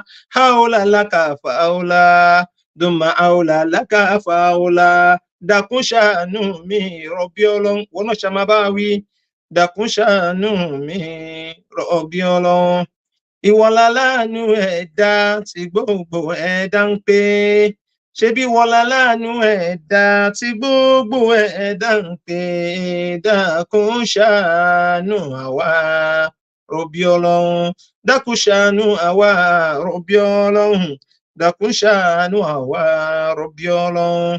Ìwọ láláàánú ẹ̀dá tí gbogbo ẹ̀dá ń pè, ìwọ láláàánú ẹ̀dá tí gbogbo ẹ̀dá ń pè, dákun ṣàánú àwa rọ̀bì ọlọ́run. Ẹ jẹ́ ká ṣe àmín mẹ́ta mẹ́ta. Amina, amina, amina ya Allah. Bil ghaibi fabashiru bimagfiratin wa ajrin karim. Inna nahnu nuhyil mauta wa naktubu ma qaddamu wa asarahum wa kulla shay'in ahsaynahu fi imamin mubin. واضرب لهم مثلا أصحاب القرية إذ جاء المرسلون إذ أرسلنا إليهم اثنين فكذبوهما فعززنا بثالثين فقالوا إنا إليكم مرسلون قالوا ما أنتم إلا بشر مثلنا وما أنزل الرحمن. بسم الله الرحمن الرحيم. بسم الله الرحمن الرحيم. بسم الله الرحمن الرحيم. بسم الله الرحمن الرحيم. بسم الله الرحمن الرحيم. بسم الله الرحمن الرحيم. بسم الله الرحمن الرحيم. يا رحمن يا رحيم يا أرحم الراحمين. يا رحمن يا رحيم يا أرحم الراحمين. يا رحمن يا رحيم يا أرحم الراحمين. يا رحمن يا رحيم يا أرحم الراحمين. يا رحمن يا رحيم يا أرحم الراحمين. يا رحمن يا رحيم يا أرحم الراحمين. يا رحمن يا رحيم يا أرحم الراحمين. يا رحمن يا رحيم يا أرحم الراحمين. بسم الله الرحمن الرحيم. الحمد لله رب العالمين. الرحمن الرحيم مالك يوم الدين. إياك نعبد وإياك نستعين. اهدنا الصراط المستقيم صراط الذين أنعمت عليهم غير المغضوب عليهم ولا الضالين. آمين. قال يا موسى إني اصطفيتك على الناس برسالتي وبكلامي فخذ ما آتيتك وكن من الشاكرين. قال يا موسى إني اصطفيتك على الناس برسالتي وبكلامي فخذ ما آتيتك وكن من الشاكرين. قال يا موسى إني اصطفيتك على الناس برسالتي وبكلامي فخذ ما آتيتك وكن من الشاكرين. حول لك فحولا ثم حول لك فحولا حول لك فحولا ثم حول لك فحولا حول لك فحولا ثم حول لك فحولا حول لك فحولا ثم حول لك فحولا حول لك فحولا ثم حول لك فحولا حول لك فحولا ثم حول لك فحولا حول لك فحولا ثم حول لك فحولا حول لك فحولا ثم حول لك فحولا. dákun ṣàánú àwa rọ̀bì ọlọ́run. Olúwa dákun ṣàánú fún wa rọ̀bì ọlọ́run. Gbogbo ẹ̀yin màmá wa pátá látòkè délẹ̀ tẹ́ ń wò wá tẹ́ wà lórí program látòkè délẹ̀ tó lásìkò tí lọ àní lè máa dárúkọ máa. dákun ṣàánú ẹ̀yin rọ̀bì ọlọ́run látòkè délẹ̀ pátápátá tẹ́ wà lórí ètò. ẹ̀yin náà máa wí fún ara yín èyí tá à ń wí ìkọlọ́run jó máa bẹ́ nìkọ̀ọ̀kan yín. dákun ṣàánú ẹ̀yin rọ̀bì ọlọ́run tolóhun ra láàánú ẹ̀dá tí gbogbo ẹ̀dá ń pè. dákun ṣàánú àwa rọ̀bì ọlọ́run. dákun jẹ́ káàánú rẹ̀ Olúwa jẹ́ ó lè wá bá. jẹ́ kí àánú rẹ̀ kó jọba fún wa. torí rẹ̀ láláàánú ẹ̀dá tí gbogbo ẹ̀dá ń pè. torí rẹ̀ láláàánú ẹ̀dá tí gbogbo ẹ̀dá ń pè. dákun ṣàánú àwa rọ̀bì ọlọ́run. ká ṣe àmínà mẹ́ta mẹ́ta. àmínà àmínà àmínà ya Allah. من شيء إن أنتم إلا تكسبون قالوا ربنا يعلم إنا إليكم لمرسلون وما علينا إلى البلاغ المبين قالوا إنا تطيرنا بكم لئن لم تنتهوا لنرجمنكم وليمسنكم منا عذاب أليم قالوا طائركم معكم أئن ذكرتم بل أنتم قوم مسرفون وجاء من أقصى المدينة رجل يسعى قال يا قوم اتبعوا المرسلين اتبعوا ما لا يزالكم أجرا وهم مقتدون وما لي لا أعبد الذي فطرني وإليه ترجعون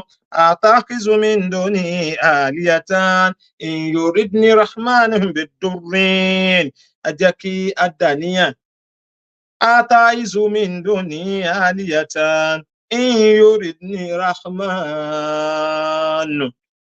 Ràmọ́nù kẹta lélẹ̀ ìwọ tó rà níyẹn dá níta kọ́kọ́ tó rí dá lẹ́lẹ́kejì dákan lẹ́ẹ̀kẹta lélẹ̀ má jẹ́ kó fò ẹ́ dá tó bá máa gbólóhùn tá à ń wí ní lárúbáwá ṣáà máa fàníyàn bá wa lọ kó máa wá wí gbólóhùn ti Yorùbá pé dákun ṣàánú mi rọ̀bí Ọlọ́run yójú ká láàánú tí gbogbo wa ń képe náà ni dákun ṣàánú mi rọ̀bí Ọlọ́run ìwọlá láàánú ẹ̀dá tí gbogbo ẹ̀dá ń pè ìwọlá láàánú ẹ̀dá tí gbogbo ẹ̀dá ń pè dákun ṣàánú àwa rọ̀bí Ọlọ́run Yorùbá àti Lárúbáwá òun náà la fi ń ṣàdúrà yí papọ̀ kọ́lọ́run bá lè sáyìn sí torí èdè táwa gbọ́ náà ní Yorùbá la fi ń fi Yorùbá sáàárín àdúrà Lárúbáwá kọ́lọ́run bá kó bá lè sáyìn sí ẹ jẹ́ kí á dà níyàn bismillahirrahmanirrahim bismillahirrahmanirrahim bismillahirrahmanirrahim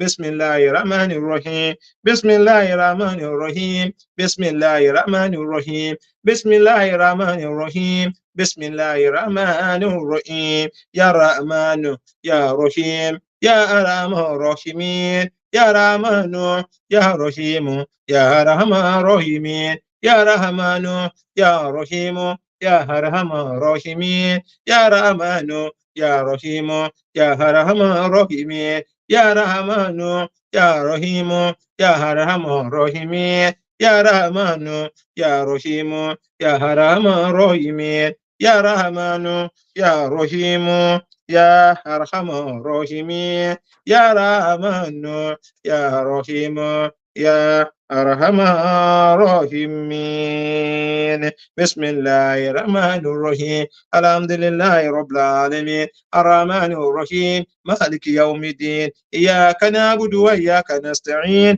ihdina siratal mustaqim siratal ladzina an'amta alaihim ghayril maghdubi alaihim waladdallin آمين بسم الله الرحمن الرحيم قال يا موسى إني اصطفيتك على الناس برسالتي وبكلامي فخذ ما آتيتك وكن من الشاكرين قال يا موسى إني اصطفيتك على الناس برسالتي وبكلامي فخذ ما آتيتك وكن من الشاكرين قال يا موسى إني اصطفيتك على الناس برسالتي فخذ وبكلام فخذ ما آتيتك وكن من الشاكرين حول لك فحولا دم حول لك فحولا حول لك فحولا دم حول لك فحولا حول لك فحولا دم حول لك فحولا حول لك فحولا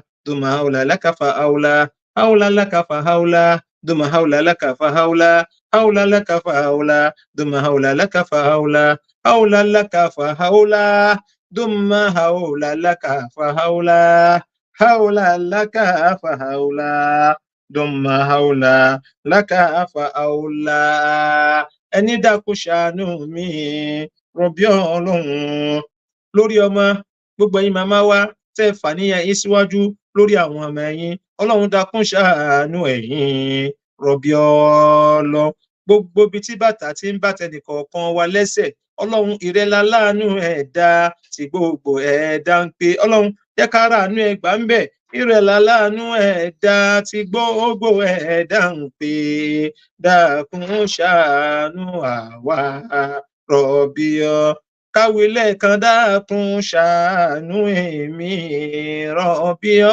ọlọ́run àpòmọ́ra ẹni là á pè tèmi dire dákun ṣàánú èmi rọ̀bíọ́ ọlọ́run ẹ̀yin màmá yín bàbá wa tẹ́ ń gbọ́ wáyé náà wí bẹ́ẹ̀ mọ́ra yín pé rẹ̀ láàánú ẹ̀dá tí gbogbo ẹ̀dá ń pè ìrẹ̀lá láàánú ẹ̀dá tí gbogbo ẹ̀dá ń pè dákun ṣàánú mi rọ̀bì ọlọ́run àmínà mẹ́ta mẹ́ta àmín àmín àmínà ya Allah la hawla wala quwwata illa billahi al-aliyyil azim min shay'in in antum bidurrin la tughni an shafa'atum shay'an wala yunqidun inni iza lafi dalalin mubin إني آمنت بربكم فاسمعون قيل ادخلوا الجنة قال يا ليت قومي يعلمون بما غفر لي ربي وجعلني من المكرمين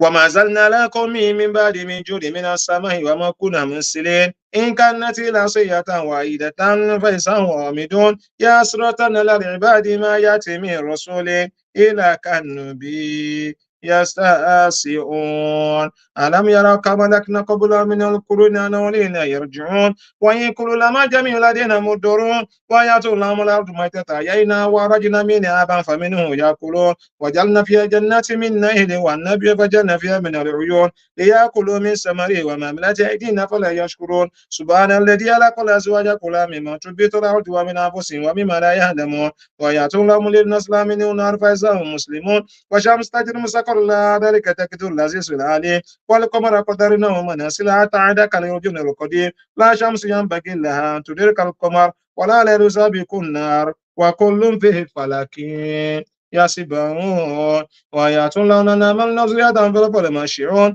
ولكن لا من مثل ما يركبون وإن نشاء نغرقهم فلا صريع لهم ولا هم ينقذون إلى رحمة منا ومتاع إلهين وإذا قيل لهم تقوموا بين أيديكم وما لكم لعلكم ترحمون وما تأتي من آيات ربهم لكان عنها موردين وإذا قيل لهم أنفقوا مما رزقكم الله قال الذين كفروا الذين آمنوا أن نطعم ما لا يشاء الله وأطعمنا أنتم بضلال مبين ويقولون متى هذا الوعد إن كنتم صادقين ما ينظرون إلى صيحة واحدة تأخذهم فهم يئسون فلا يستطيعون توزية ولا إلى أهلهم يرجعون ونفي بالسور فإذا هم من الأجداث إلى ربهم ينسلون قالوا يا ويلنا من بعثنا من مرقدنا هذا ما وعد الرحمن بسم الله الرحمن الرحيم rahmanu ẹlẹ́ẹ̀kẹrin lélẹ̀ èyí tó gbẹ̀yìn ń bẹ̀ ìwọ tó ètí ìrániyàn dà nínú tàkọ́kọ́ ẹlẹ́ẹ̀kejì ẹlẹ́ẹ̀kẹta orí ẹlẹ́ẹ̀kẹyìn tó wá gbẹ̀yìn nínú súrátù yàsín la wá wáyé ìwọ náà wá má níyẹn tiẹ̀ síwájú máa sọ fọ́lọ́run pé gbogbo ìdájọ́ Ọlọ́run tó bá wà lórí tiẹ̀ láburú Ọlọ́run jẹ́ kí àánú Ọlọ́run jẹ́ kó gbáwájú ìdájọ́ Ọlọ́run lórí ẹ sọ lórí àwọn ọmọ ẹ sọ fọ́lọ́run pé jẹ́ kí àánú rẹ̀ kó gbáwájú ìdájọ́ rẹ̀ lórí àwọn ọmọ ẹni ọmọ tá a ti kọ pé kò ní lọ́kọ láyé èyí tá a ti kọ pé kò ní láya láyé nínú kádàrá wọn tí wọ́n wá ń ṣètò kádàrá náà sọ fún Ọlọ́run pé lórí àwọn ọmọ náà Ọlọ́run jẹ́ kí ìdájọ́ Ọlọ́run jẹ́ kí àánú Ọlọ́run jẹ́ kó gbáwájú lórí kádàrá àwọn ọmọ náà káàánú Ọlọ́run kó gbáwájú lórí kádàrá wọn ìwọ tá a ti kọ pé o ò ní níṣẹ́ gidi lọ́wọ́ o ò ní rówó ná láyé sọ fún Ọlọ́run pé jẹ́ kí àánú rẹ̀ kó gbáwájú nínú ìdájọ́ rẹ̀ bí a kì bismillahir rahmanir rahim bismillahir rahmanir rahim bismillahir rahmanir rahim bismillahir rahmanir rahim bismillahir rahmanir rahim bismillahir rahmanir rahim bismillahir rahmanir rahim bismillahir rahmanir rahim ya rahmanu ya rahimu ya arhamar rahimin ya rahmanu ya rahimu ya arhamar rahimin ya rahmanu ya rahimu ya arhamar rahimin ya rahmanu ya rahimu ya arhamar rahimin ya rahmanu ya rahimu ya arhamar rahimin ya rahmanu ya rahimu ya arhamar rahimin ya rahmanu ya rahimu يا أرحم الراحمين يا رحمن يا رحيم يا أرحم الراحمين بسم الله الرحمن الرحيم الحمد لله رب العالمين الرحمن الرحيم مالك يوم الدين إياك نعبد وإياك نستعين اهدنا صراط المستقيم صراط الذين أنعمت عليهم غير المغضوب عليهم ولا الضالين آمين بسم الله الرحمن الرحيم قال يا موسى إني اصطفيتك على الناس برسالتي وبكلامي فخذ ما آتيتك وكن من الشاكرين قال يا موسى إني اصطفيتك على الناس برسالتي وبكلامي فخذ ما آتيتك وكن من الشاكرين قال يا موسى إني اصطفيتك على الناس برسالتي وبكلامي فأوز ما آتيتك وكن من الشاكرين حول لك فحولا ثم أولى لك فحولا حول لك فحولا ثم أولى لك فأولى أولى لك فأولى ثم أولى لك فحولا حول لك فأولى ثم أولى لك فأولى أولى لك فأولى ثم أولى لك فأولى حول لك فحولا ثم أولى لك فأولى أولى لك فأولى ثم أولى لك فأولى أولى لك فأولى ثم أولى لك فأولى أولى لك فأولى ثم أولى لك فأولى أولى لك فأولى ثم أولى لك فأولى dákun ṣàánú àwa rọ̀bí Ọlọ́run dákun ṣàánú àwa rọ̀bí Ọlọ́run ìwọ láláàánú ẹ̀dá tí gbogbo ẹ̀dá ń pè ìwọ láláàánú ẹ̀dá tí gbogbo ẹ̀dá ń pè dákun ṣàánú àwa rọ̀bí Ọlọ́run dákun ṣàánú mi rọ̀bí Ọlọ́run tá a bá ti wí ní general pátá ká dá padà fúnra wa ká wí fúnra wa pé dákun ṣàánú mi rọ̀bí Ọlọ́run àánú rẹ kó bá mi lórí èmi lórí aya mi lórí ọmọ mi lórí àwọn ọmọ ọmọ lórí gbogbo àwọn tó yí mi ká aláàánú ẹ̀dá tí gbogbo ẹ̀dá ń pè Olúwa dákun ṣàánú mi rọ̀bí Ọlọ́run ká ṣe amínà mẹ́ta mẹ́ta amínà amínà amínà ya Allah wàlá haúlá wàlá quwwata illa billahi al-aliyyil azim وصدق المرسلون إن كانت العصية واحدة فإذا هم جميع لدينا مدرون فاليوم لا تسلم نفس شيئا ولا تجزون إلا ما كنتم تعملون إن عذاب الجنة اليوم في شغل فاكهون هم وزواج في سلال على الأرائك متكئون لهم فيها فاكهة ولهم ما يدعون سلام قولا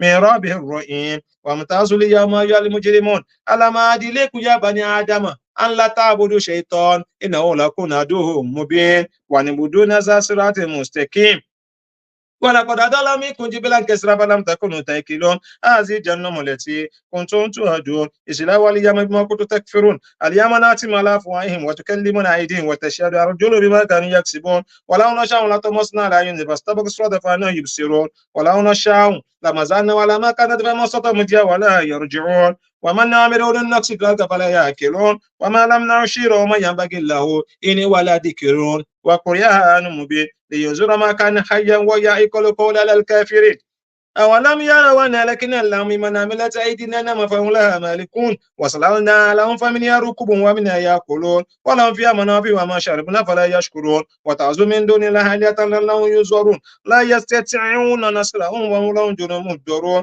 ولا يحزنك قولهم إننا نعلم ما يسرون وما يعلنون أولم يروا الإنذار أنا لكنهم من نطفة فإذا هو أسيم مبين وضرب لنا مثلا ونزع القول ما يلي صم ويهرم قل هي الذي أنشأ أول مرة وهو بكل عليم الذي جعلكم من الشجر الأخضر نارا فإذا أنتم منه توقدون أوليد الذي خلق السماوات والأرض بقدر ألا يعلق مثلهم بل لا وهو الخلاق العليم إنما أمره إذا أراد شيئا أن يقول له كن فيكون إنما أمره إذا أراد شيئا أن يقول له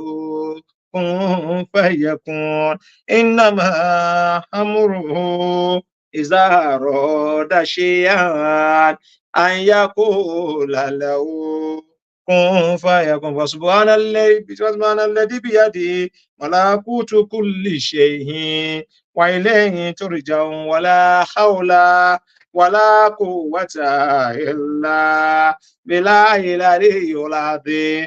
láàrin ìṣẹ́jú kan ẹja dàníyàn sọ́dọ̀ Ọlọ́run ká wá tú àníyàn wa dà ìmàmá wa ẹ dàníyàn náà ní Yorùbá ẹ dákun ẹ dàníyàn ní Yorùbá.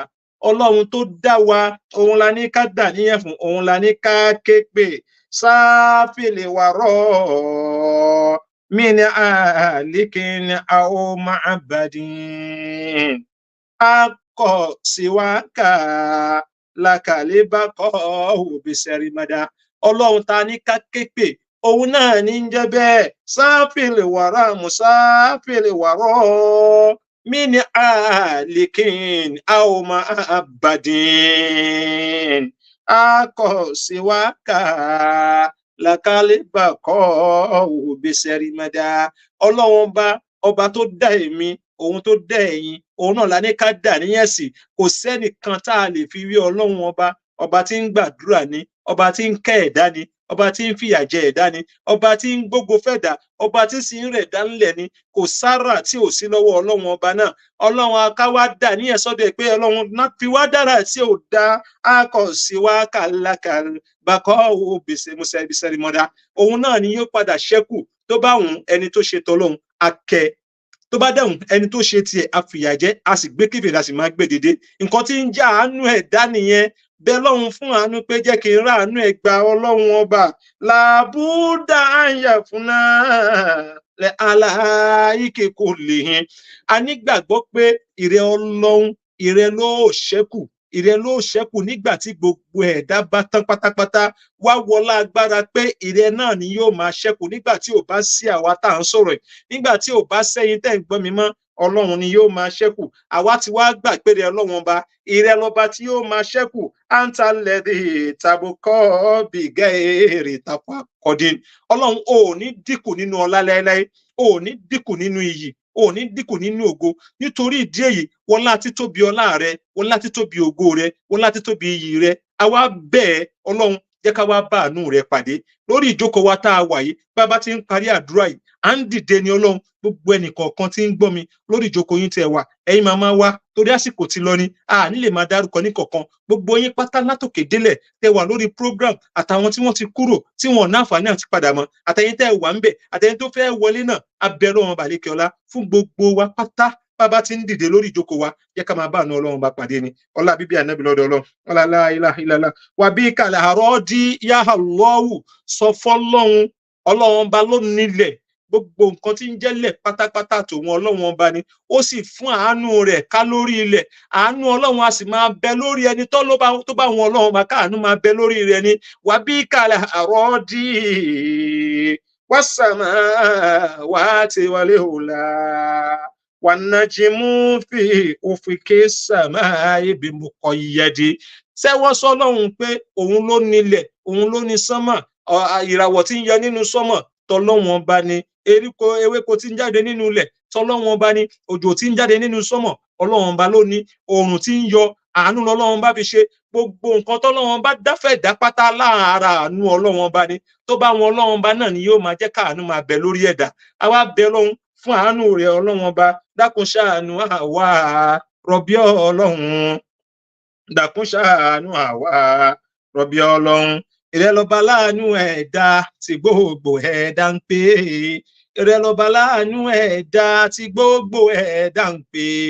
Dákun ṣàánú àwa rọ̀bí Ọlọ́run. Bálẹ̀ kó ń ta fàrdáhùn.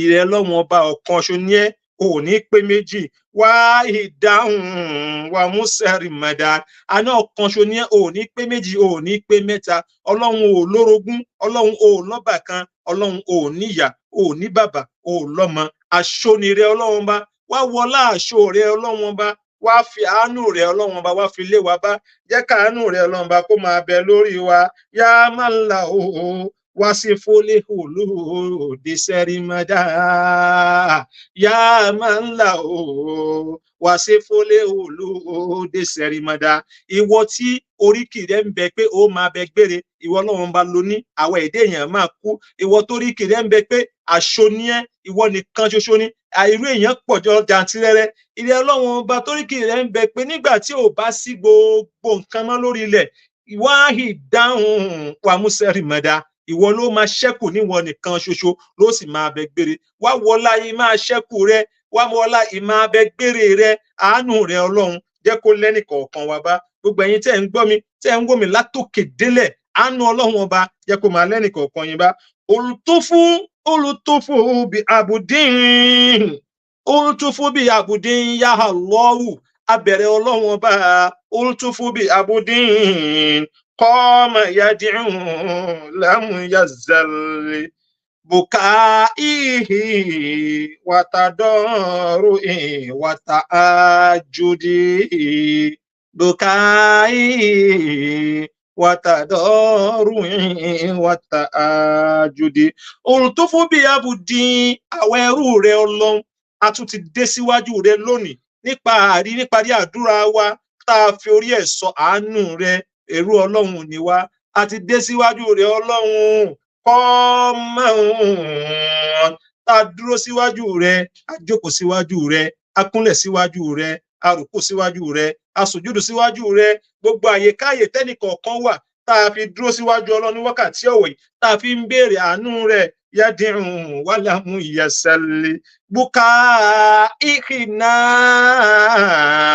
omijé wa la wá ń gbé jáde lójú tá a fi ń béèrè àánú rẹ̀ ọlọ́run wàtàdọ̀rọ̀ ìwàtàhájúdì bùkà ìhìnà wàtàdọ́rùn wàtàájúdé à ń fomijé béèrè nǹkan lọ́dọ̀ rẹ ọlọ́run bá nípa ìmá pọ̀ṣẹ̀ṣẹ̀ fún rẹ ọlọ́run nípa ìmá foríkọlẹ̀ fún rẹ ìdíje wa lóru tá à ń ṣe tàájúdù léyìí tá a ṣe níjẹta torí àánú rẹ ọlọ́run bá náà ni èyí tá a tún wá ń ṣe àánú rẹ ọlọ́run bá náà ni dákun ṣàánú àwa rọ̀bí ọlọ́run dákun ṣàánú àwa rọ̀bí ọlọ́run ìrẹ́lá láàánú ẹ̀dá tí gbogbo ẹ̀dá ń pè ọlọ́run ìrẹ́lá láàánú ẹ̀dá tí gbogbo ẹ̀dá ń pè dákun ṣàánú àwa rọ̀bí ọlọ́run wà má ń yà náà mú yá Allahu ẹ ṣáà máa dàníyàn ẹ máa dàníyàn má ń yà náà mú wákọ́dí dàjà láìlúbi yẹ̀rìjú wáyé ti lùbù kúlà khairin àwádìn yẹ̀rìjú wáyé ti lùbù kúlà khairin àwádìn má ń yàná mú wákọ́dí dájà láìlúbi bá a bá dìde lóru kò sí nǹkan tá a dìde lóru fún torí kábàá lè bá àánú rẹ ọlọ́run bá pàdé ni a tún wá dìde lọ́sàn-án yìí náà àtúntẹ́wà àánú sọ́dọ̀ rẹ̀ ọlọ́run ọba yẹ̀rìjú wáyá tí lúbù kú láhàírì àháwádìn yẹ̀rìjú wáyá tí lúbù kú láhàírì àháwádìn yẹ̀rìjú à ń ṣàfọkàntẹ̀ péré ọlọ́run ọba kó o máa ṣàánú wa lórí àdúrà tá a ṣe yìí ni wáyá tí lúbù kú láhàírì àháwádìn gbogbo rẹ̀ téèyàn fi ń jẹ́ èèyàn nílé ayé ọlọ́run ṣe fún wa kó o ṣe fáwọn ọmọ wa kó o ṣe fún gbogbo ẹni tó yí wa ká ọlọ́run ọba yá álìkí ìrẹ ọlọ́run ọba wa o yá álìkí ìrẹ ló dá wa a pè ẹ́ yá álìkí ìrẹ ló ṣẹ̀dá wa a pè ẹ́ yá álìkí ìrẹ ló mọ̀ wá a pè ẹ́ yá álìkí ìwọ ló mọ̀ wá tó dá wa a pè ẹ́ yá álìkí ìwọ ló mọ̀ bá a ṣe máa lò ìgbésí ayé wa ọ̀dọ̀ ẹnìkan ṣo náà ló wà kò sílẹ̀ dọ́dẹ̀ èèyàn mọ́ ọlọ́run ọba wá wọlá abẹ́ a pè ẹ́ ọlọ́run ọba inni la abudika musnibun amọ̀pẹ́lẹ́ṣẹ̀ ni wá tó bá ro tẹ̀ṣẹ̀ wa ọlọ́run ò ní ṣàánú wa ọlọ́run má wá ro tẹ̀ṣẹ̀ wa torí pé àforíjì rẹ ọlọ́run ó kọjá ẹ̀ṣẹ̀ wa wá forí ẹ̀ṣẹ̀ wa jì wá tó o bá ti wá forí ẹ̀ṣẹ̀ wa jì wá tán fàrẹ amúbùkà ayé lè yá òmò káìrà mú jáwó wádìí fàrẹ amúbùkà ayé lè yá òmò káìrà mú jáwó wádìí tó bá ti wá forí ẹ̀ṣẹ̀ wa jì wá tán tó bá ti forí ẹ̀ṣẹ̀ wa jì wá tó ń lọ́hún fárí amúbùkà ìgbé wa tá a wá ń pariwo tá à ń lọgun tó sọ́dọ̀ ẹ̀rọ ọlọ́run ọba fárí amúbùkà ọlọ́run dákun wá ṣàánú wa ọlọ́run wá rẹ̀ wá lẹ́kún wá rẹ̀ wá lóǹgbẹ àdúrà tí ń gbẹ wá ọlọ́run dákun wá fún wa lóúnjẹ àdúrà tá a ṣe ọlọ́run dákun wá dá padà sọ́dọ̀ wa lìyá ó mà lónìí má jẹ́ ó dọ̀la là ń béèrè lọ́dọ̀ rẹ̀ ọlọ́run ọba fárí amúbùkà lìyá ó mà àdúrà wa tá a ṣe ọlọ́run dákun wá rẹ̀ wá lóǹgbẹ kún wa lónìí má jẹ́ ó dọ̀la ni ọlọ́run ọba háìrà mùjáwìdì fàrà amúbùkà háìrà mùjáwìdì tó rásìkò àsìkò ti lọ gbogbo wa pátá dákun ṣàánú àwa rọ̀bí ọlọ́run nílé máa dárúkọ màmá wa ẹ̀yin bàbá wa ẹ̀yin màmá wa gbogbo ẹni tẹ́ wà lórí ètò látòkè délẹ̀ pátá la ṣàdúrà fún dákun ṣàánú àwa rọ̀bí ọlọ́run ìwọ́lá láàánú ẹ̀dá tí gbogbo ẹ̀dá ń pè ìwọ́lá láàánú ẹ̀dá tí gbogbo ẹ̀dá ń pè dákun ṣàánú àwa rọ̀bí ọlọ́run anta amartana bi duwaika wa waditana bi jabatika qad da'awnaka kama amartana fajibuna kama waditana ya ilahana ya zal jalali wal kirami innaka la tuhliful mihadi wala hawla wala quwwata illa billahi al-aliyyil azim gbogbo wa náà ẹ̀yin má jẹ́ ká gbàgbé owó àdúrà láti san ṣùgbọ́n útúbà wa owó útúbà wa next week ni ẹja gbáradì dáadáa káwa náà ká san owó útúbà náà kí ọlọ́run ọba náà mọ̀ pé àdúrà tá a ṣe àwọn ẹni